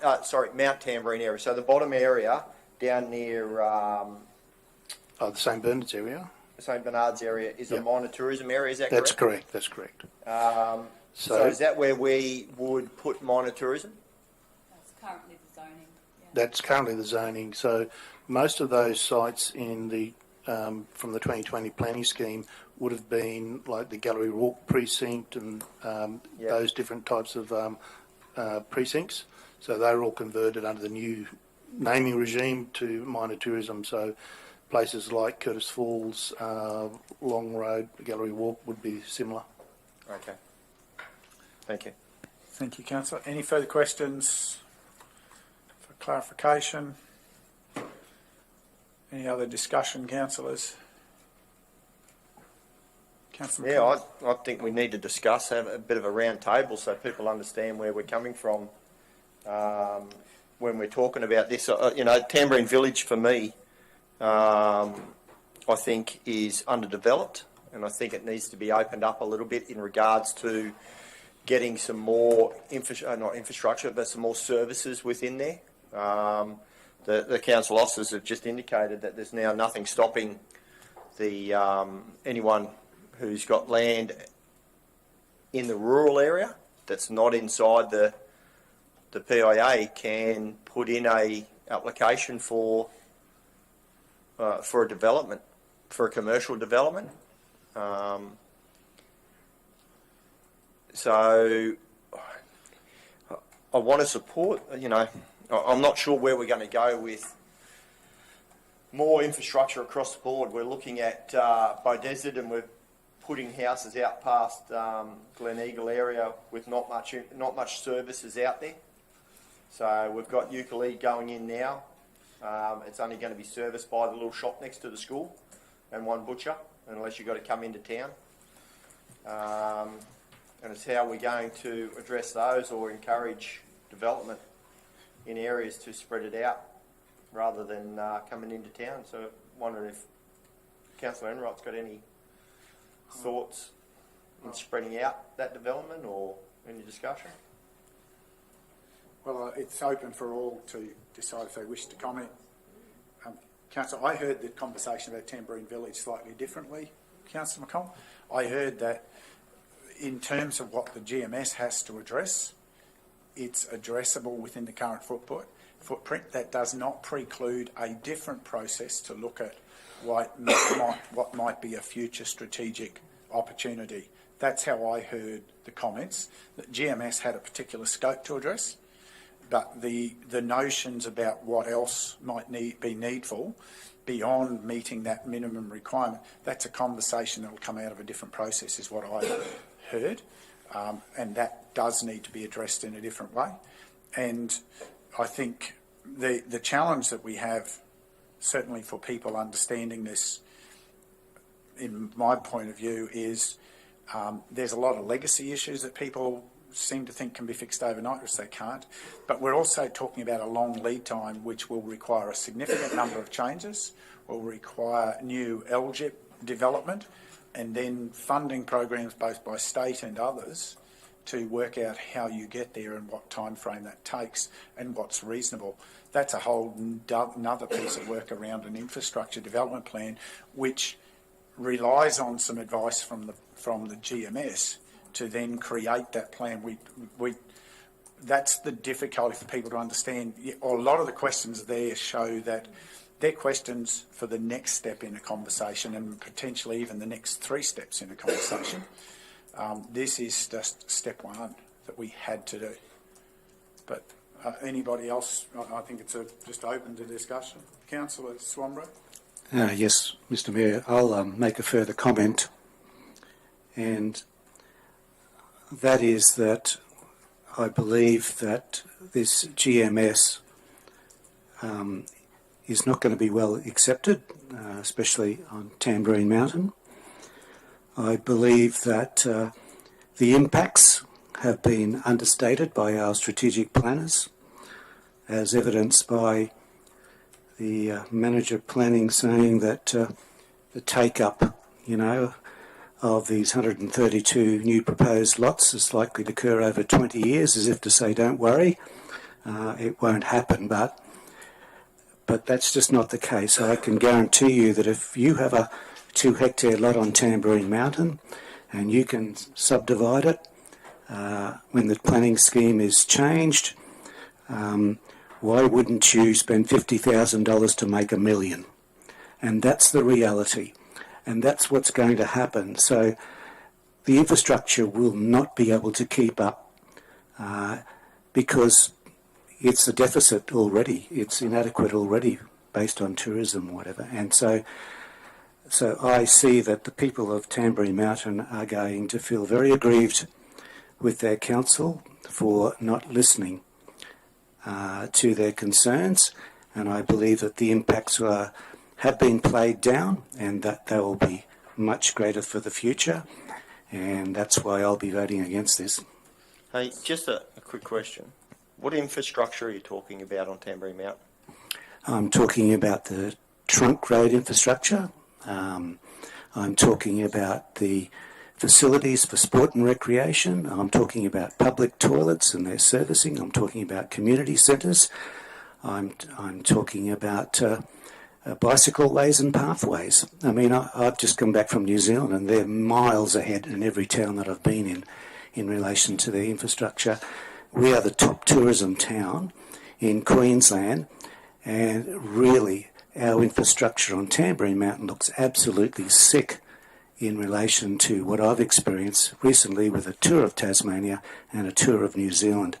And I think that this council's not trying hard enough to address the infrastructure backlog and inadequacies on Tamborine Mountain. Anybody else wish to contribute to the discussion?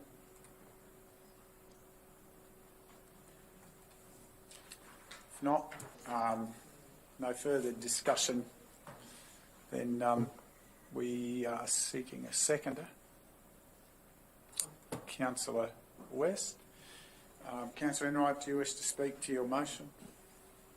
Thank you, Mayor. There's a great saying that I think applies here is if you fail to plan, you can plan to fail. And this is an important process to plan for the future. This has been very much an evidence-based process. It's important that growth is recognised, that it is a challenge and you do have to plan for it. And this is why this growth management strategy is so important. I certainly understand the concerns and the potential threats that come from growth. I get that, absolutely I do. I certainly have concerns for the area of Beaudesert and Gleneagle, which is taking by far the lion's share of this future growth. And the impacts of this growth have potential threats. And given that Beaudesert is the main focus at 62.8% of the projected growth, it's going to have the most significant impact of this growth. And while there are significant challenges that come with that, there's also some significant opportunities for our town. This will require significant future capital investment in the Beaudesert area to cater for this projected growth. And I can see that that will need to be investments in community infrastructure, sporting infrastructure, social and cultural infrastructure to handle this projected growth. So I think this is just one step in the process. This is about identifying where the future growth is. This then will feed into our LGIP and any future planning scheme amendments. This then will be one of the tools that we need as a council to project into the future as to what it is that is needed for our community. And it's a very important process to understand. And I thank our strategic planning staff for the hard work they've done. I recognise the award-winning recognition of this strategy. I commend them for the effort that they have provided for an evidence-based approach that really wraps facts around the situation and not just opinions and emotion. Thank you, Councillor McGuinness. Someone wishing to speak against? Sorry, Councillor Enright. Someone wishing to speak against? Sorry, having an identity crisis today, Councillor. My apologies. No one wishing to speak against. Then anyone else seeking leave to speak additionally? Thank you, Mayor. I just wanted to... Sorry, Councillor Swanborough. Yeah. I had invited it. And Mr. Mayor, I'd like to move an amendment to the resolution. We'll hear your amendment, Councillor. My amendment is that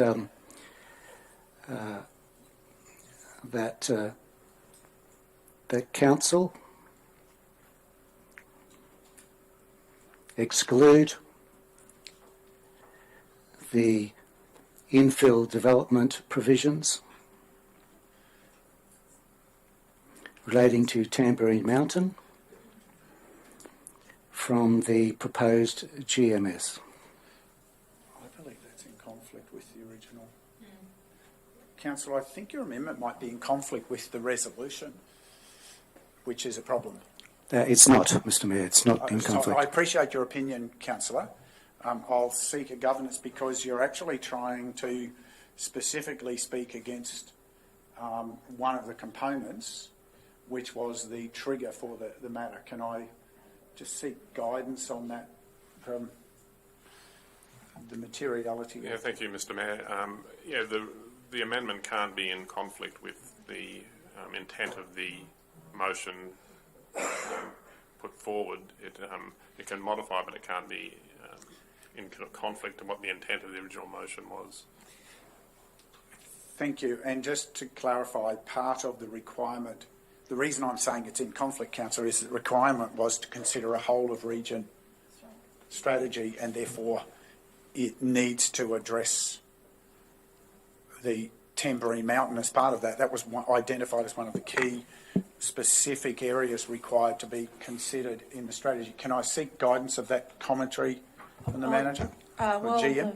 I'm happy just to reiterate the comment that's on page 209, said that in considering the limitations of subdivision on Tamborine Mountain and the need to resolve any impacts through undertaking a growth management strategy, the Minister's advice also required Council to undertake the proposed growth management strategy as a priority to determine any impacts from the proposed change to limit further subdivision on Tamborine Mountain on the achievement of dwelling supply benchmarks, with results informing a future amendment in the proposed planning scheme if required. So just remind councillors that that was a condition of the approval of the planning scheme in 2020. So, Councillor, that's why I believe your amendment, your proposed amendment, is not consistent with the original. No, I'm struggling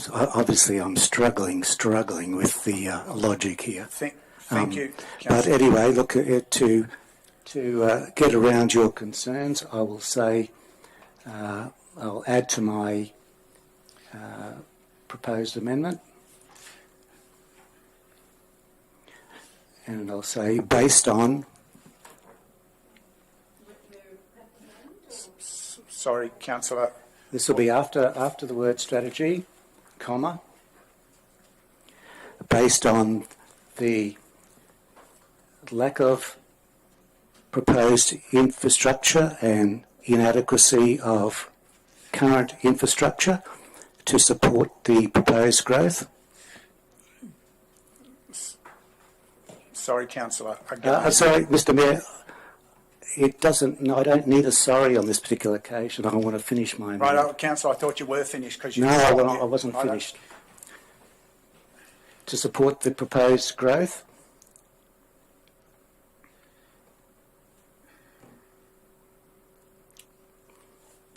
Thanks for the interruption, Mr. Mayor. I just have to gather my thoughts again so I can remember what I was doing.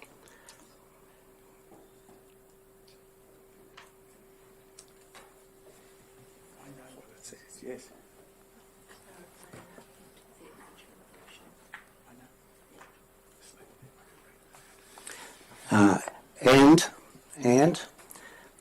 The advice from strategic planners that infill development on Tamborine Mountain is not required to satisfy the requirements of the state to meet the housing and employment targets.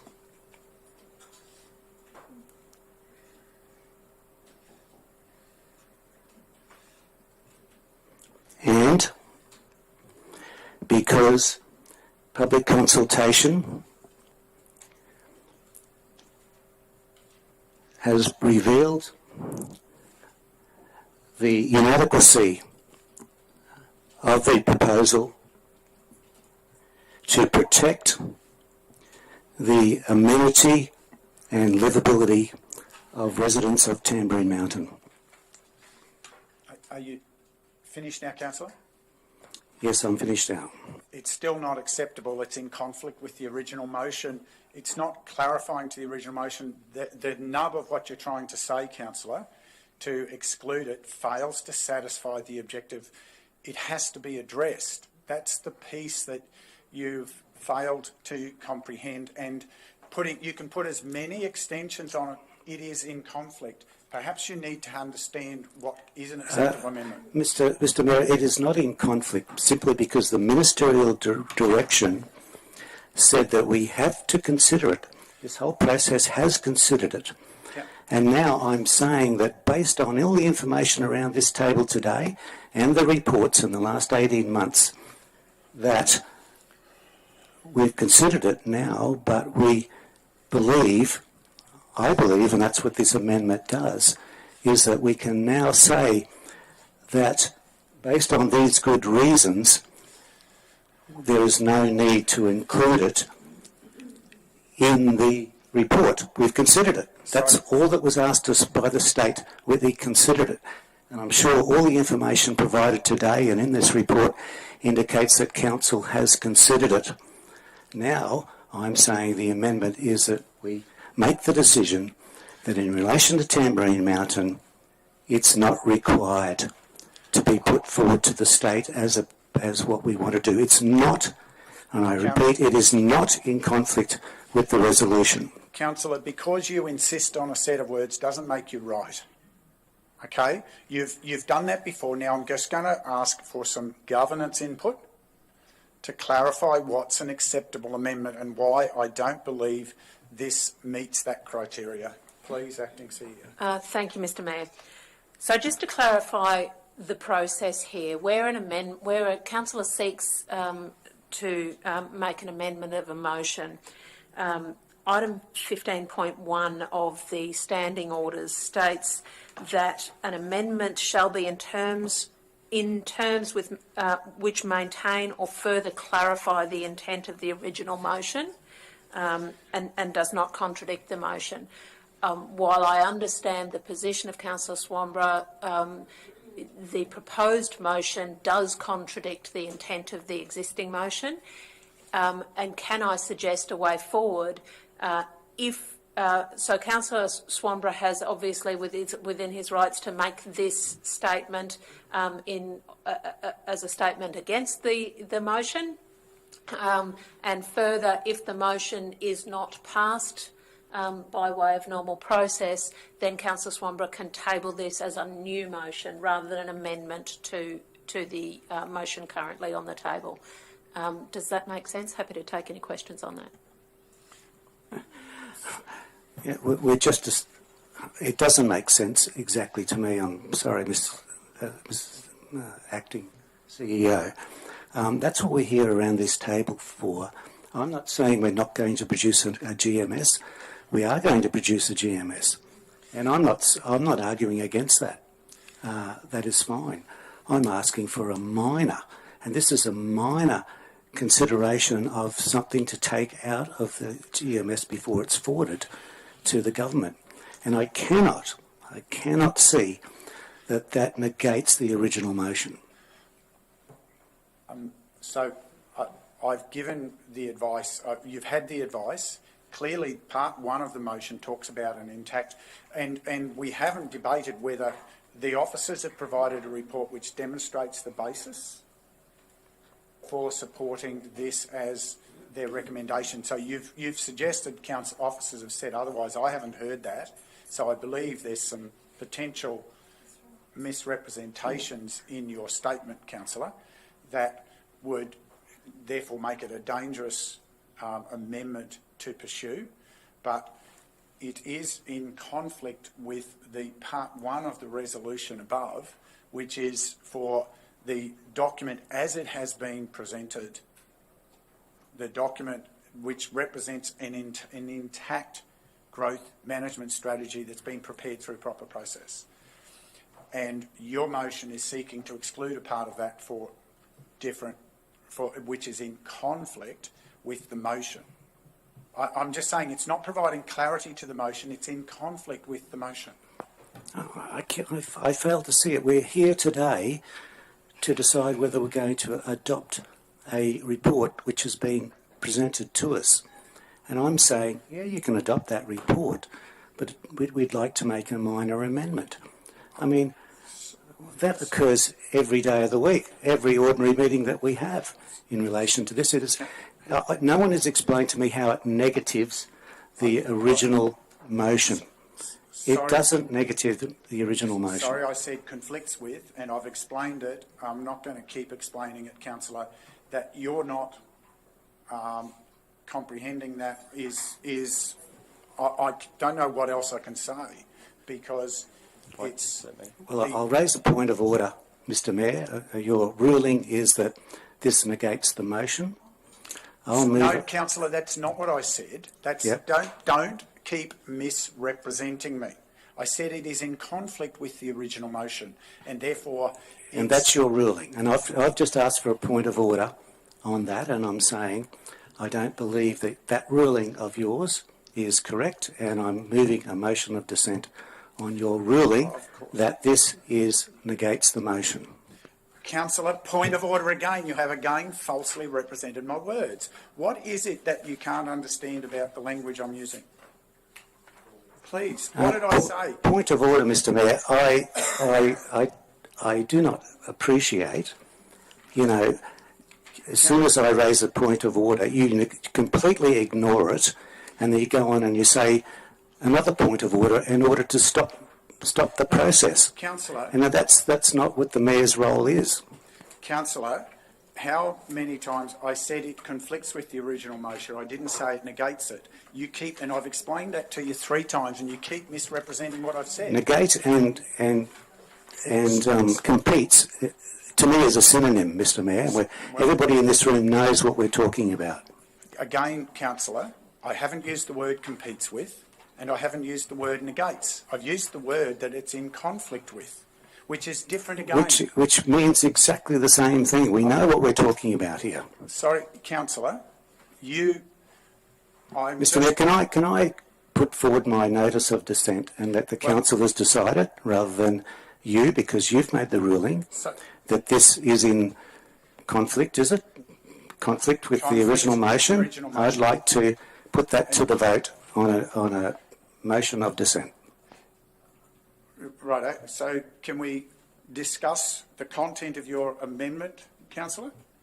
Your notice of dissent? Is that how we can, okay, to discuss what you've got there as wording? You've made a whole heap of statements. No, the notices of dissent is your ruling that this, whatever you said, is in conflict with the original motion.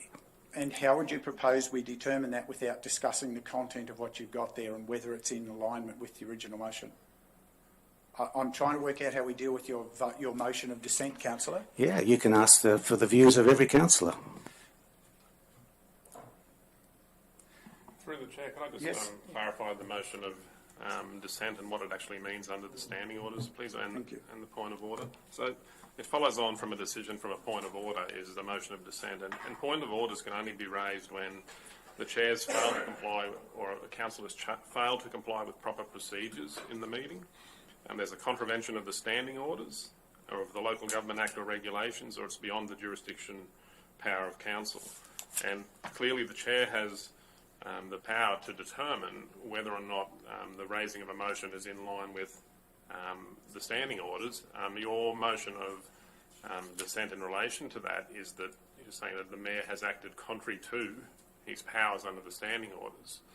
Exactly right, and I believe that is correct. Yep. And I believe you just made the point perfectly that that this is in accordance with those standing orders because of I have a right to move an amendment to start with, and I have a right to move a motion of dissent in relation to a ruling, you know, that my rights are going to be overruled, and that is to make an amendment to a council resolution.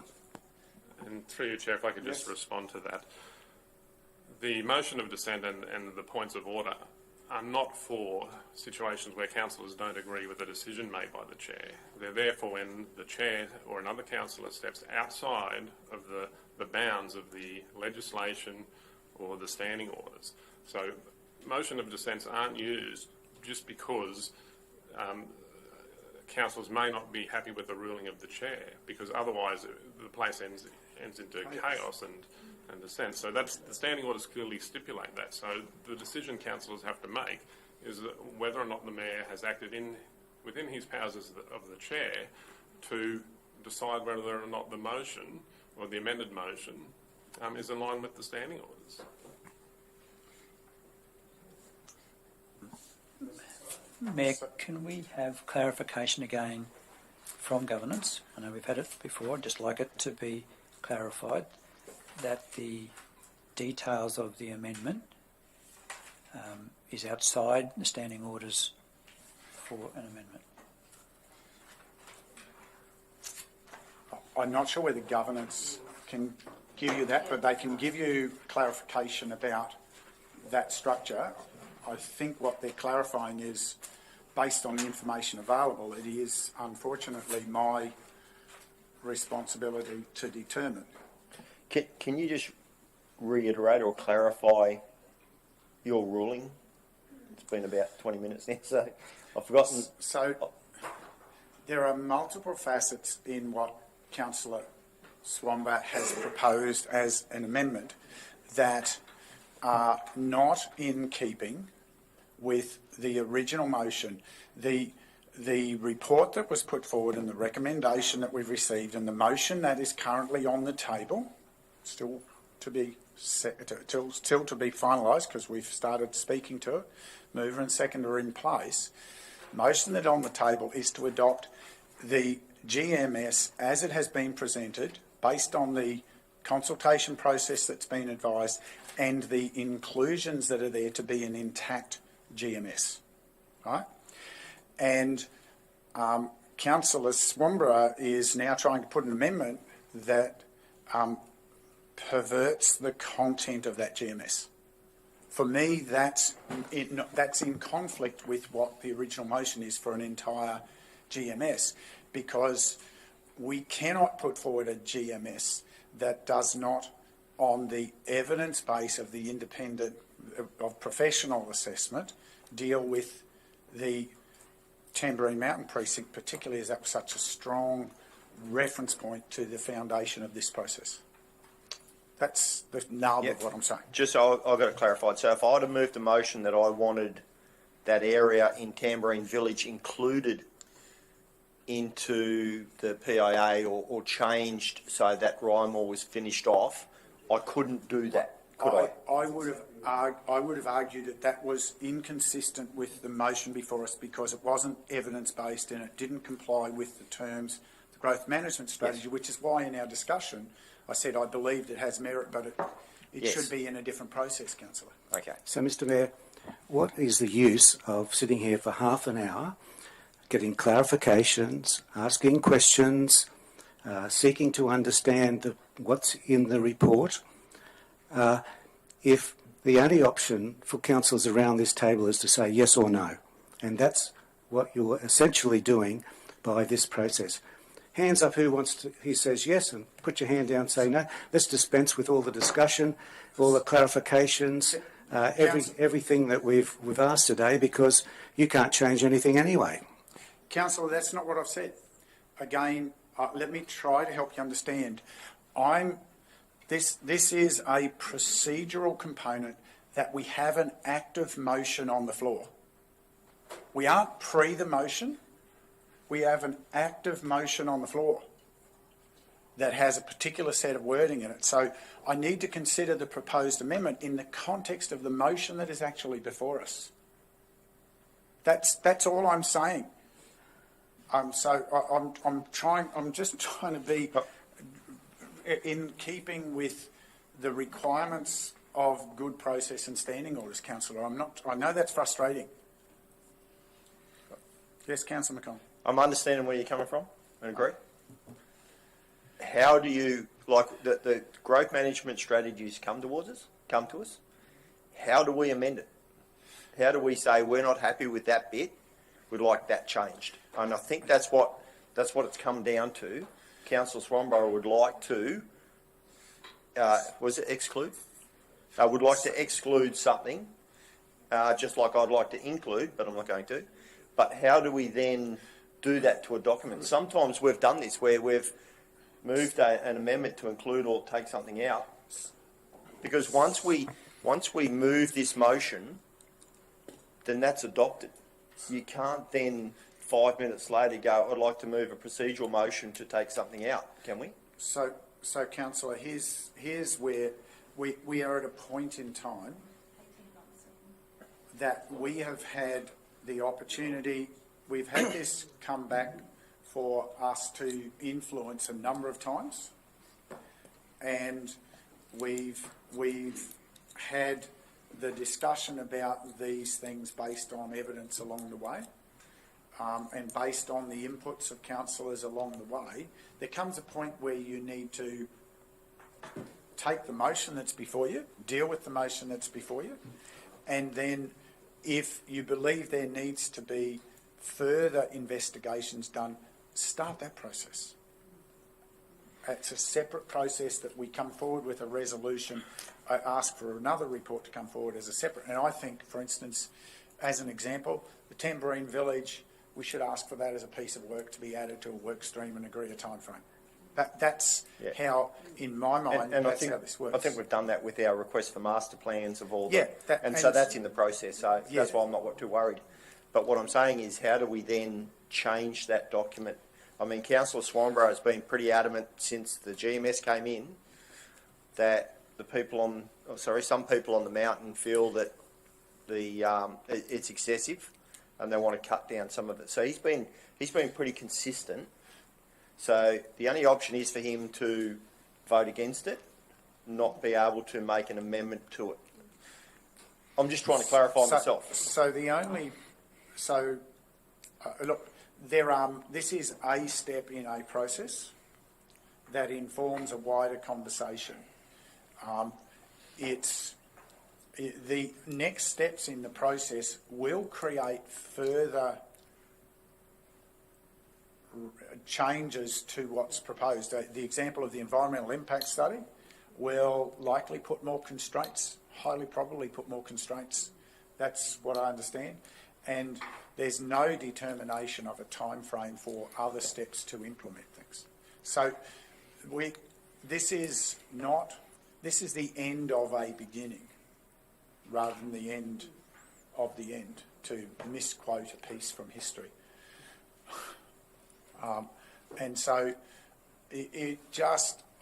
I'm trying to deal with the motion that's before us, and amendments that provide clarity and are helpful to that can be considered, but one that specifically, significantly varies the content of it, particularly in the context that we know the trigger point for this was council putting limitations on development when we implemented a planning scheme, and that we had to demonstrate that. You can't ignore it, you need to demonstrate that as part of this, or we will fail the requirement that is placed upon us, is what's informing my consideration.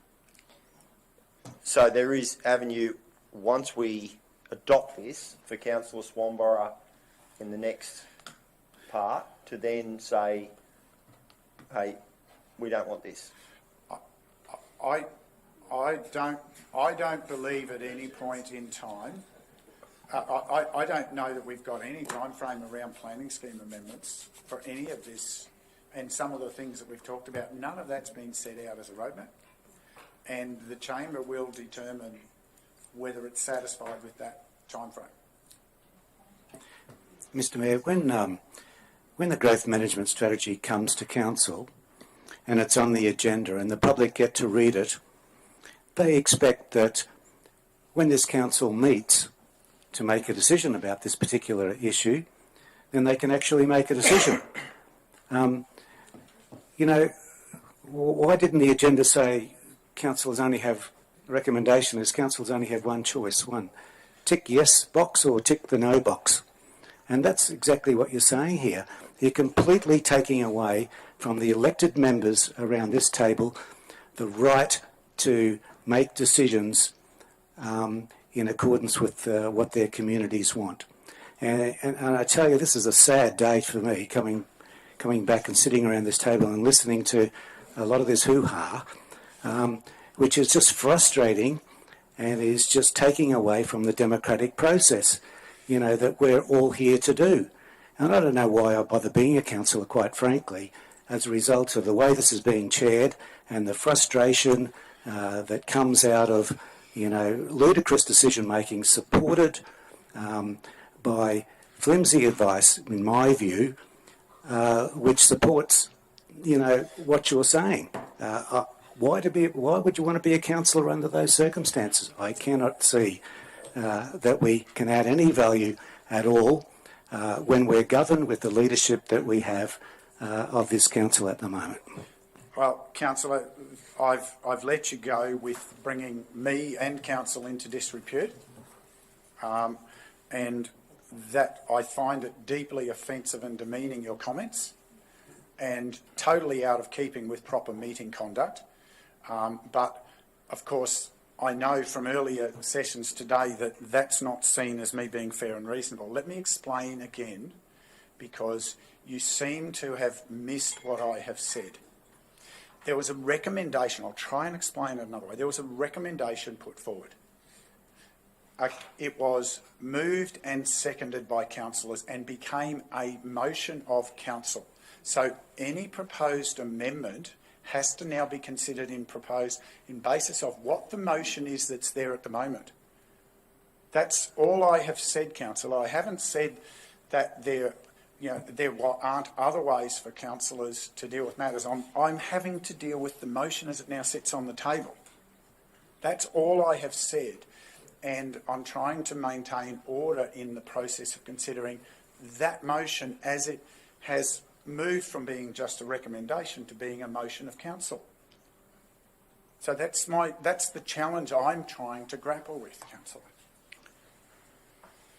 So it was more, sorry, Mr. Mayor, it was more he incorrectly put his amendment in the wrong spot. If he had have done it before the seconder?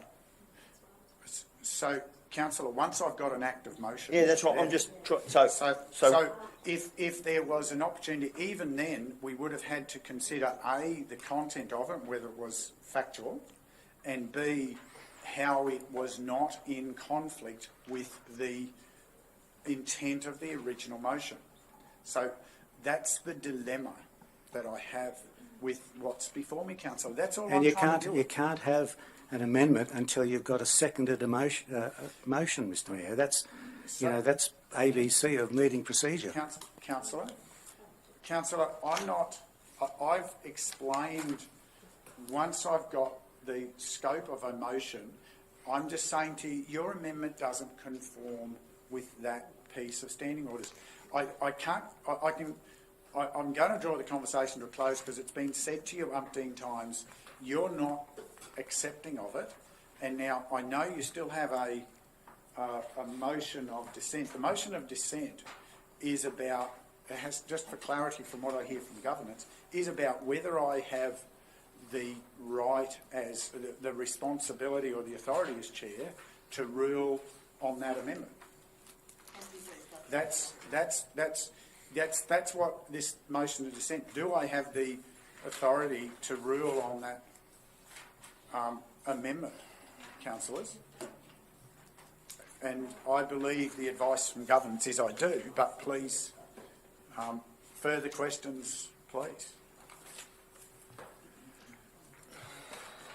So the motion of dissent was your ruling that the amendment was in conflict. The motion of dissent is whether I have the authority to do that.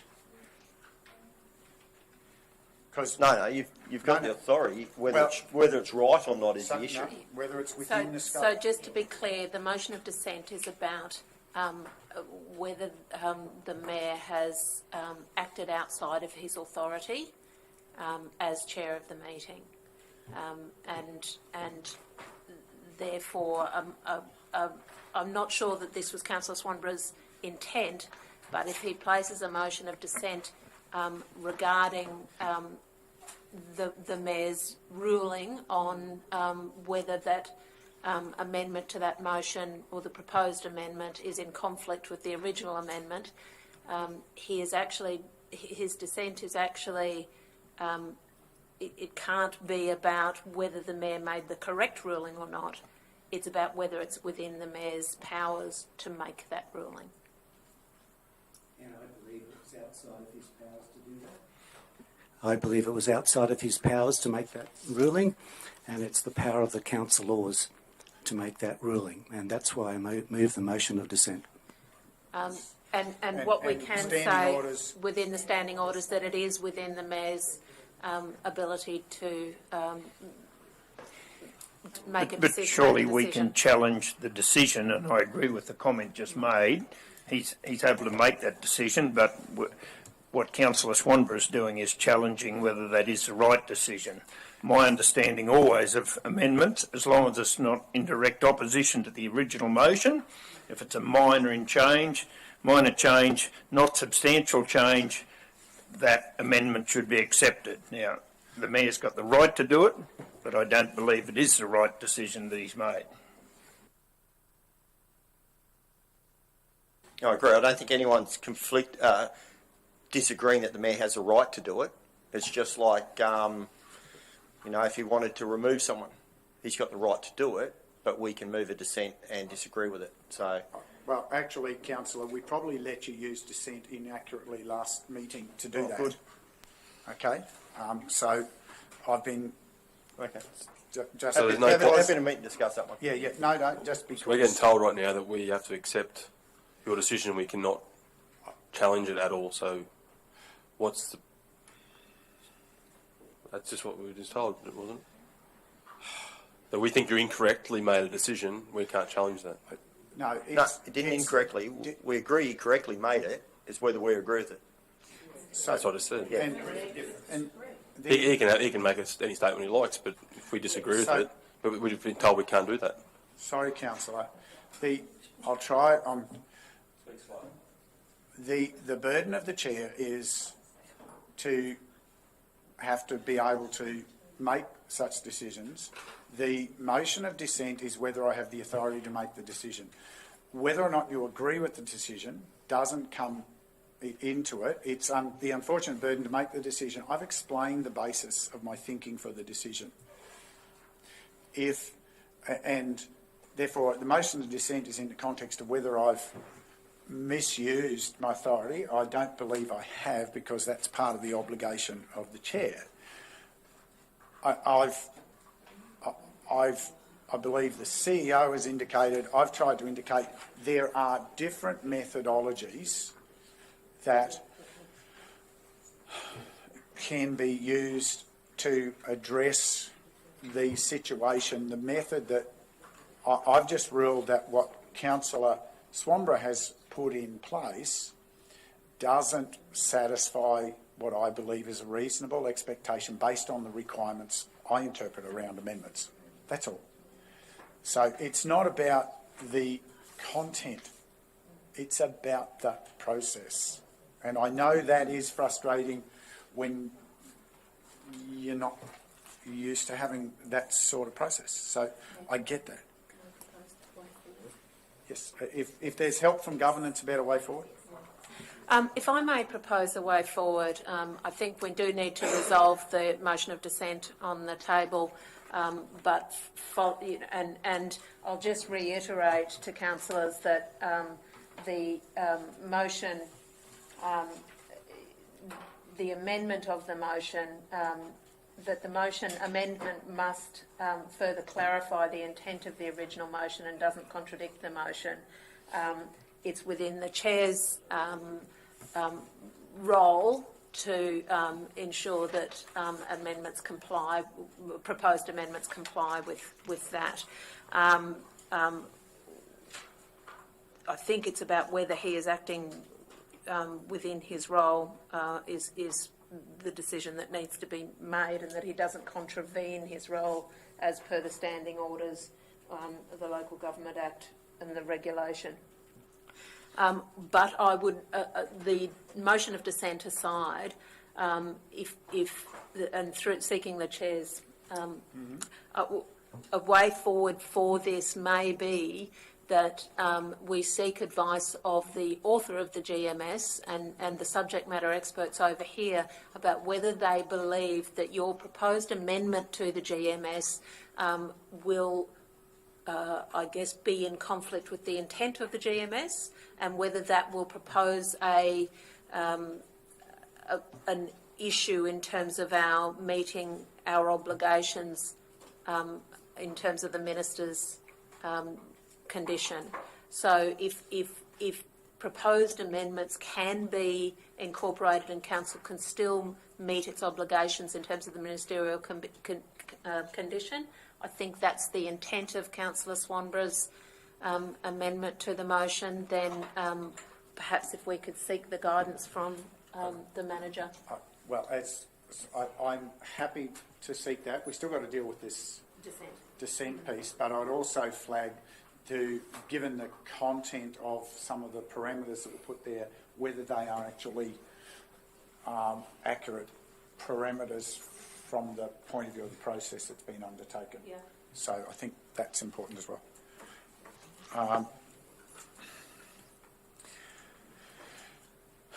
So councillors, I think the clarity, the motion of dissent is about whether or not I have the authority to make that ruling.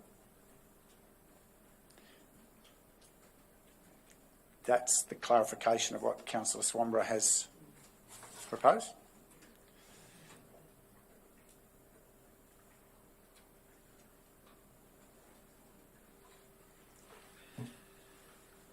Councillor Swanborough. And it was on a point of order, Mr Mayor, which is a significant thing that needs to be put in there.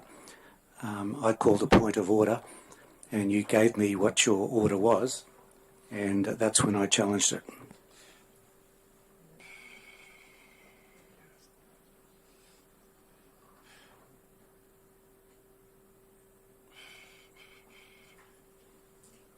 So, Councillor, just to clarify, I had explained my ruling. Yes. So it should read, the motion of dissent occurred On a point of order,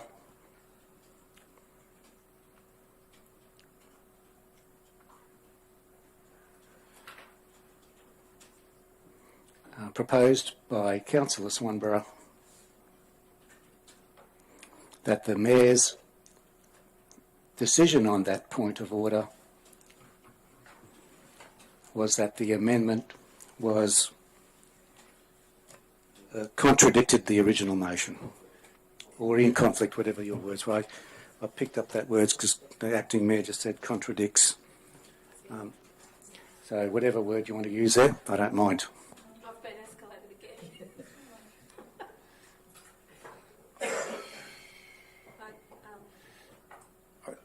But, Councillor, for clarity, the motion of dissent is to whether I have the authority to make. Can't be about the content of it. It's about whether I have the authority to make that ruling. We're looking at 20.7 in section 3. A councillor may move a motion of dissent in relation to a ruling of the chairperson on a point of order. Yes. So it's not talking about whether it's authority, it's about the ruling. Sorry.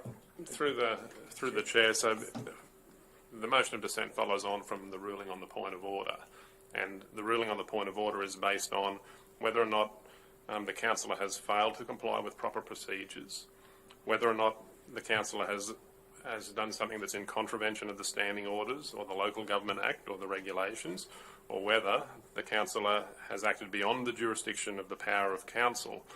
So that was raised as a point of order. The Mayor ruled on that, and now there's a collective decision by the councillors on the motion of dissent as to whether or not the ruling was correct when you have consideration of 20.6 of the standing orders. And I'm just merely reading out what the standing orders say, and I'm leaving it up to the councillors to interpret that, how they want to interpret that. Yeah, exactly. And the standing orders say that an amendment can be proposed at any time, as long as it's not in contravention of the standing orders. Now, that ruling of whether it's in contravention is a subjective one, which the Mayor has made, has now been challenged. And now it's up to the councillors to decide whether they think that's correct or not.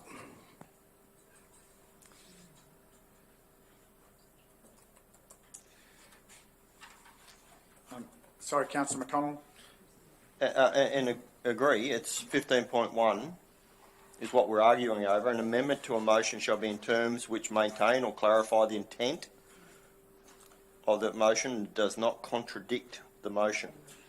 So it does clarify the intent. Well, it changes the intent, Councillor. It changes the intent. It clarifies. No, it changes the intent. That's my ruling.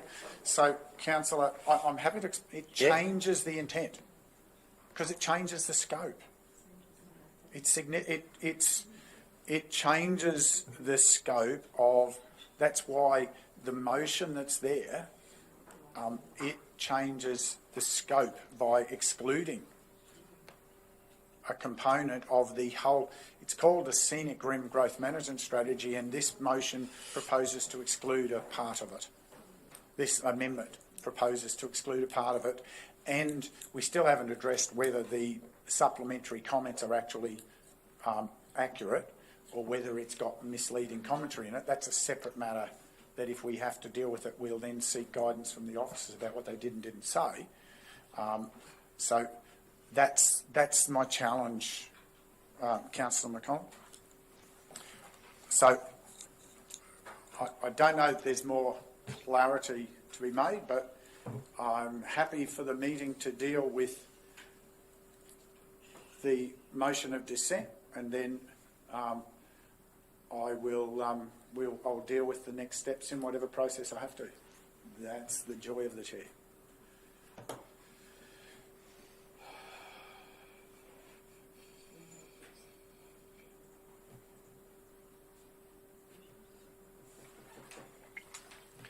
The intent of the original motion is to endorse the growth management strategy. For the whole of the region. For the whole of the region. So adopt or endorse? adopt the growth management strategy. And I'm just struggling to understand why a change within the document is contradicting the motion. So it's not a motion to not adopt it, which would be in contradiction. It's just a change within the growth management strategy, or a document, we'll call it, which we've done before. So I can't understand how it's a contradiction. Well, Councillor, I've explained it.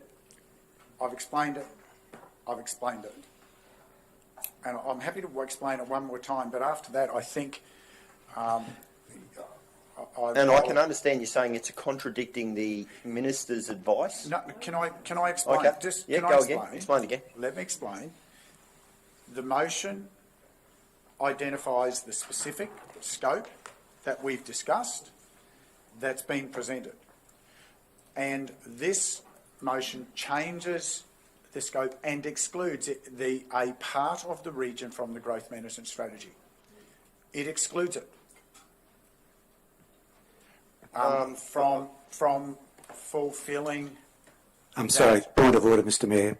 What you're saying is not correct. You can't call a point of order if you disagree with him. No, what he said is not Doesn't correct. matter, you can't call it. So, Councillor, please, what you have said in your amendment, as I have read your amendment, is to exclude the components that talk about Tamborine Mountain carrying part of the growth load. Infield development. That's the only part that's there to carry the growth load that's described in this plan. The strategic planner indicated 6 other areas where Tamborine Mountain, where the submitters things. She talked about the environment study, talked about infrastructure, talked about a number of things. So we're only talking about one of those 6 things, which is the infill development. Councillor, we're talking about the new lot formation component, which is the nub of what the growth management strategy is about. I think you can dress it up whatever way, but fundamentally that is the core of what the growth management strategy is about. The rest is incidental. And that's the core. So it is quite a substantive piece of what the intent of the growth management strategy is. That's what's informing why I'm interpreting the way I am.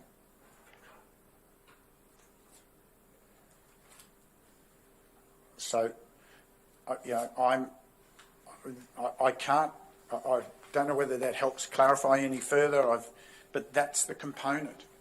That is the core of what we've been discussing about dwelling availability, because we know that infrastructure planning is a separate step that comes later.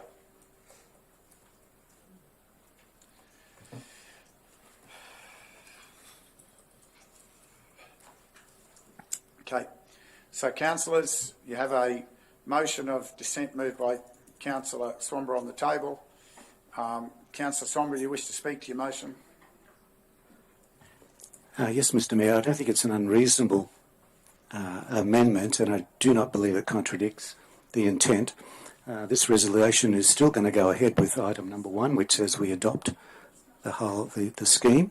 It just makes one minor amendment to that.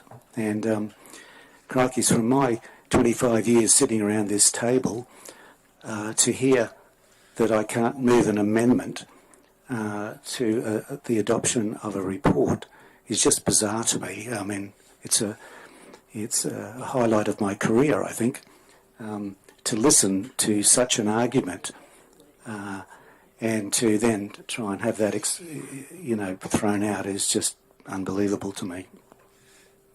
Anyone speak against? I will. Sorry, Mayor, point of clarification. I think we have to understand here what we're actually voting on. Yeah, that'd be good. Yeah, Thank you. I haven't moved it, by the way. Yeah. And I'm addressing everybody here. Is it for mine? And I said it a quarter of an hour ago, probably, that it's the mayor has the right to make that. I don't think there's a dissent with that. No one's challenging his right to do it. What I don't believe he's right in doing is making the decision he has on it. Yeah, I think it's only a minor change. I don't think it's a major change to where the original motion was. So for mine, I'm voting on whether he actually has made the right decision. Now, there's contrary views around here, and we want to make sure that we're voting on the same thing. Find out what we actually are voting on. The dissent is, and I think Councillor Swanborough should actually clarify what the dissent is on whether the Mayor can make the decision or whether you're challenging the decision he has made. I think it's correct. It's put on the board there. A motion of dissent occurred on a point of order proposed by Councillor Swanborough that the Mayor's decision on that point of order was that the amendment was in conflict with the original motion.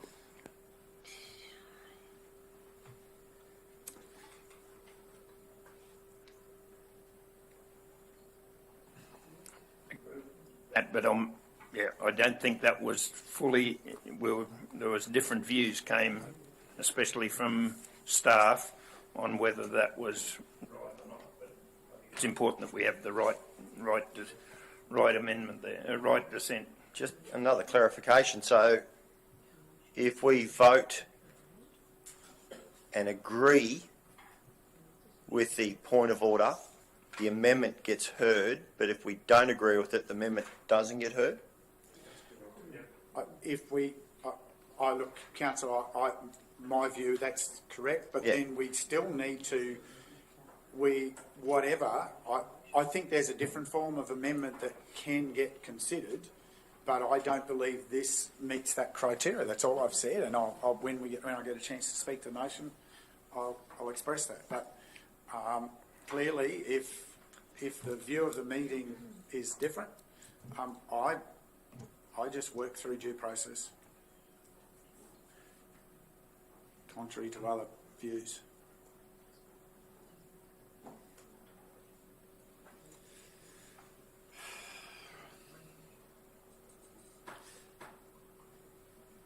So, Councillor Swanborough's spoken to what he's proposing. I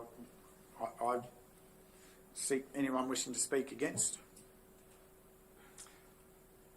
I will speak against the motion of dissent simply because I've explained previously this is not about stopping the capacity for amending to provide clarification. This is about getting an appropriate form of amendment, and I have the view that this isn't an appropriate form of amendment, and I believe very strongly that it's even more so that there are some elements of what's being proposed there that don't stand the test of fact, and therefore aren't in keeping with good order for considering what is the original motion on the table. They create a point of confusion and conflict for that proper understanding. Anyone else wishing to speak for the motion? Yeah. Councillor McConnell? Yeah, I'll speak for the motion. I think from what I've heard that Councillor Swanborough has a right, and I agree that he should be able to move the motion here, and I don't think it contradicts it. So I'll be supporting this motion of dissent, and we'll go from there after.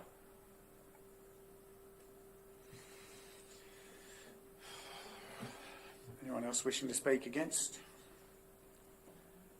Anyone seeking leave to speak additionally? Councillor Swanborough, you wish to close? No, Mayor. Those in favour? Those against? The motion's carried. Division called by the Mayor. Those in favour, Division 1, 2, 5 and 6.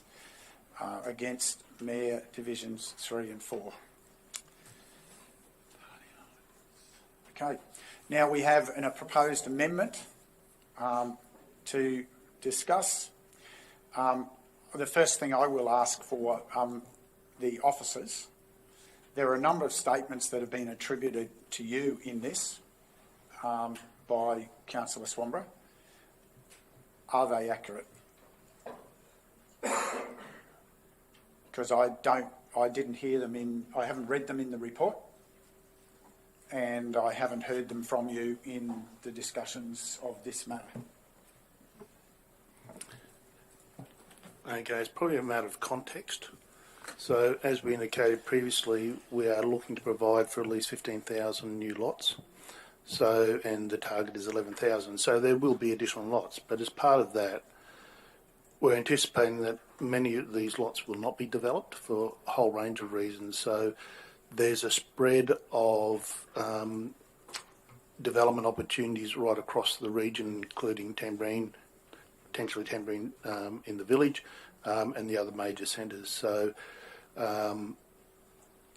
it's very much a matter of context on that.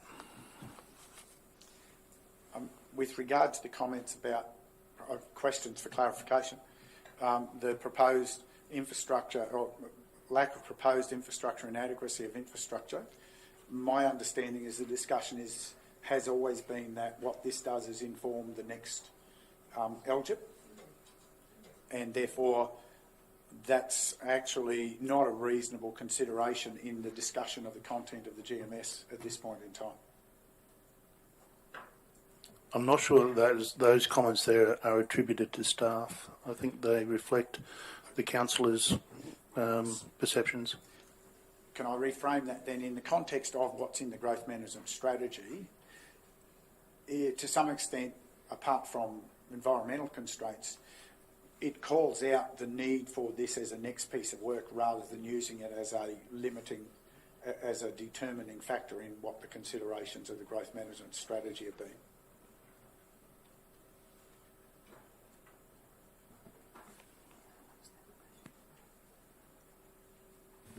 Yeah, so I'm not sure fully understand the question. Okay, so in the determination of the growth management strategy, was a key factor the existing known plans for future infrastructure provision by both state and council, or was it called out as there will need to be work in the future LGIP, etc.? So the strategy is identifying the ability or the opportunities for development, residential and employment growth. The strategy identifies that there is the need for future work to be done on infrastructure. Some of that is within the LGIP, but some of it is without or outside the LGIP area. Specifically for Tamborine Mountain, there was, there's no specific recommendations made in relation to infrastructure one way or the other. Councillor McConnell. Just in relation to exclude the infill development provisions, can you just explain how many houses or dwellings we're actually talking about there? Potentially 132. Thank you. And just as a follow-up, the infill provisions that we're proposing, or that are proposed in the growth management strategy, our long-term asset management LGIP will cater for those as it goes. So we'll be providing more infrastructure to Tamborine Mountain to allow for those 132? The LGIP doesn't apply to Tamborine Mountain. It's limited to the main areas such as Beaudesert, Kelbar and Boona, Glen Eagle area. It doesn't extend to Tamborine Mountain. Thank you. So it'll be up to council here to provide the infrastructure to be able to support those 132 houses. That's correct, and the same as it does for any areas outside of the LGIP. Thank you. Further questions for clarification? councillors? Yeah, I think I just want just clarification, Mark, because without going back, in the Canungra section, there is mention of infrastructure, but it's obviously not council infrastructure in the road sense. Can you just Councillor, explain that to me, please? Councillor, I'd suggest you wait till you're back at the original motion if you're seeking additional clarity, perhaps not in the context of this amendment. That'll only add further confusion. We have enough of that. Mayor, if I could, in relation to the amendment, if we could just be slightly more specific. The motion refers to one strategic outcome, and if we could actually mention it specifically, that would make any future change much easier for us. So it refers to growth strategy number 2 on page 114 of the document. So that is the strategy or the growth strategy that specifically relates to infill development. You say 142 of the document? 114. Which is 327? Which is page 327 of the agenda?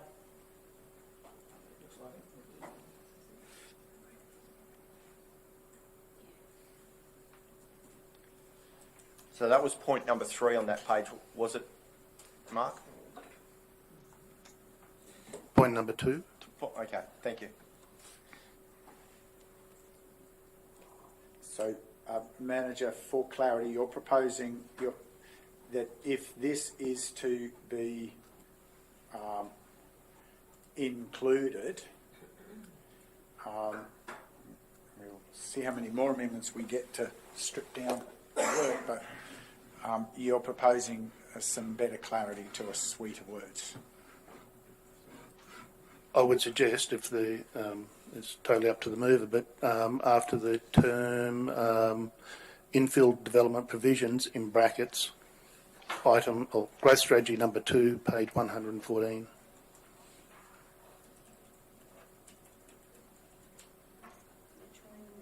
Number 2, page 114 of the original document.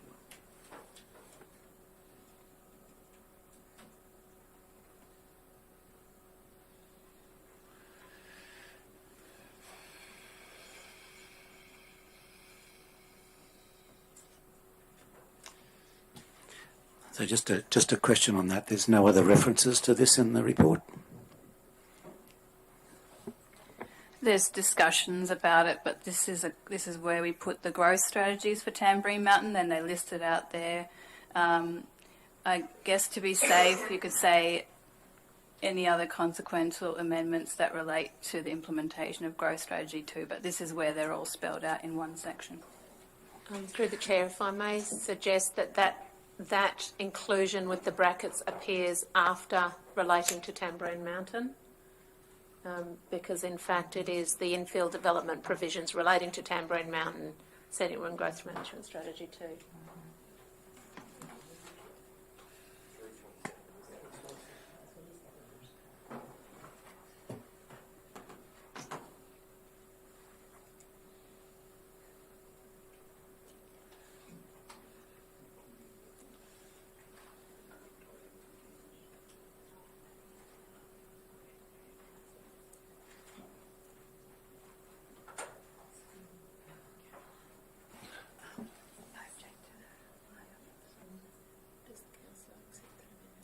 I don't know.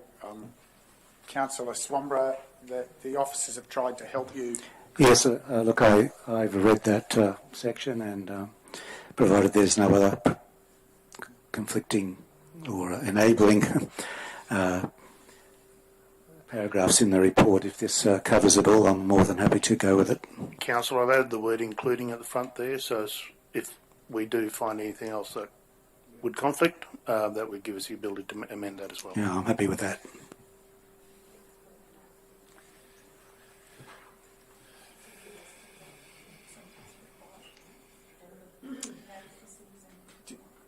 Can I just clarify the statement? Did officers today actually clarify that infill development wasn't required?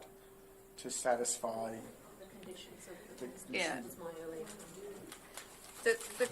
The consultation led to a lot of submissions asking there's no need to supply those 132 lots on Tamborine Mountain because we have enough land supply elsewhere. That's not contested in the GMS. It's true. We can do without those 132 lots, and we would probably still achieve our dwelling supply targets, no problem. But we've gone through a process to see the capacity of Tamborine Mountain for growth, and we've decided that through a long exercise that 1 hectare lots could support growth in a reasonable way without any impacts on infrastructure and amenity. So it is true you don't need the 132 lots to contribute to those land supply, those dwelling supply benchmarks of the shaping SEQ, but we also recommended this because the 132 lots that could occur would have been dispersed across the mountain and therefore not have any impacts that would have been needing to require infrastructure upgrades. So we considered that the infrastructure now could support those 132 additional lots through that strategy. That's quite in conflict to the statements that I read in this amendment as being a misrepresentation of what was said, that's all. But clearly. Councillor Enright? Mayor, can I ask Councillor Swanborough whether he would consider removing the sentences commencing with based on lack of proposed infrastructure in view of the additions of the officers' points? Because I don't think they add any value. I can't quite hear you. Do you have to say that again? Would Councillor Swanborough consider deleting the content from Growth Management Strategy on line 3, commencing it based on the lack of proposed infrastructure, and the rest of that paragraph, because it doesn't really provide, yes, thank you, Sharon, it doesn't provide any real relevance to the context now that we've got. It's commentary, yeah, that's correct. Yeah, and it's probably not respectful.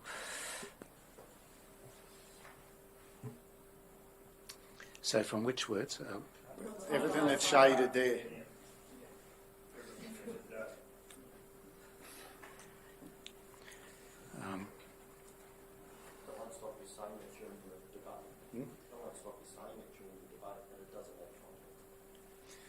It doesn't have the reason? Well, Councillor, it misrepresents, that has been highlighted by the officers, it actually misrepresents a number of facts. You can have it as an opinion, but if you put it in here, it becomes a fact, which is a problem when it's not a fact. So the adequacy of infrastructure. Yeah, look, we have been advised that it was just a subjective view about the infrastructure. I did ask that in confidential briefings. If there were any quantitative or empirical evidence to support a view of the strategic planning department. I'm trying hard to maintain order, but I don't seem to have any hope of getting any respect for standing orders, Councillor. Totally offensive, Councillor. Well, if it's you're in breach. if it's but I give up because you're clearly everybody thinks that's okay, Councillor. You want it to go. Is that the consensus? All right. Well, if it's enough to get it over the line, I'll take it out. It's a black day. I don't know whether it gets it over the line. It just gets it.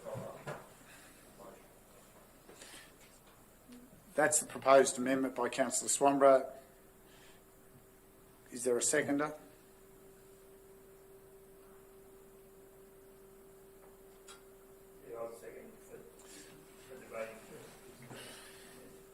Okay, Councillor Swanborough, you wish to speak to your amendment?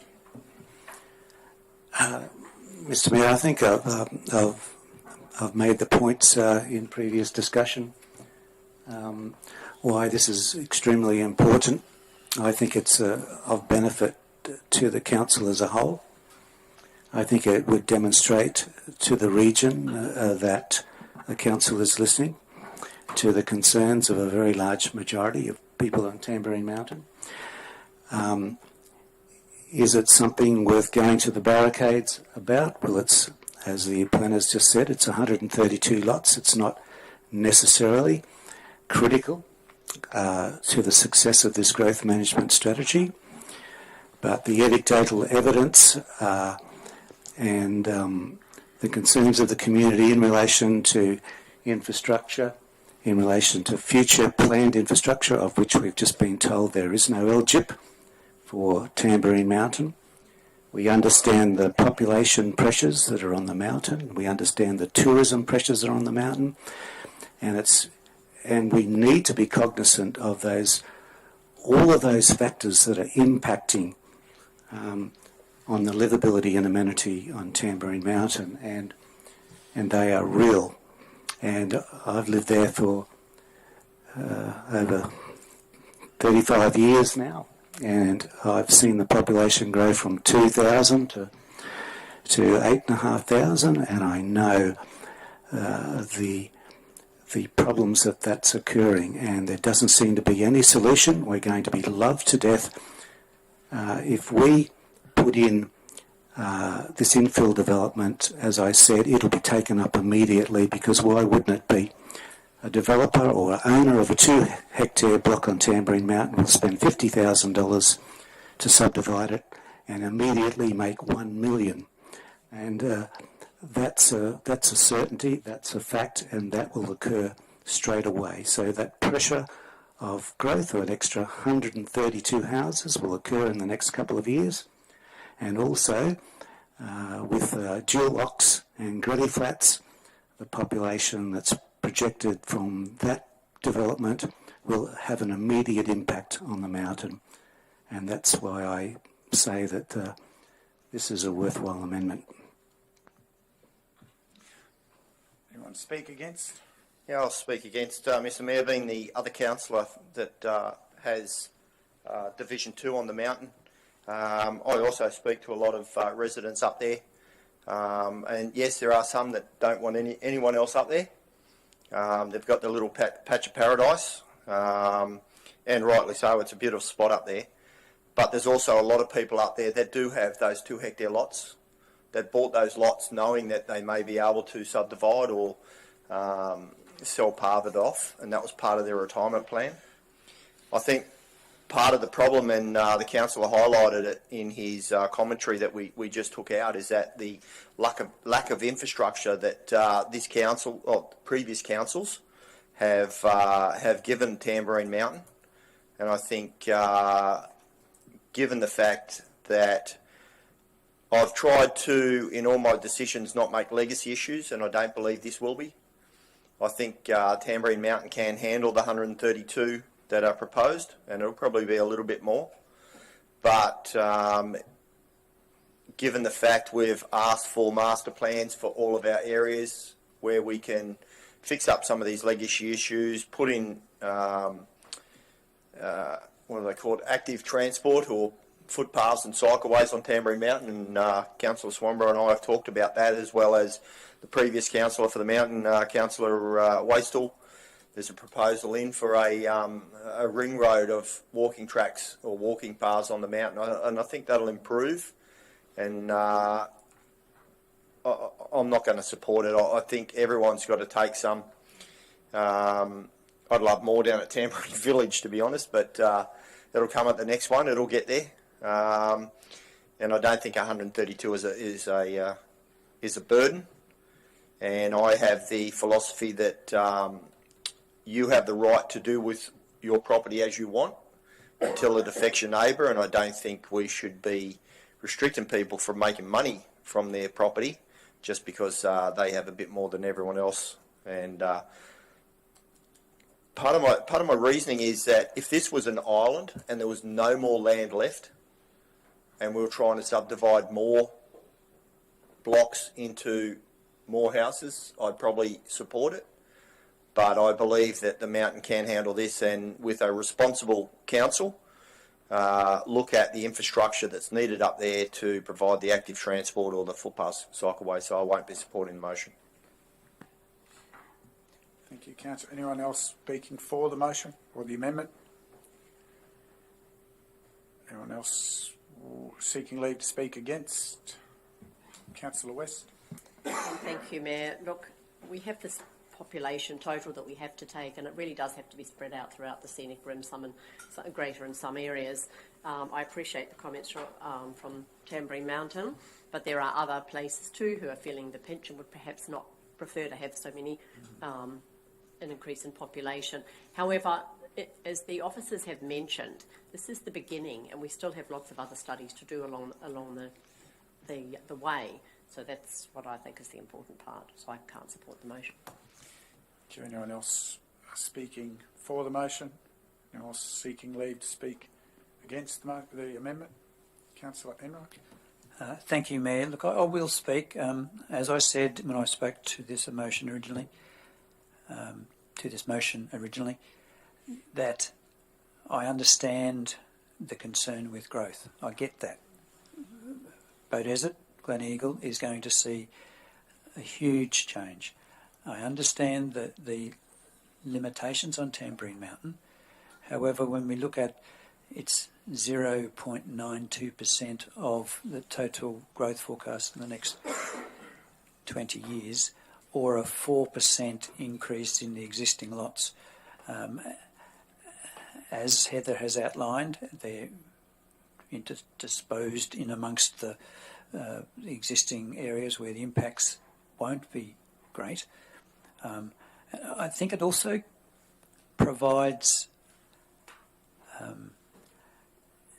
significance of the level of professionals doing an assessment on the situation, and again I'll come back to our planning professionals who have looked at this, considered the whole scheme and assessed this on those limitations that are in those specific areas. I agree with Councillor McConnell and Councillor West that everyone has to take their share, and I don't think a 4% increase of 132 lots when there's already 3,500 lots there is going to have any significant impact. So I can't support this amendment. Anyone else seeking leave to speak? Councillor Swanbury, you wish to close discussion of your amendment? Yes, Mr. Mayor. Mr. Mayor, it would be disappointing and I think short-sighted not to support this recommendation. It would be short-sighted because Tamborine Mountain has a limited area of roughly 28 square kilometres. Beaudesert and Gleneagle combined have an area of 74.8 kilometres, and so on the previous census data, the density on Tamborine Mountain is 298 persons per square kilometre, as opposed to just 126.8 persons per square kilometre in the footprint for Beaudesert and Gleneagle. When there is this growth potential and growth is wanted in these other reasons, fantastic, go for it. Take as much as you want.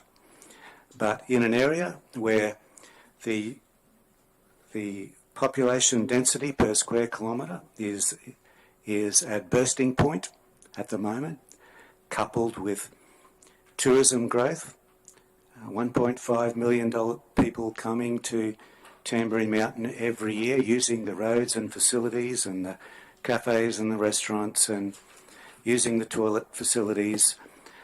The amenity for residents of Tamborine Mountain will clearly reduce if we allow this development. You say it's 132 blocks is not much. We could be looking with dual locks and granny flats putting another 1,000 people on the mountain, and then coupled with that, we could be having another 5,000 tourists coming to the mountain every year in the next few years. Our growth is going to occur immediately. The growth in the other regions will occur over a 20-year period. I have seen population forecasts in Bow Desert and surrounds over the last 25 years sitting around this table, and not one of them has eventuated according to experts and consultants' advice.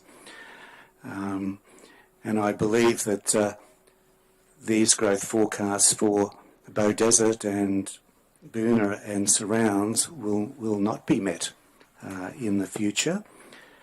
But when it comes to Tamborine Mountain, if we allow this infill development, it will occur in the next 2 to 3 years and have an impact going forward. And so they are two different regions. Our community plan says that we should acknowledge the differences between our communities, and we should protect their livability and amenity and their rural character. And I don't believe this decision of council, if it's opposed, would do that. I think, Councillor, you're out of time. as people have said to me, that this would be a slap in the face to Tamborine Mountain residents if this proposal was to go ahead.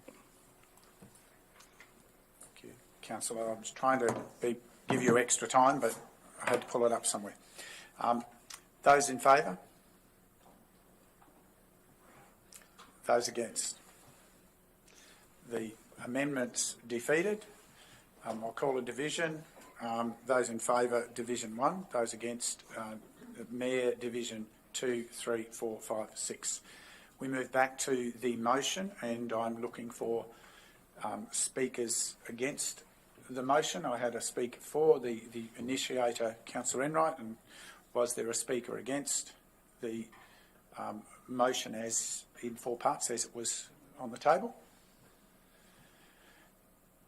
Councillor McConnell? Sorry, well, I'm back. So we were, Councillor Enright, we had moved and seconded. Councillor Enright had spoken for. I was asking for a speaker against. Councillor Swanborough had then moved an amendment. We've dealt with the amendment. We're back dealing with the motion. And is there a speaker against? Otherwise, is there an additional person seeking leave to speak? Do you wish to speak against again, Councillor? Mr. Mayor, I think I've said it over and over again. I think it is parochial and short-sighted, and I believe that this growth management strategy will provide environmental harm. It will affect the amenity and livability of Tamborine Mountain. There is no provision for future growth or in our infrastructure, as there is in other regions. The GMS recognises that, and it's been confirmed today. So overall, Tamborine Mountain is left in a very poor place, I believe, and this decision will have long-term ramifications across the board for the people of Tamborine Mountain. Thank you. Another speaker for the motion? Councillor McConnell?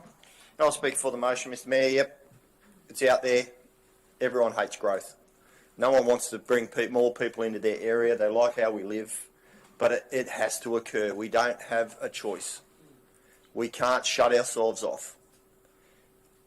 I can understand what Councillor Swanborough is saying with Tamborine Mountain. If you shut it off, you watch the house prices go up. They will skyrocket, which will be an increase in rates. So, you know, I support the professional manner and approach that our planning team have taken to this. Obviously, winning the award, the 2002 award for planning excellence, it was recognised. So they've done a fantastic job. Not everyone's going to be happy, but that's you know, the way it's going to happen. As Council Enright has said, our area. So the Bow Desert and Glen Eagle, Verisdale Scrub area is going to take the majority of this growth at 62.9%. So that's where the majority are going to go. And as soon as we can get state to start working on Bromilton, it will take off. And then this council will be under pressure to make sure that we keep the infrastructure going. So I'm going to support the growth management strategy and ensure that future decisions I make go towards making sure that this strategy is a success. Thank you. Okay, Councillor, anyone else wishing to speak against? Anyone else seeking leave to speak additionally? Councillor West? Thank you, Mayor. Look, I see this as being a line in the sand where we start to work from it, and I'm heartened by the fact that it's going to be constantly monitored as we move forward, and agree with my fellow councillors who have spoken. People don't really want growth in their particular area, but it is happening and we have to deal with it. So I'm happy to support the motion. Thank you, Councillor. Anyone else seeking leave to speak additionally? Before I hand back to Councillor, I will. I think this is an exciting milestone for the region. I think that a lot of the comments that we read and we observe about the challenges about the adequacy of infrastructure of various forms have a whole heap of foundations to them over an exceptionally long time. What this document does is provide us a cornerstone for conversations for the future. We won't possibly fix everything that we would like to fix in the next 1 year, 5 years, 10 years, but we at least now have an understanding of where those challenges are going to place most pressure, and we can get on with the work around things like we've already been doing, thinking about sporting infrastructure strategies, thinking about how do we do active opportunities for movement with pathways, walking and so forth, which we've done some initiatives on this year. What this really calls out is the foundation of thinking to focus on getting growth in the right place, manage it the right way, and also bring employment growth so that we don't continue down the dangerous path of being a dormitory for road traffic heading north or east, which isn't a sustainable way forward. That infrastructure won't make that work. I commend this. I commend the work of the officers, and I commend the development of this through an excellent process. Anyone else seeking leave to speak? Councillor Knight, wish to close? No, thanks, Mayor. I think everything's been said. Those in favour? Those against? The motion's carried. Division called. Mayor, Division 2, 3, 4, 5, 6 in favour. Against Division 1. Councillors, we have a fair bit still to do today.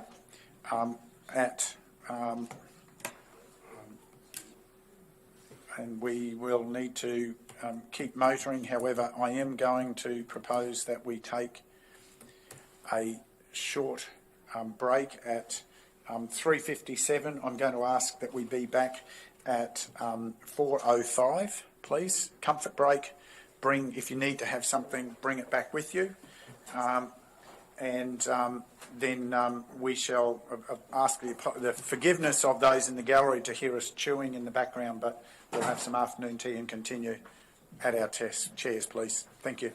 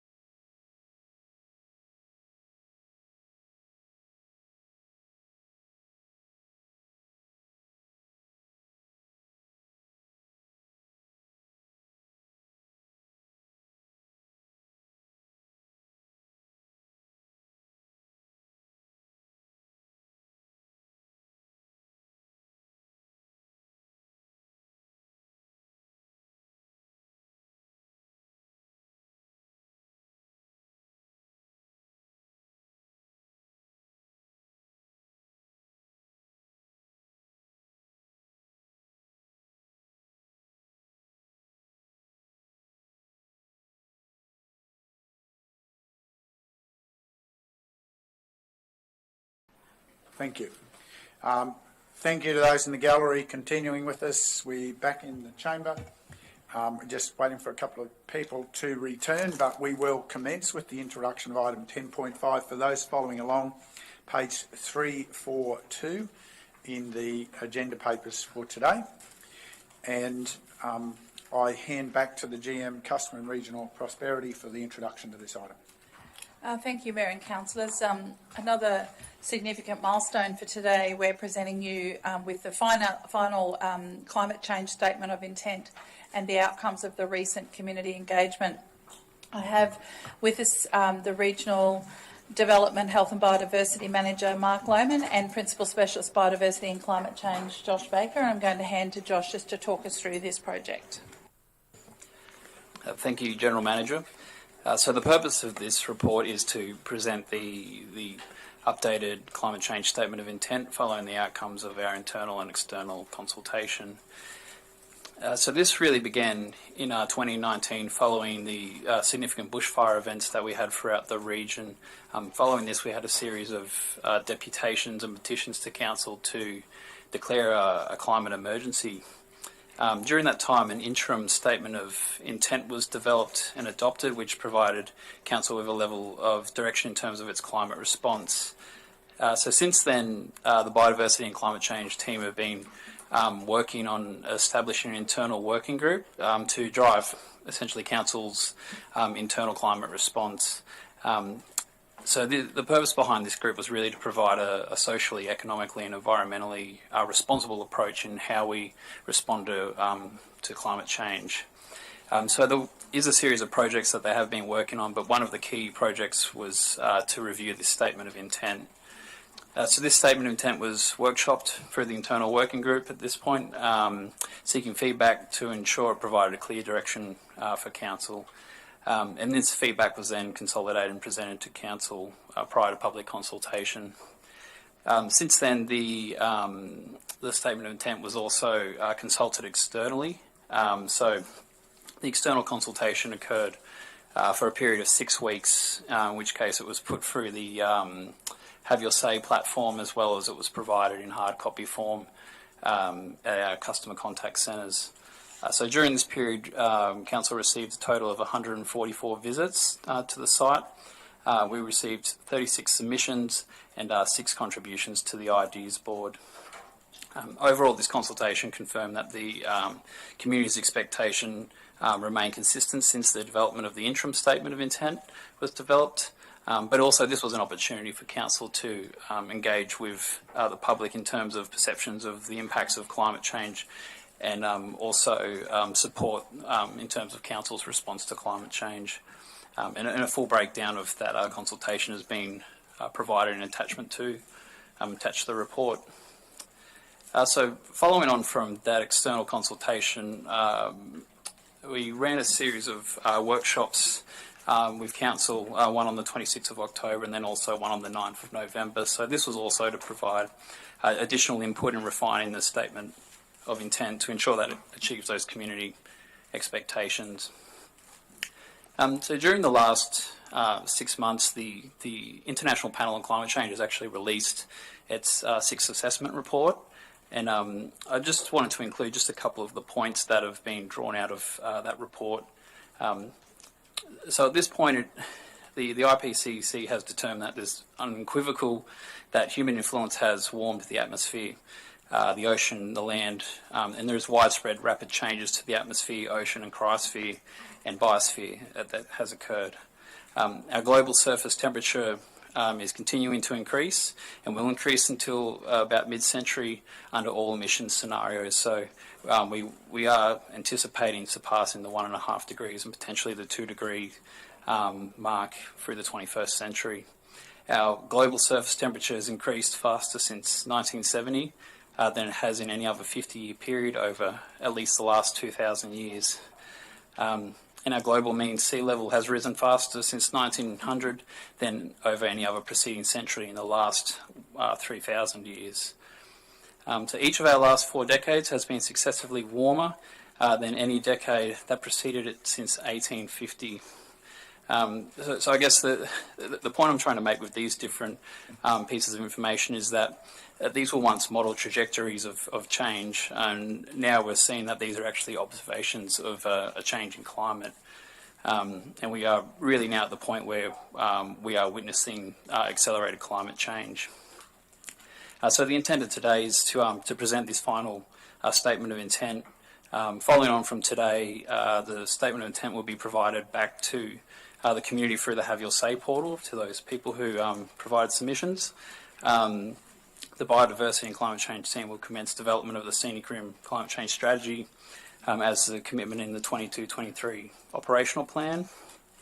And it's important to note that the existing portal that was created through the initial consultation will continue, and we'll use that as an avenue to seek consultation through the development of the strategy.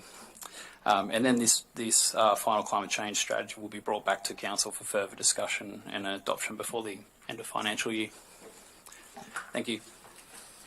Thank you for that introduction. Councillors, any questions to the report for the officer?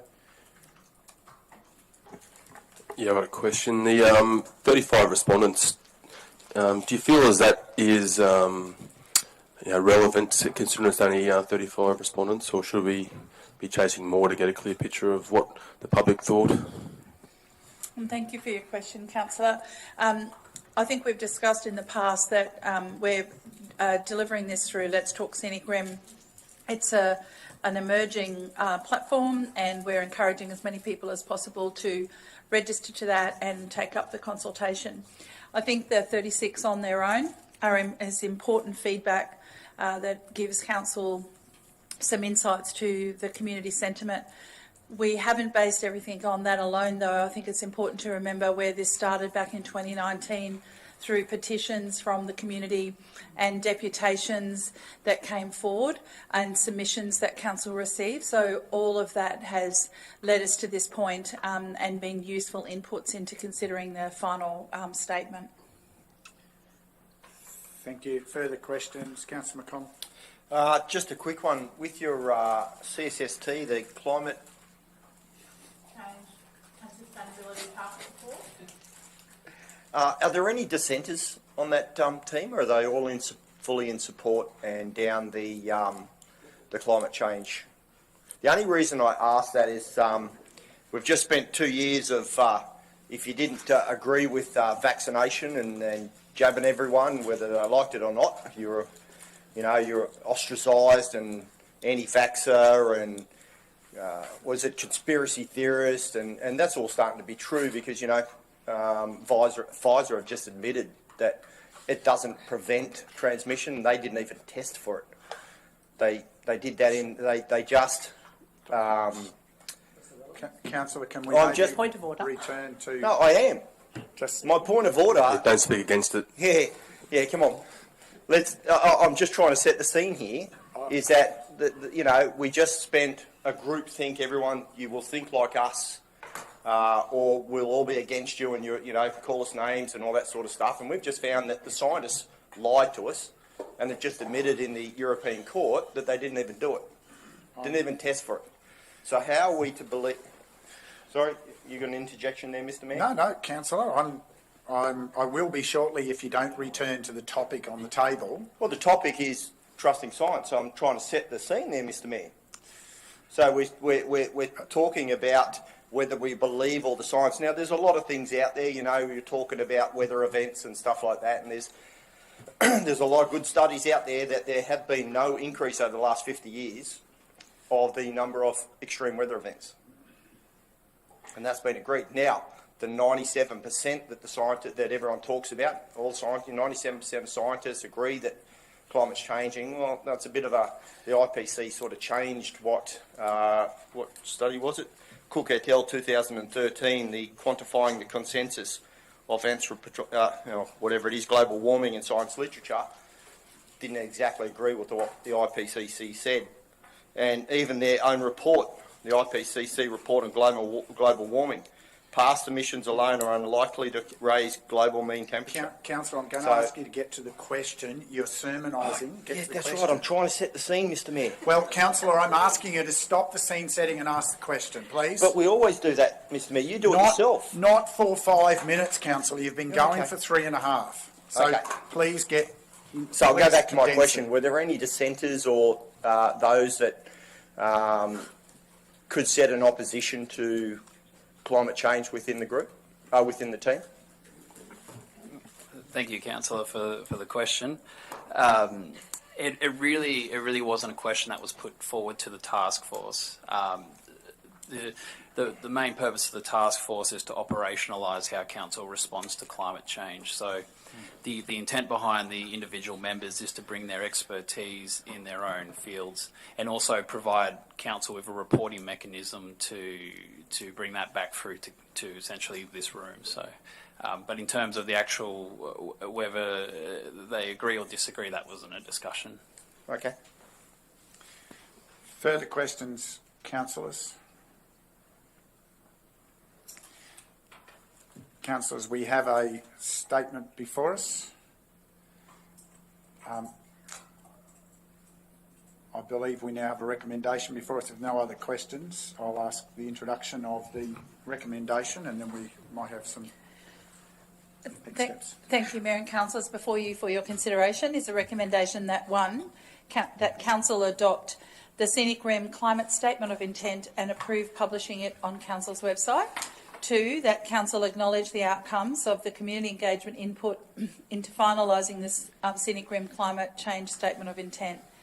And 3, that Council note the key themes contained within the Scenic Rim Climate Change Statement of Intent align with community expectations and provide a level of guidance in developing the Council's future strategies, projects and programs to ensure they achieve the community and region's needs. 3, that Council note the intent to commence preparation of the Scenic Rim Climate Change Strategy and Implementation Plan, which is an action within the 2022-2023 operational plan. And 4, that Council delegate authority to the Chief Executive Officer to make minor grammatical and formatting changes to the Scenic Rim Climate Change Statement of Intent if required, and prior to publishing on Council's website for public access, noting any such changes will be advised to councillors prior to publishing.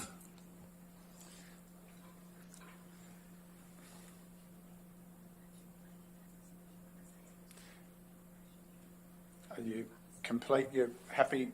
Sorry, GM, nothing further to add? Thank you. Seeker mover. Thank Councillor Enright. Any further discussion, councillors? Questions, Councillor McGuinness? I thought we'd had questions. Any further questions first, then discussion? Yeah, I will have a question. I thought I'd missed the boat on that. I just wonder, to the GM, what sort of money would you think we've spent on this and the time involved in coming up with this this plan? I asked that question in that I'm approached by different people who's flat out getting along the road. The council can't genuinely get there and fix their place up. They would much. They've stated to me, well and truly, why do we spend our time on some of these things? And I, rather than sort of doing what we're supposed to be doing in their humble opinion, but it's a view out there that's increasingly shared with the weather we've unfortunately had, and whether that's because of climate change or whatever, I don't know. But I do finish in congratulating Josh for the work that he's done on this. I think he's and he has got his feet on the ground and made a pretty good effort to it. Whether it adds value to our council is another question. Thank you for your question, Councillor. I'm just trying to unpack the questions in there. Well, you should have waited for last. Firstly, councillors will recall a number of budget deliberations ago, it was likely 2019-2020, officers put a new initiative forward for consideration by council for this particular project of 20,000, if my memory serves me correctly, which was not supported by council at that time, so didn't go ahead. The officers then committed to progressing this agenda based on the community sentiment and the petitions and the submissions that we received urging Council to consider this a very important agenda. And so the reason it's probably taken longer to get to this point is that we have then developed and delivered this within Council's resources of staff. Utilising the portal Let's Talk Scenic Rim has also enabled us to do the consultation more broadly than holding meetings, and at the time was difficult to do that because of the COVID restrictions. So at this point in time, it has been officer time plus some time to develop the carbon audit, and that's a future briefing that will come forward to Council. So to develop the climate statement has been done within Council's current resources, and it has taken us considerably longer than perhaps we first envisaged way back in 2019-20 when we were responding to the community requesting us to address this. Had we had some funding then, we may have been able to do this sooner, but at this point in time it's only been officer time within their available resources in amongst their other projects and programs. Thank you. Any further questions before we move to just discussion? Okay, I open just for some discussion of where we're at, and I guess Councillor McConnell's already had some discussion perhaps, but I think where we've landed, councillors, in terms of the content of what's in the themes that are referenced in here is to be commended, the work of councillors in trying to come to a place that we can have comfort and confidence with, to recognise scientific evidence as a foundation so that there's a solid foundation for what we do, and to have a range of strategies or themes there that highlight that this is not an end, this is not an outcome, this is a foundation for a long-term set of conversations.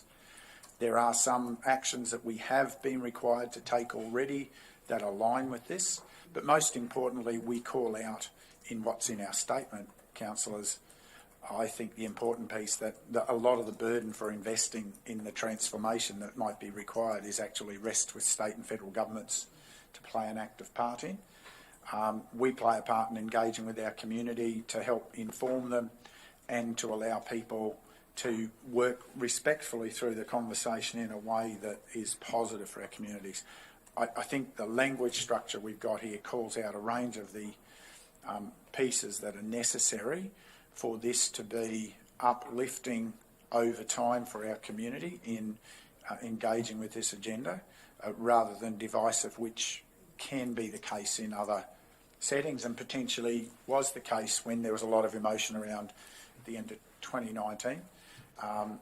Emergency declarations never are really helpful. Having a constructive way of calling out the elements that we want to work on and working through them in a sensible way over time is a productive way, and I think the officers are to be commended for the passion that they've brought to this, the research they've brought to it, and also then for councillors who are involved in the discussions to finalise this version, I think is a really encouraging piece, and there's a long road ahead.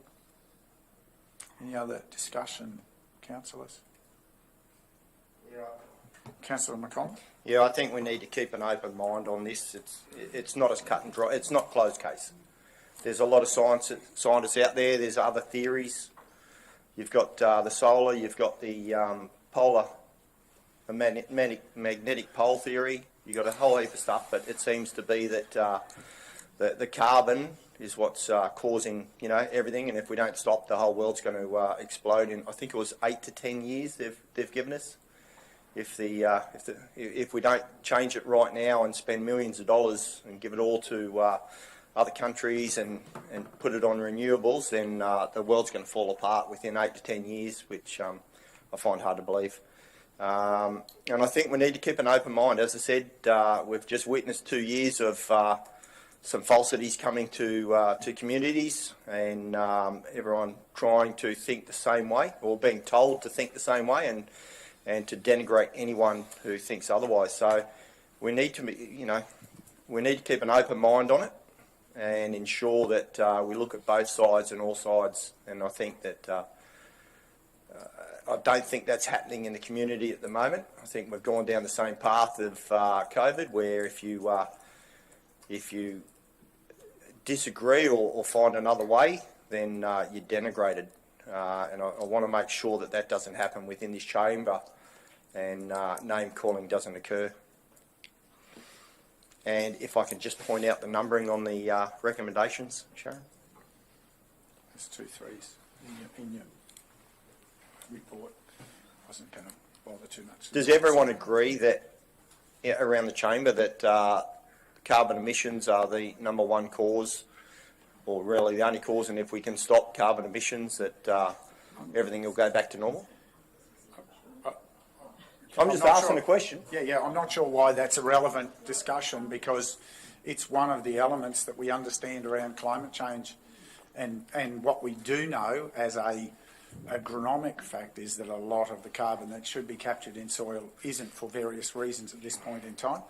And there is an opportunity for our region, which is the home of a lot of great environmental precincts from east to west, and the home of some really spectacular agricultural land. There are a lot of farmers who are very keen to look at how they ensure their long-term sustainable future from a farming sustainability point of view, not because of a discussion about what might be some international agenda. They're looking at the evidence of what that we know carbon back in soil gives them more productive farming land.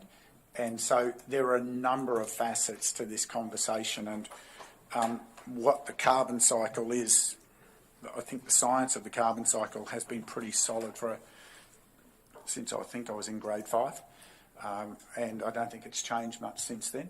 So that's a fairly solid piece of foundation to the conversation. So there will always be a range of opinions. I just hold the simple view that what we're saying here is we should be ensuring we're acting responsibly with our communities for the future. So I don't know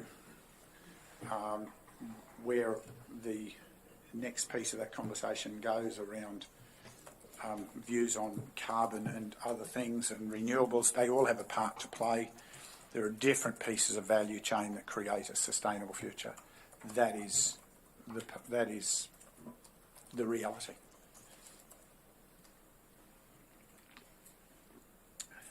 Any other discussion, councillors? If not, we have a mover. Seek a seconder. Councillor West, thank you. Councillor Enright, you wish to speak? Thank you, Mayor. I agree with the General Manager that this is another important milestone that we are achieving today, and recognise the efforts of Josh and his team to bring this together from those very turbulent times of 3 years ago. For those who were in the chamber, it was a very difficult time in our community, particularly those who were impacted by bushfires. And this has been a progressive step, and I believe a very sensible statement with input from right across a wide spectrum, including ourselves around this table.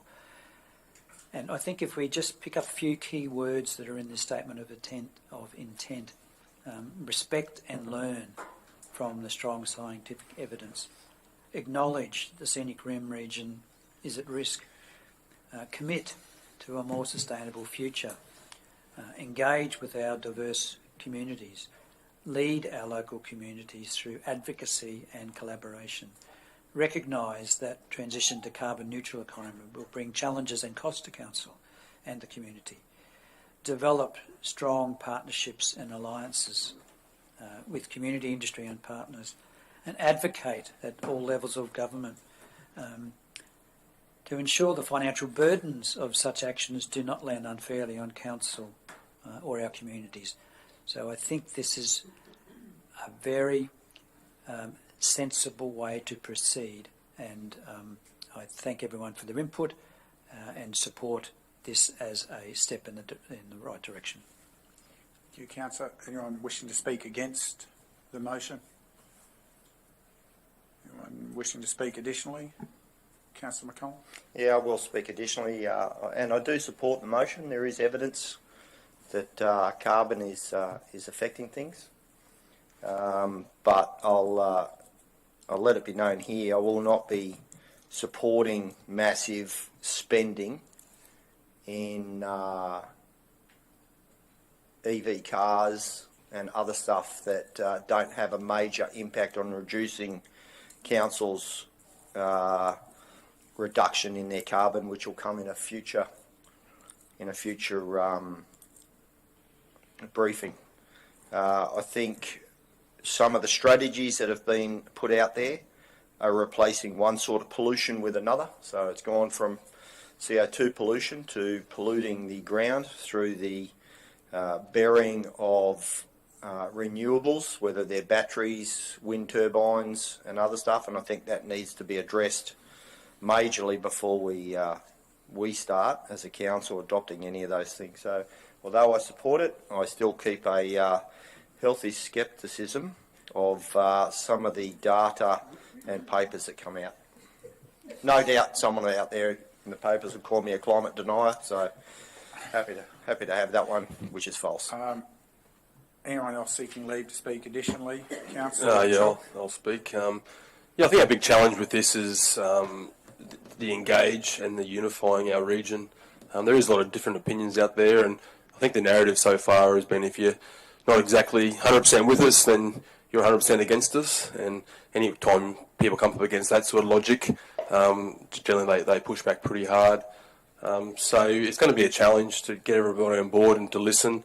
Like I mentioned about the survey, I think we need to look at that and make sure we get some relevance in that thing, and also in this room to make sure that the elected officials, because we do talk about decision making in here, and decision making needs to be very clear in this chamber of what we're doing, how much it's going to cost, and what benefits we're going to gain. So look, I always was going to support this. I did question things along the way and got pushed back against, but I never intended actually to vote against it. So it was an interesting experience, and we got here, so I will support it today. So thank you. Anyone else seeking leave to speak? Councillor Swanborough? Thank you, Mr Mayor. Yeah, look, Mr Mayor, I'll be supporting this resolution as well. My residents would want me to do that, and I certainly am here to do what I believe the majority would want me to do. There are some extreme views for and against out there. Having the benefit of being in New Zealand for the last 3 weeks, I was a bit surprised when I saw on the news that climate change activists were advocating that we should not have children because they were contributing to climate change, and somehow I don't know how, but and also, and the big issue. Caution, Councillor Chaw. And the big issue over there is, of course, the methane tax, and estimated to reduce the primary production of cattle and sheep in New Zealand by 20% across the board, which is quite extraordinary. And the papers are full of it over there. But look, you know, I believe that a balanced approach is necessary, and I think we've got a balanced approach here, and we're all pretty informed about the issues, and I don't think there'll be any extremist views being followed from this council.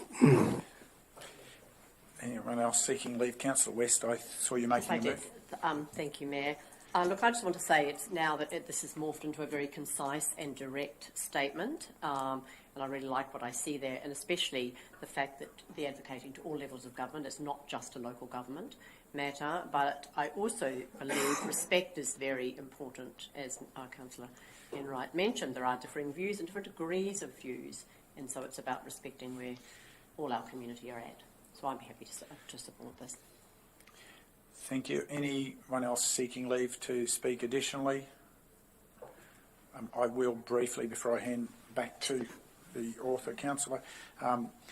I'm supportive of this. Obviously, was heavily involved in the original conversation 2019-20, but also have had a lot of conversation since that time, not just with those who might be at the extreme of either end, but a lot of those who are already taking actions in their own way about, through Resilient Rivers engagement with us, replanting, reforesting from the impacts of the storm patterns and some of the land use and the learnings of rehabilitating and stabilising, keeping land where it should be. I have great conversation with a number of farmers who are looking at how they can improve the resilience of their farmland to flood and drought, and deal with the to reduce their reliance on artificial fertilisers, to improve the quality of what they do. Many of them are thought leaders in that space already. I think the positioning for us, to what I heard from Councillor Chott, positioning for us is to have a conversation that is dynamic and is able to allow for the expression of a heap of views, but provide information about what the benefits of certain movements are. I don't think wholesale movement of our fleet in some areas is the right thing, but I do believe there are actions that we can take which are sensible and within our capacity that we should be demonstrating and engaging the community around to move forward. I commend the motion. And back to you, Councillor Enright. Thank you, Mayor. I think everything's been said. Thank you. Those in favour?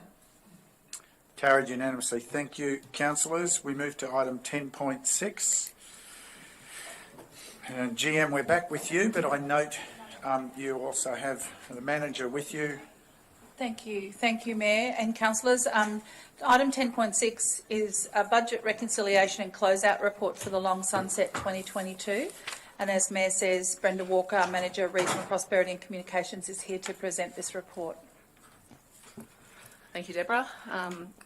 Councillors, executive and all those listening online. Yes, this report provides a summary, as Deborah said, of the revenue expenditure associated with the delivery of the Long Sunset, which, as you know, was a co-presented event delivered by Scenic Council in partnership with Queensland Music Festival, or QMF. The event was successfully delivered on the 20th of April earlier this year to an audience of just over 5,000 people at Aquis Elysian Fields at Boylan via Canungra. The event generated total visitor expenditure of $1.16 million and $4.82 million in business output. It also generated over $860,000 in estimated public relations value and reached an audience of more than 5.2 million people. In terms of the expenditure and revenue associated with the event, the total costs of running the Long Sunset were, just find my page, $924,256. It's a lot of money, but there's a lot to cover in an event of that scale. Fees, salaries for managing producer, event manager, site manager, the headlining artist, the guest artist, the support artists, the welcome to country, the artists who participated in Artisan Alley, the technical managers, the local artist manager, the event staff, the stage manager, the production crew, travel costs, accommodation costs, audio, lighting, AV, staging, wardrobe, catering, logistics, royalties and box office, venue charges, bar expenses and marketing. So as I said, $924,256.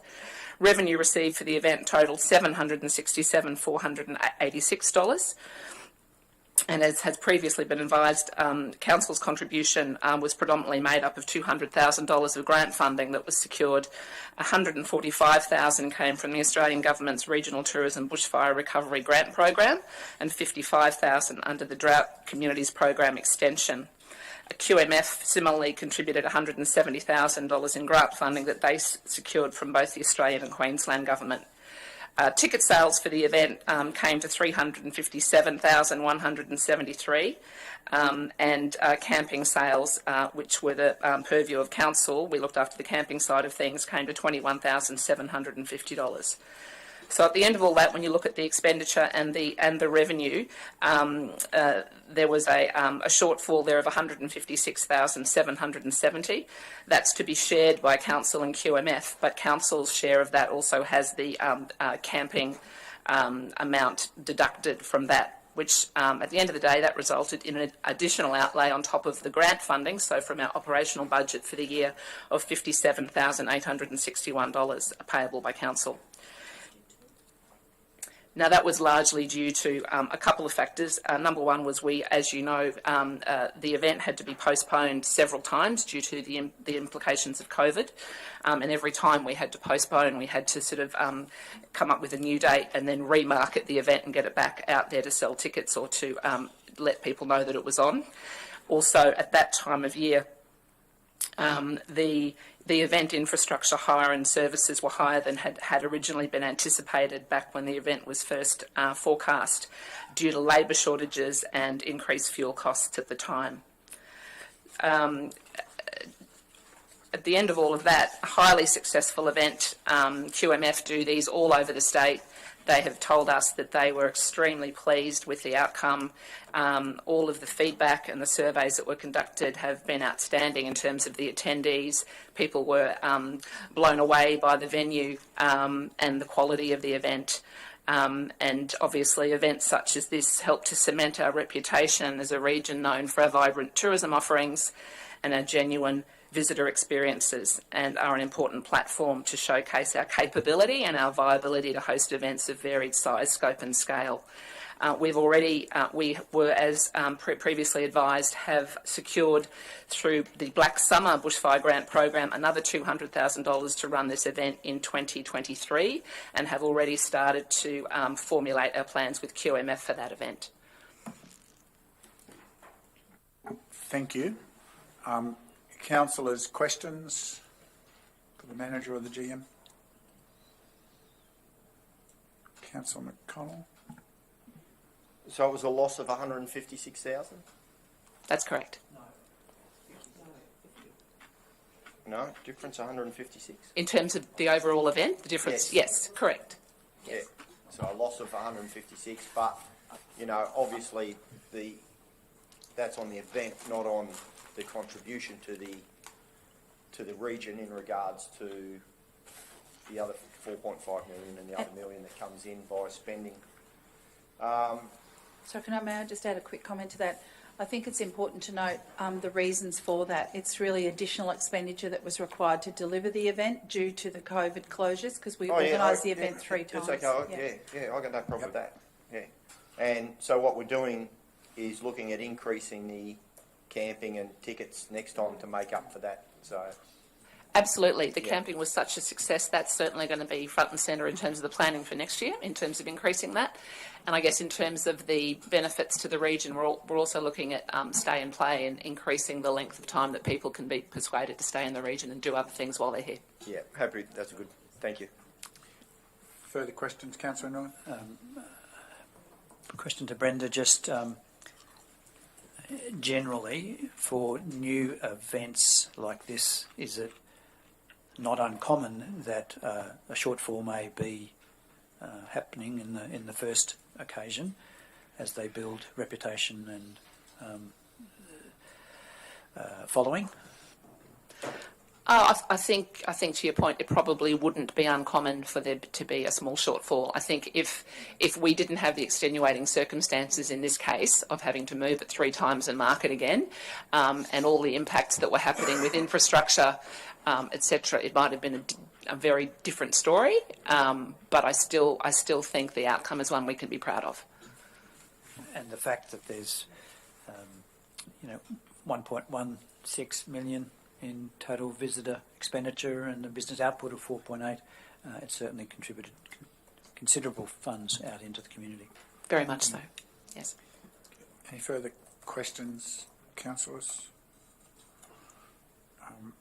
Sorry, Mayor, just $12,000 in gold coin donations to Bedesert Rural Fire is really remarkable. Yeah, it's really good, isn't it? So those benefits flow on through. Yeah. I think things like that, I think Artisan Alley and the opportunity for our local artists to have a forum for their work and to showcase their work and to drive sales through that, I think we'll keep looking at as many opportunities for those sorts of outcomes as we can, certainly. Thank you. No further questions. GM, you introduce the recommendation, please. Thank you, Mayor and Councillors. Before you for your consideration is that one, that Council acknowledge total revenue generated by the Long Sunset Boutique Music and Camping Festival and also the expenditure required to deliver the event. And two, that Council acknowledge the partnership between Council and Queensland Music Festival contributed to the success of the event and extend thanks to the Queensland Music Festival team and the regional events team for their efforts and perseverance in delivering an event so adversely affected by the impacts of COVID. And three, that Council note Council's contribution to the event was funded through the Australian Government's Regional Tourism Bushfire Recovery Grant of $145,000 administered by Austrade and the Drought Communities Program Extension Grant of $55,000 administered through the Department of Industry, Science, Energy and Resources, along with the Department of Infrastructure, Transport, Regional Development and Communications, and express its thanks to our grant funding partners and co-funding partner, Queensland Music Festival, for enabling delivery of this successful event. And for that, Council acknowledge its successful application to the Black Summer Bushfire Recovery Fund administered by the National Recovery and Resilience Agency for $200,000 funding to support the planning and delivery of the Long Sunset 2023.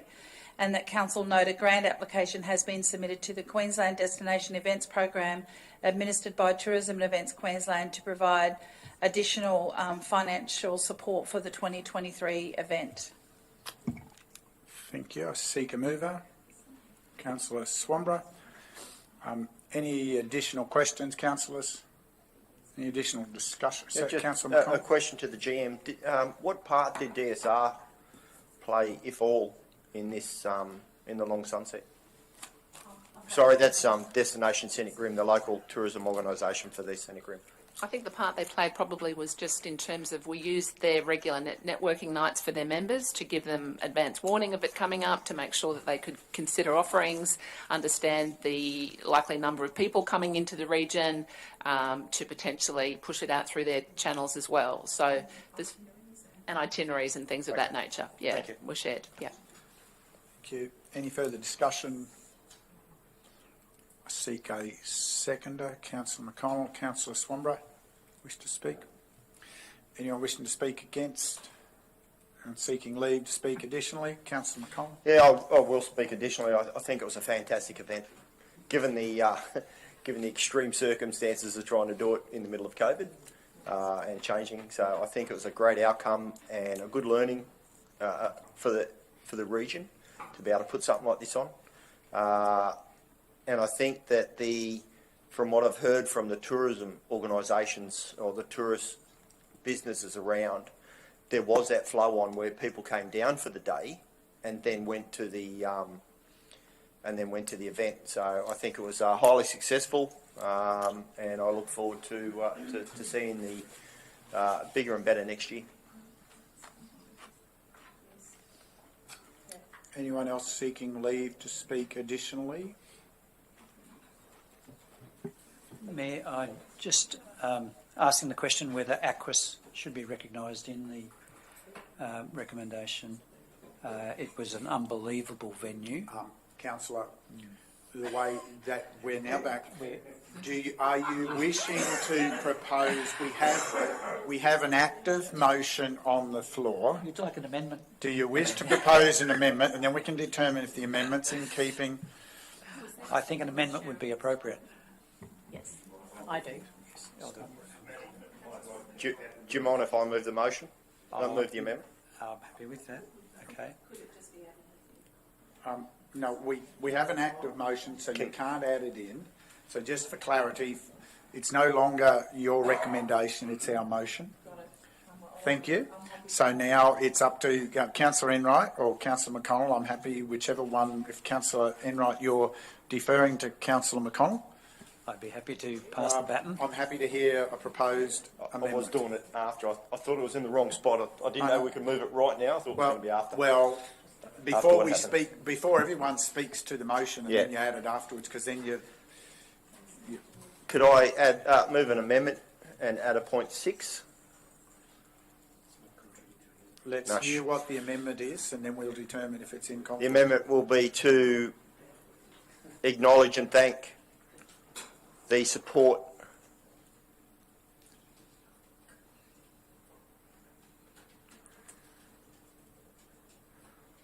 provided by Aquis and Aquis management and staff.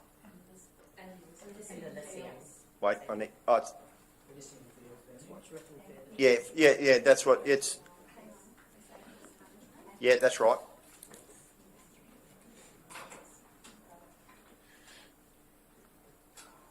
Aren't they the same? Okay. For the provision of the event venue. Councillor, at the risk of, I think the start of that doesn't quite read right, and at the risk of having you not want happy for your input, Mr. Mayor. I think, Councillor, that maybe Council acknowledge and thank Aquis Management and Elysium Fields Management. Is Elysium Fields got a management or is it a body? No, property. It's yeah, but who owns it? Owners. I'm trying to. You can't. Elysium Fields. Aquis? Yeah. I just think just and for their support in providing. Yep. What the event venue. Yep. Would you add in the break in the weather? I don't think they. No, that's the next one. Yes, we are claiming it was wet the weekend before, wet the weekend after, perfect that weekend. Yeah. So council acknowledge. I think what would you say at the start? Council acknowledge and thank Aquis Management and Elysium Fields. I think your first Aquis words are right. It's in just capitals. That first bit.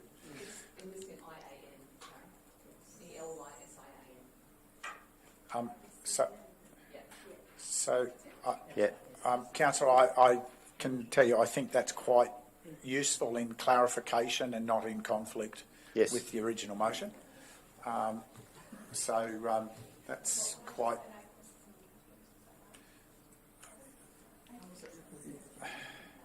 So we can finesse whether it's in capitals or not. We know the entity. I think we can let that discretion to the Secretary to follow up.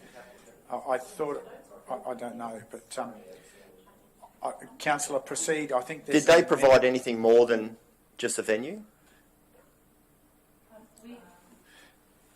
We hired the venue effectively. Okay. We'll just leave it at that. Yeah. So the motion, the amendment to the motion is to add a 6 point in council acknowledge and thank Aquis Management and Elysium Fields Management for their support in providing the event venue.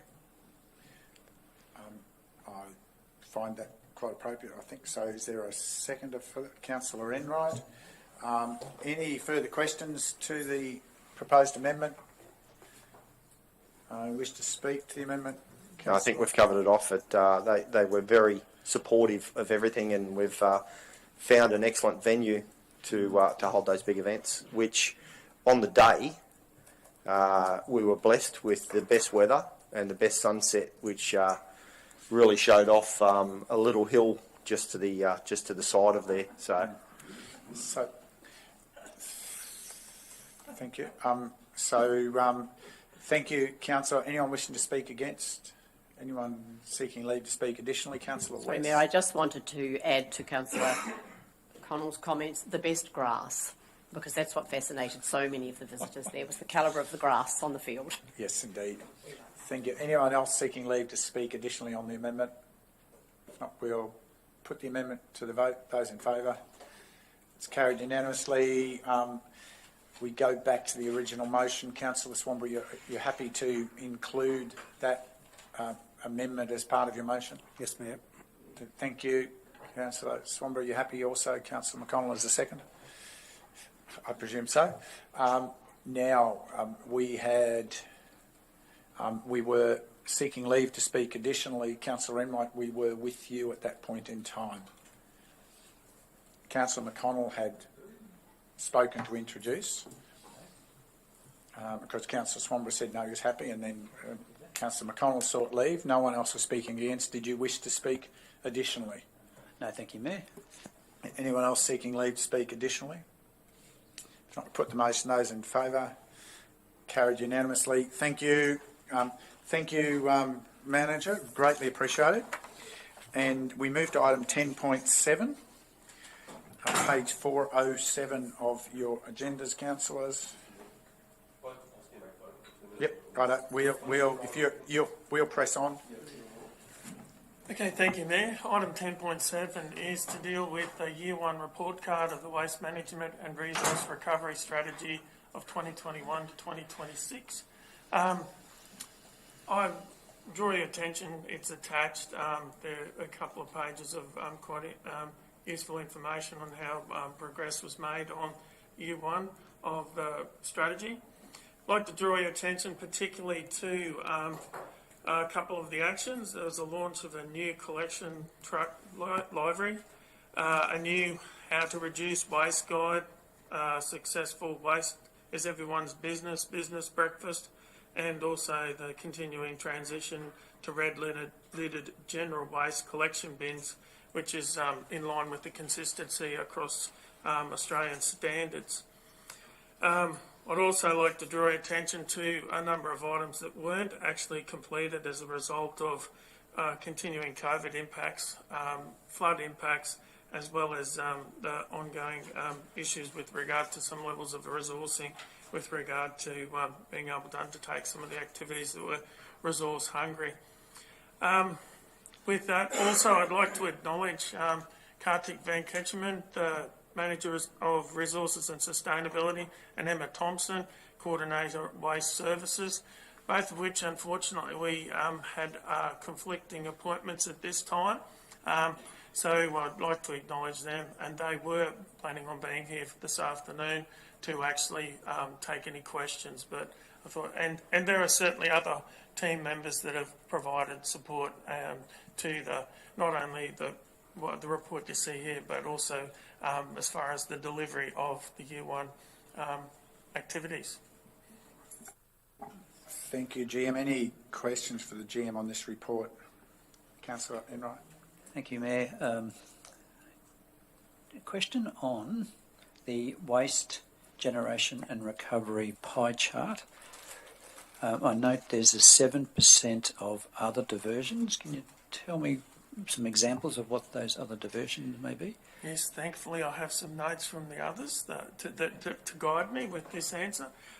Basically, the 7% diversion is made up of green waste, scrap metal, concrete, and some smaller recovery streams such as tyres and e-waste. And another question on the waste to landfill trend bar graph. There's a slight increase over the 5 years on tonnes per capita. Are there any trends that are identified from impacts from COVID or natural disasters? Look, it's many and varied, the trends. We often see that during periods of dry weather, of course, we get a reduction in green waste that comes into the facility. I do know that during COVID, and it doesn't appear as reflective in the figures, that a number of people, while they were at home, took the opportunity to have a reasonable clean-up of their home area. So, look, we tend to look at trends over a 5-year period.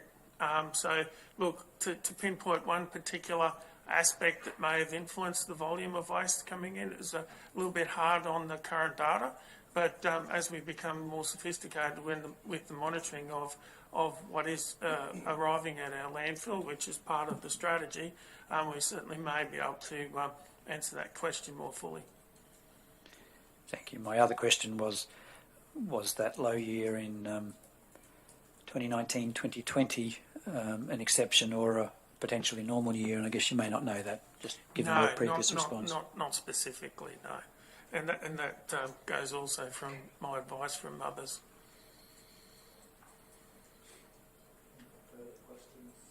Any further questions, councillors? If not, Just one under Councillor Enright. Yeah, one under waste education. has there been any evidence of changing habits at this early stage?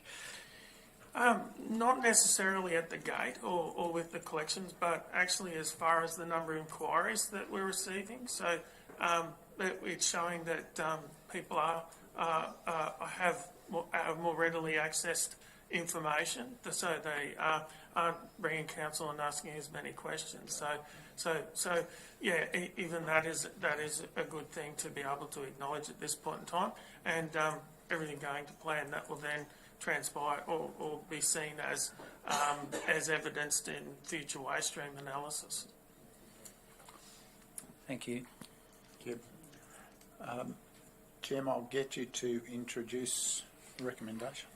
Thank you, Mayor. The recommendation is that 1, Council receive and note the Waste Management and Resource Recovery Strategy 2021-2026 Year 1 report card, and Council note 2, that the Waste Management and Resource Recovery Strategy 2021-2026 Year 1 report card will be published on Council's website.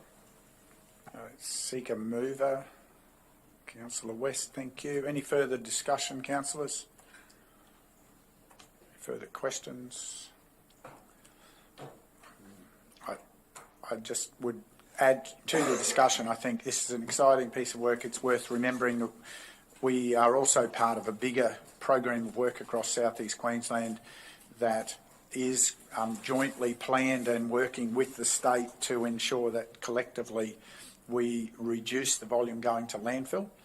And we know that that has a real value for keeping material in the circular economy, but it also has a value for us in reducing and addressing some of the issues we were talking about previously around carbon footprints and other things. And above all, allows us to help the community by reducing the impact of the choices around managing waste.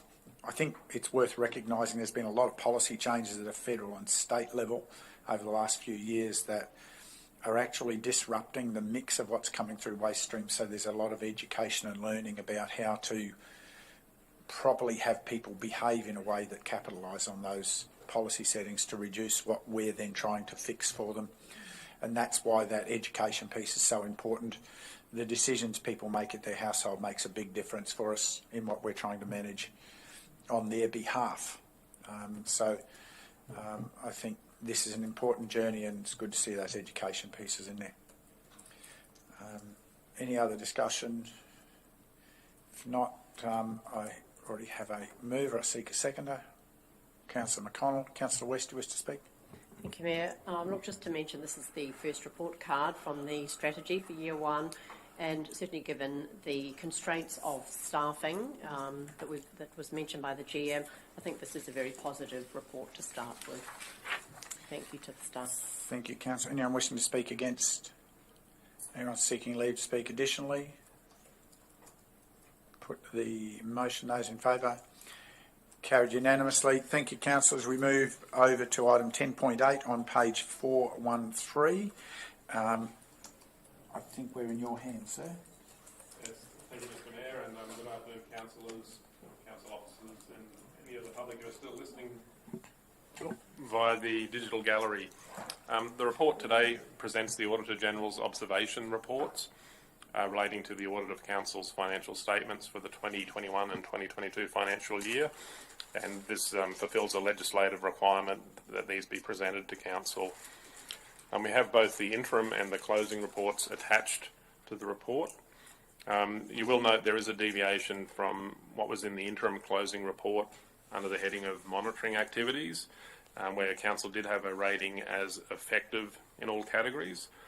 By the time the closing report was compiled and presented, the monitoring activities were reassessed to partially effective, and the information relating to that is on page 430 of the agenda, and it should be highlighted that those recommendations by the Auditor General's Office has been taken on board, and we're already in the process of addressing those. They relate to information and communication technology systems that we have, and some issues in relation to privileges for access to different systems. So they're being addressed as we speak. Those matters are also have been brought to the attention of our Audit and Risk Committee, and Council can expect a summary of discussions from that Audit and Risk Committee when the report is presented to an upcoming ordinary meeting. I'll take it that the report has been read, and we'll attempt to answer any queries that councillors may have in relation to it. Thank you. Councillors, any questions? Councillor Enright. Thank you, Mayor. My question is probably potentially a general one, and happy if John doesn't answer. But in addressing that that monitoring activity, and I guess looking at the report overall, my question was probably: is there adequate resources provided to address audit issues? And maybe that's even a question for the CEO. I can make a brief comment about that, Councillor, and thank you for that question.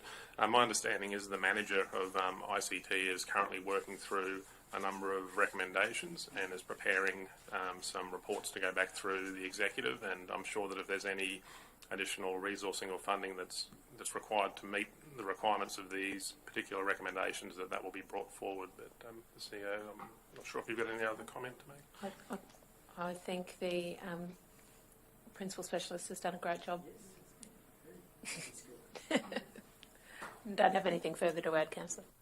Thank you. Thank you. Any other questions, councillors?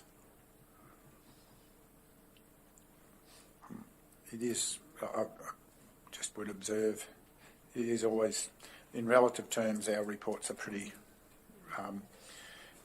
pretty positive compared to some that I see in other areas, and that's a tribute to the prudent behaviour and also the diligent behaviour of some of the officers. And some of these areas that are called out are probably worthy of that heightened expectation, and certainly are receiving that attention, is the understanding, which is pleasing. Anything else? Otherwise, I'll ask you to introduce the recommendation, please. Speaker on. Yes, that in accordance with Section 213 of the Local Government Regulation of 2012, Council note the Auditor General's observation reports for the 2021 to 2022 financial year. Thank you. Seeker mover, Councillor McConnell. Any other questions, councillors? Any other discussion? Seeker seconder, Councillor Chalk. You wish to speak, Councillor McConnell? Only to reiterate what's been said. It's a good report and shows council is on the right track. Thank you. Anyone wishing to speak against? Anyone seeking leave to speak additionally? Not, we put the motion. Those in favour? Carried unanimously. And we move to item 10.9 on page 444. Again, in your hands. Thank you, Mr. Mayor. This report relates to the standard monthly reporting for financial position of council. We're 4 months into the financial year, and the summary indicates a couple of key points which I will read out on behalf of the General Manager, Council Sustainability. So all financial obligations required by Council have been affected, and no financial risks or liabilities have been identified in that period. The operating surplus is slightly behind what was forecasted by around $371,000. The cash at bank currently amounts to around $50.598 million, noting that this amount includes some restrictions due to provisions, restricted provisions, listed liabilities and other amounts that require reconciliation, so it's an estimate figure. There was a further $2.1 million expended on Scenic rim-based businesses through our procurement processes, which now totals $8.7 million out of the total $33.6 million of expenditure. And we've seen a further reduction in our outstanding rates debt of around $1 million. We have a total of 5.799 million outstanding in rates and debtors as compared to 6.846 million in the previous month. And a couple of other factors to highlight. Favourable position in regards to interest being received on deposits, with interest rates continuing to increase compared to what was originally budgeted for. Expenditures skewed largely based on the unbudgeted restoration works associated with the recent disaster events, and there's continued increases in activity levels associated with development assessment, other building and property related fees and cemetery fees, and that's seen an added revenue being recognised in this report. And finally, it should be noted that included with the September budget review, that review will recognise the increased fees and charges, interest and emergency works to rectify the majority of the variances highlighted. With that, I'll take the report that has been read, and in the General Manager's absence, I'll take questions, but I might have to take them on notice, and he may have to come back and provide answers at the next ordinary meeting. Thank you. Councillors, questions? Councillor Enright. Thank you, Mayor. Thank you, John. On page 452, and it may even be a question for General Manager of Asset and Environmental Sustainability, but Disaster Event Emergent Works and CDO, 778,000. Would a portion of these expenses be claimable? Exactly the portion. I have to go back and look. This is from the May event. I would suggest that and I'd have to double check whether there was an allowance made in the budget carry forwards for our trigger point amount in last financial year. So I would say, look, given that the budget process was nearing its end when we had that event, we may not be able to claim the entire amount. But having said that, it all depends on how we balance the carryovers. So there would be a trigger point of approximately $300,000 would be required. And having said that also, we may spend this money. Occasionally we don't get all the dollars back because we either don't have sufficient evidence in photos, or the work that was carried out was considered not something that would be as a result of the event itself. So to say that it's all 100%, I'm not here to say that today, but a portion of it certainly would be claimable under our emergency works provisions. Thank you. And probably just a comment, if I may. Great to see that the local spend has increased this last month. Probably the supplementary observation of that is that it depends on what's being done in a month, because when you start doing insurances and they're outside, it quickly shifts that balance. So I think there's still some work to clean up those figures, I'd suspect. Any other questions? If not, I'll ask you to introduce the recommendation. Thank you, Mr. Mayor. The recommendation is that Council receive the unaudited financial statements for the... Sorry, I'll start again in case anyone missed that. The Council received the unaudited financial statements for the period ended 31 October 2022 for the financial year of 2022 to 2023. Seeker mover. Councillor McInnes. Any other questions, councillors? Any other discussion? Seeker seconder.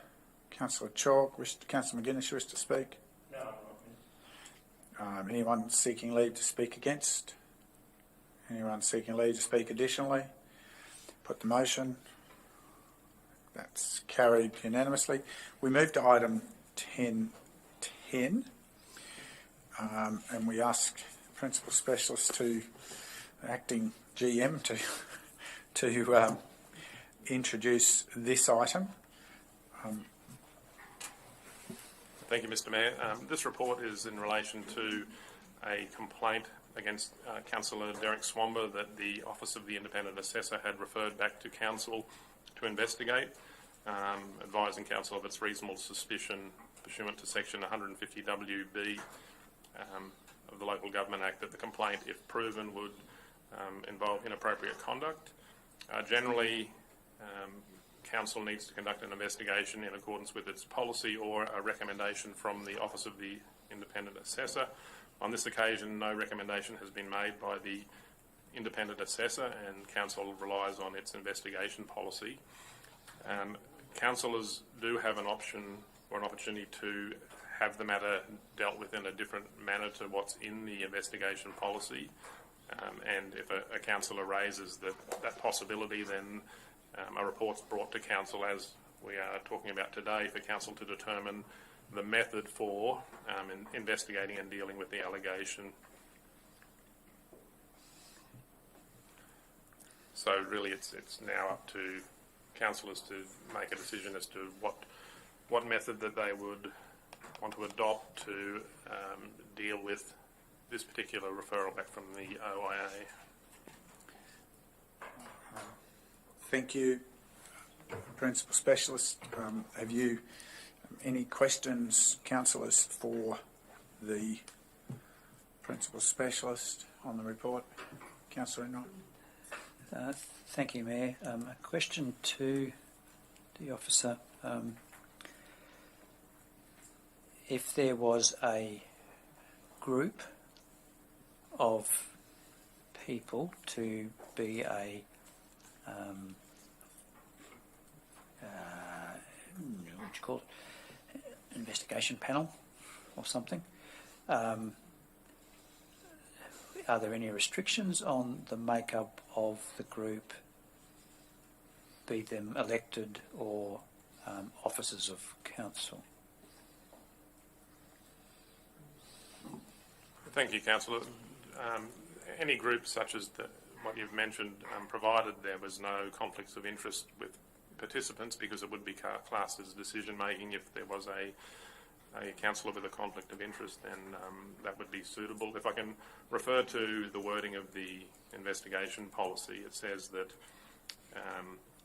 should a mayor or councillor disagree with any recommendation accompanying the assessor's referral notice, or form the opinion that the complaint should be dealt with in a way other than under the policy, the mayor or councillor may request the matter to be placed on the agenda, which we've done, for council to decide on the appropriate process to investigate the complaint. So that's what we're guided by. Councillors need to determine an appropriate process to investigate the complaint. So it's quite open to work out a method that's suitable, but what would have to happen after that we would still go back to a report going to council to determine the outcome of that particular matter. So what we're deciding on today is how we go about a process to investigate the complaint. So just for clarity, this is a bit different to the normal referrals that come back that go to an independent, to automatically, or unless it's to an investigator. And it's probably just that you've iterated that up front, just for the clarity. So this is slightly different to what's previously, I guess, come back from memory. This is the first time. It's the first time of this nature, that's right. Councillor Chalk? Can we just propose a motion, or is that where we're at? Or yeah, I guess consider the options. I'd propose that that Councillor Enright and Councillor McConnell form a panel to investigate and bring a report back to council.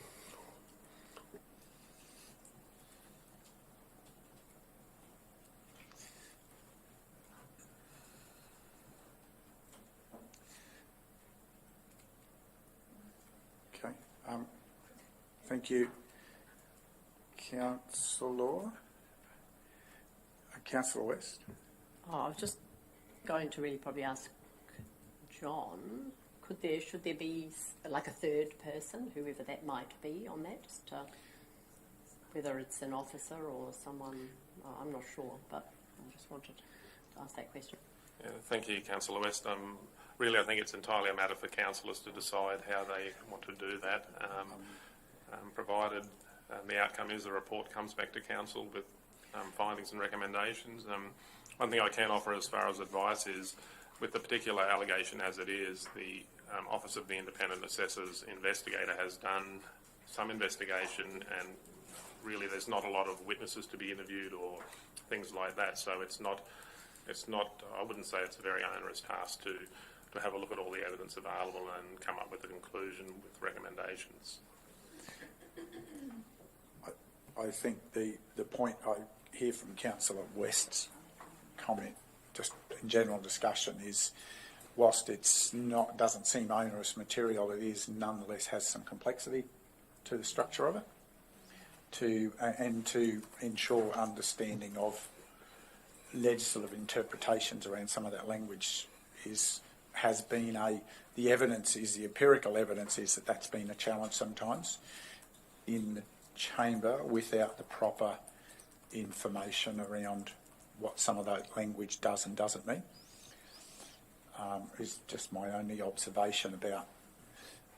And as a panel, as that reads at the moment, you don't have necessarily direct access to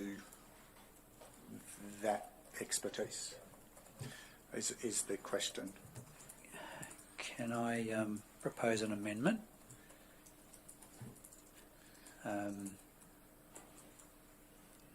That the new CEO and the Mayor, as well as Councillor Enright and Councillor McConnell, form the panel. Thank you, Councillor. I'd prefer not to. Whilst it's worth observing that the standard protocol was that this would come back to the Mayor, I never had. I have a view that, and this is why I think it's amusing, I have a view that whoever investigates shouldn't be involved in then assessing the result of that investigation. So when councillors get involved in investigation, this is just my view.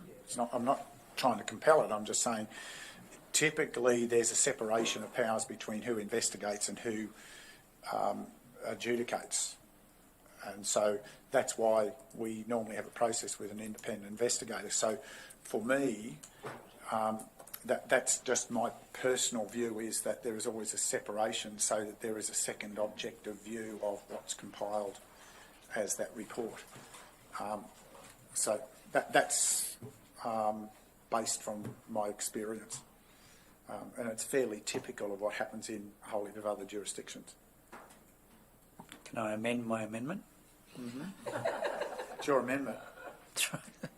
So that the new CEO join Councillor Enright and Councillor McConnell to form a panel and bring the report back to Council.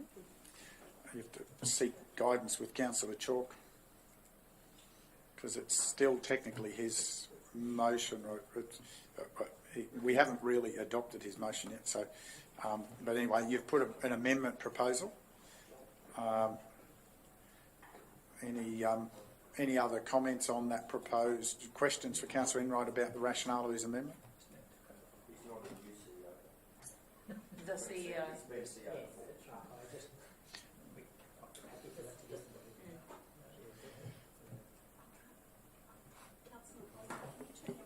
Yes, Sharon, happy for you to remove new.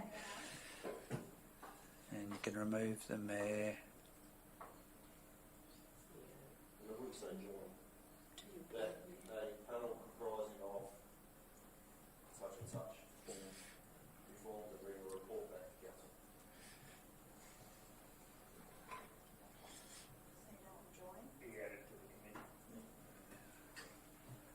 I'm trying not to change Councillor Chalk's motion, but I can probably help this out. If I just add in the new Chief Executive Officer to my motion, then we won't have to worry about any of this, and I'm happy to do that.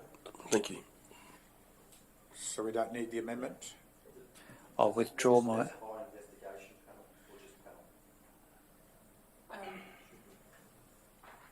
I don't think it necessarily needs to say investigation panel.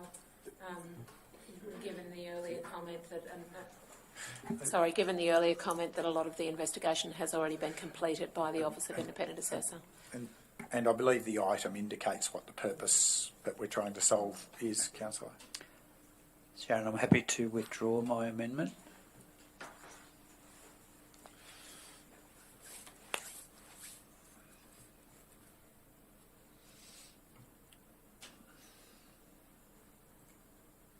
We need to specify a date.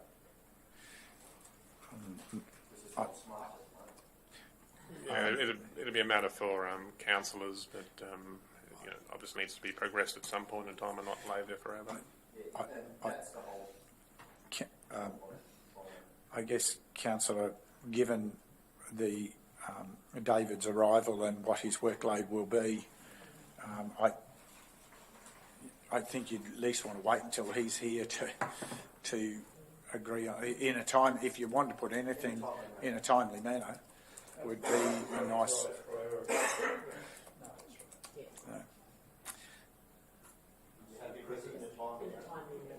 Yeah, if we add it in a timely manner, then I'm happy that he'll use his judgment to bring it as early as he can.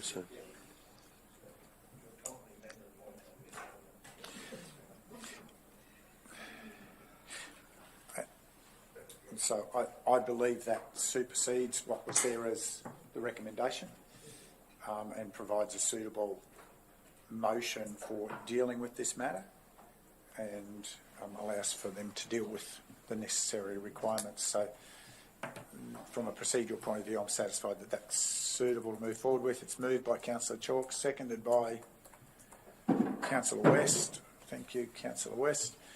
You wish to speak further, Councillor Chalk? No, it's been a fair bit of discussion, so I'll leave it at that. Anyone seeking leave speak against? Speak additionally? Thank you, Mayor. I would like to see this as an opportunity to explore other avenues for investigation. Anything that we can do that saves significant cost to the ratepayers is worth exploring, provided it can provide the suitable outcome.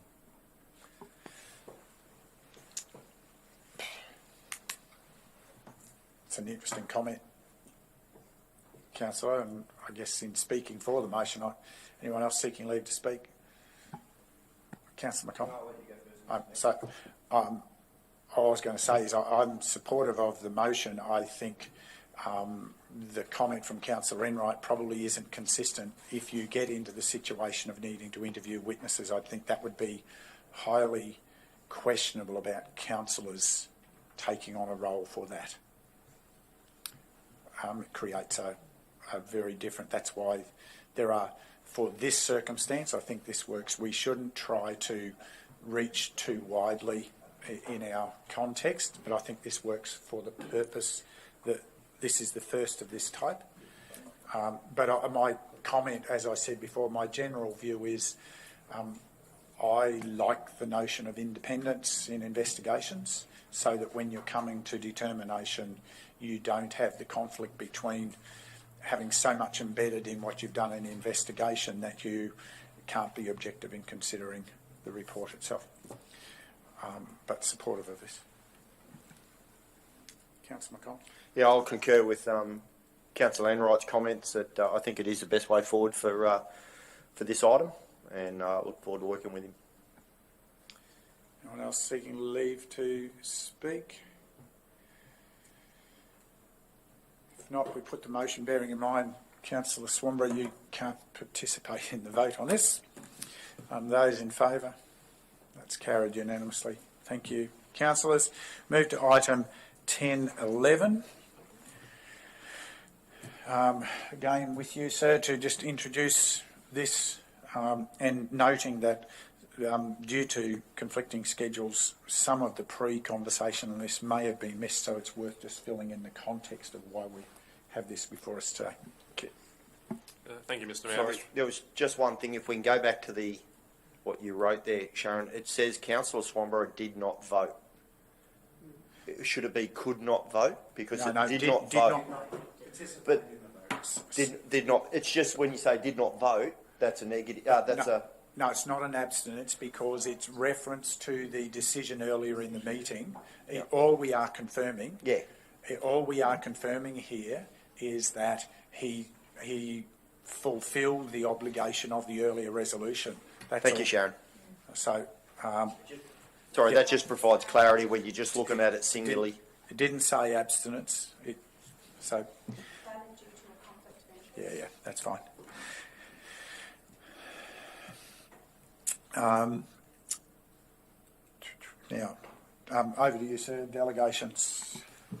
Yes, thank you. This report is in relation to Council's obligation to do an annual review of the delegations granted by Council to the Chief Executive Officer.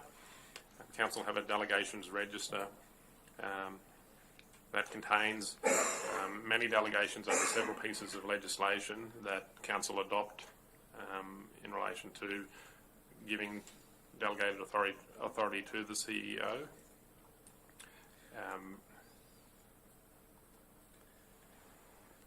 Council has the ability to place conditions on delegations, and of course the CEO has the authority to sub-delegate many of the delegated authority that's given to the CEO through this process.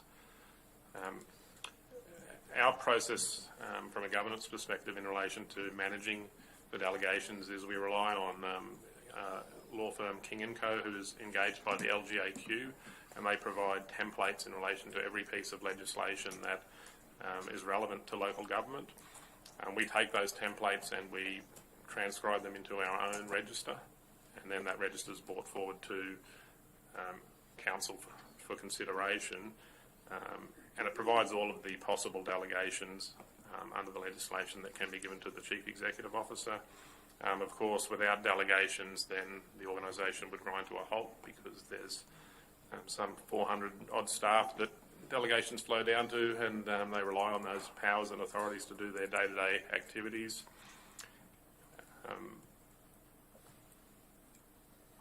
And I think that's basically the introduction and where we're at with this, Mr. Mayor, unless there's another point that I've omitted.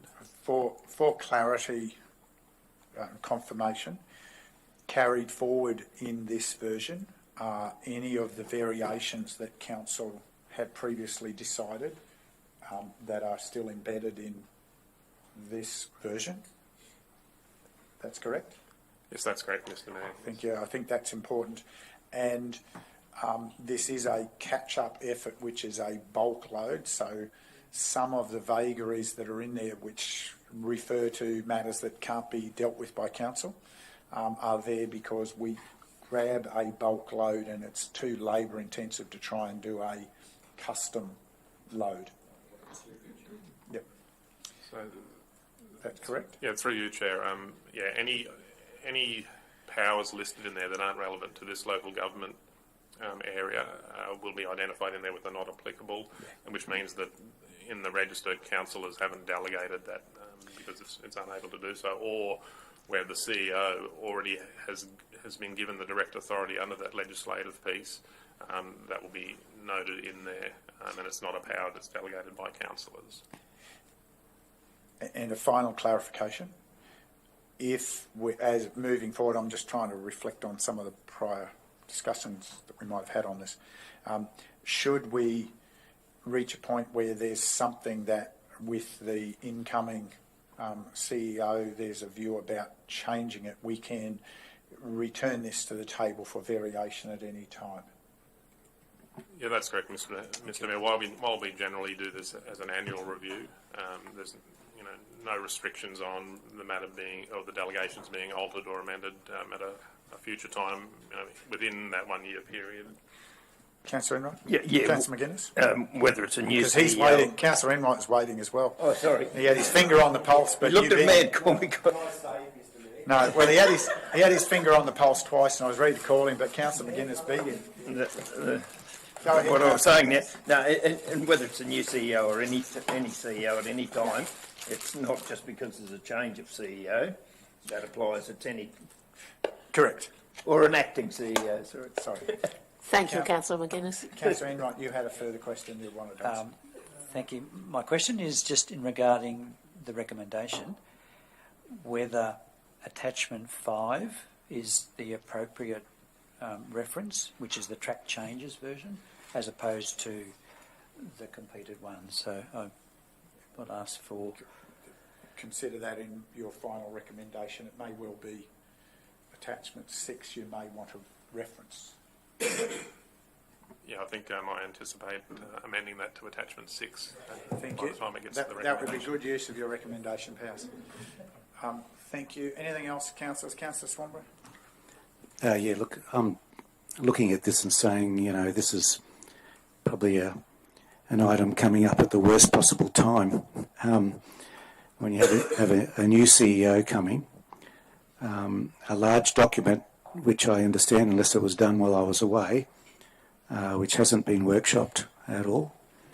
Has been, councillor. Oh, you've workshopped it all? Has been, councillor. Okay, it's all right. Okay, fine.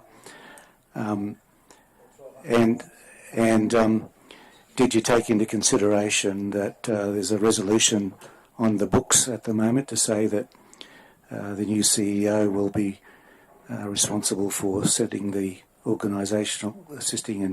setting the organisational structure of the organisation, which will have an impact on the delegations as well. And yeah, if you're, I'm aware of a few delegations, including, you know, we have a changed committee structure. Are the delegations in relation to town planning the same, or do they reflect the new proposed committee structure that's going forward? So, councillor, I will add some response to that and then seek some additional guidance from the CEO. Firstly, this is the update from the external world that we're receiving. It's simply an update to a point in time. All of the things you talk about, as I mentioned earlier and Councillor McGuinness also alluded to, can be subject to a future date. There is no clarity yet about some of the items you raised. When there is clarity about those will be the time for a revisit of these. But for now, the process that we've been looking at today is about bringing those that external update to bring our base document, if you like, up to date, which then allows the CEO to have a solid foundation for anything he's needing to consider moving forward as other activities unfold, whatever that might be, including what might be finalised around potential committees. So, Acting CEO, anything to add? Thank you, Mayor. No, look, I think you've said it all. My point was going to be that the delegations have been brought to the table today to ensure that we can comply from this point onwards with the legislation and regulation around annual updates to the delegations register.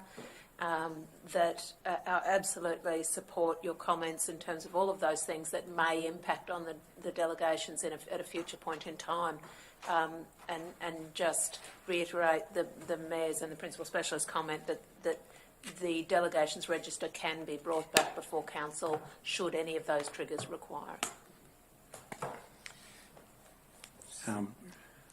Just how is it brought back exactly?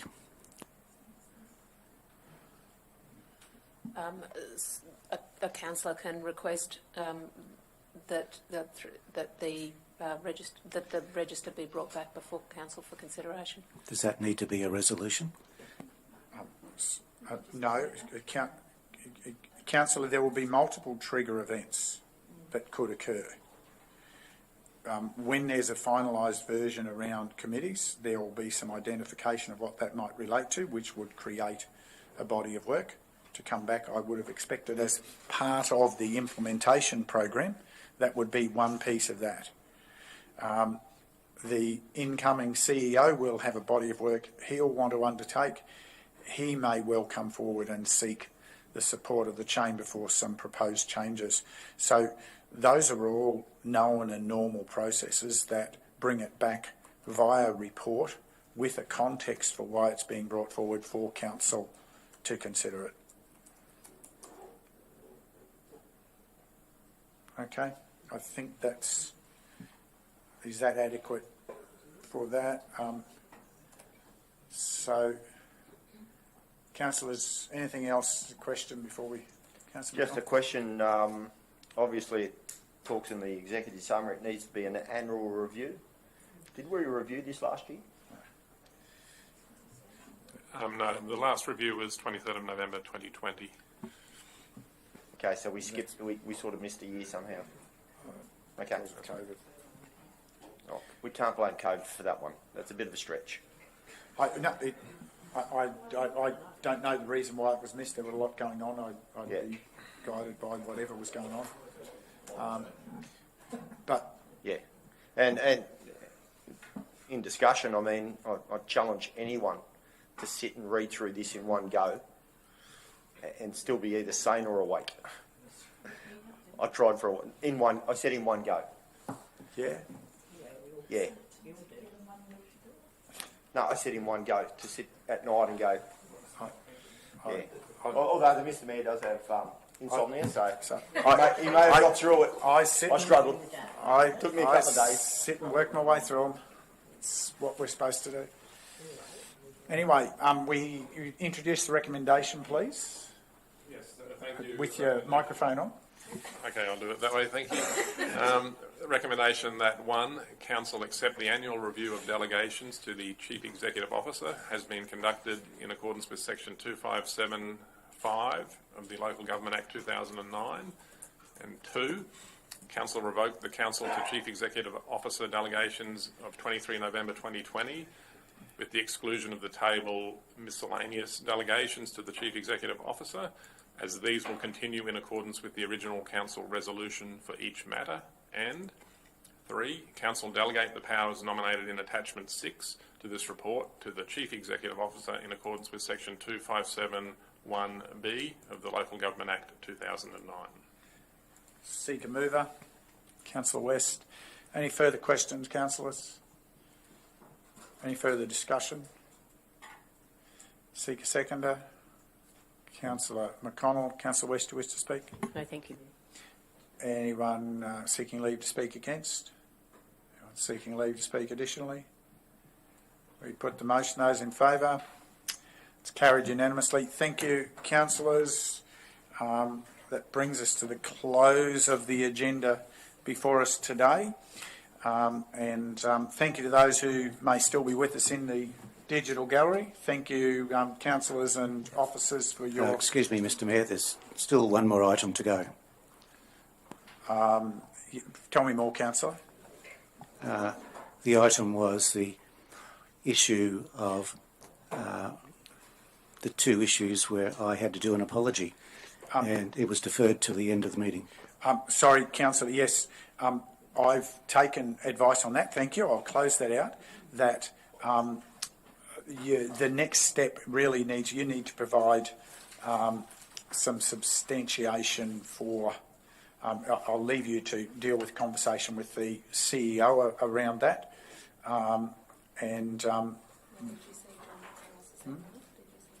Yes, so there's no more further action that we as council can... Yeah. So we can't act any further on it today, councillor, is the short version. Just clarification, Mr Mayor. Well, if there's not a resolution accepting this today, does that mean that it's an automatic breach for failure to do that as resolved by council? And will that lead to a complaint to the OIA?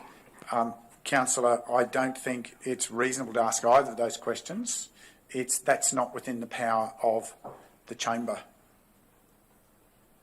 So we've asked... Mr Mayor, it is in the power of the chamber to propose a resolution to accept the advice that I've received, and I offered during the day to provide some evidence of the acknowledgement of my appeal to the Minister, which it was said would be considered, but apparently behind closed doors it was going to be ignored, and proceeded with, which would put me in breach of the provisions in the Act in relation to complying with the resolution.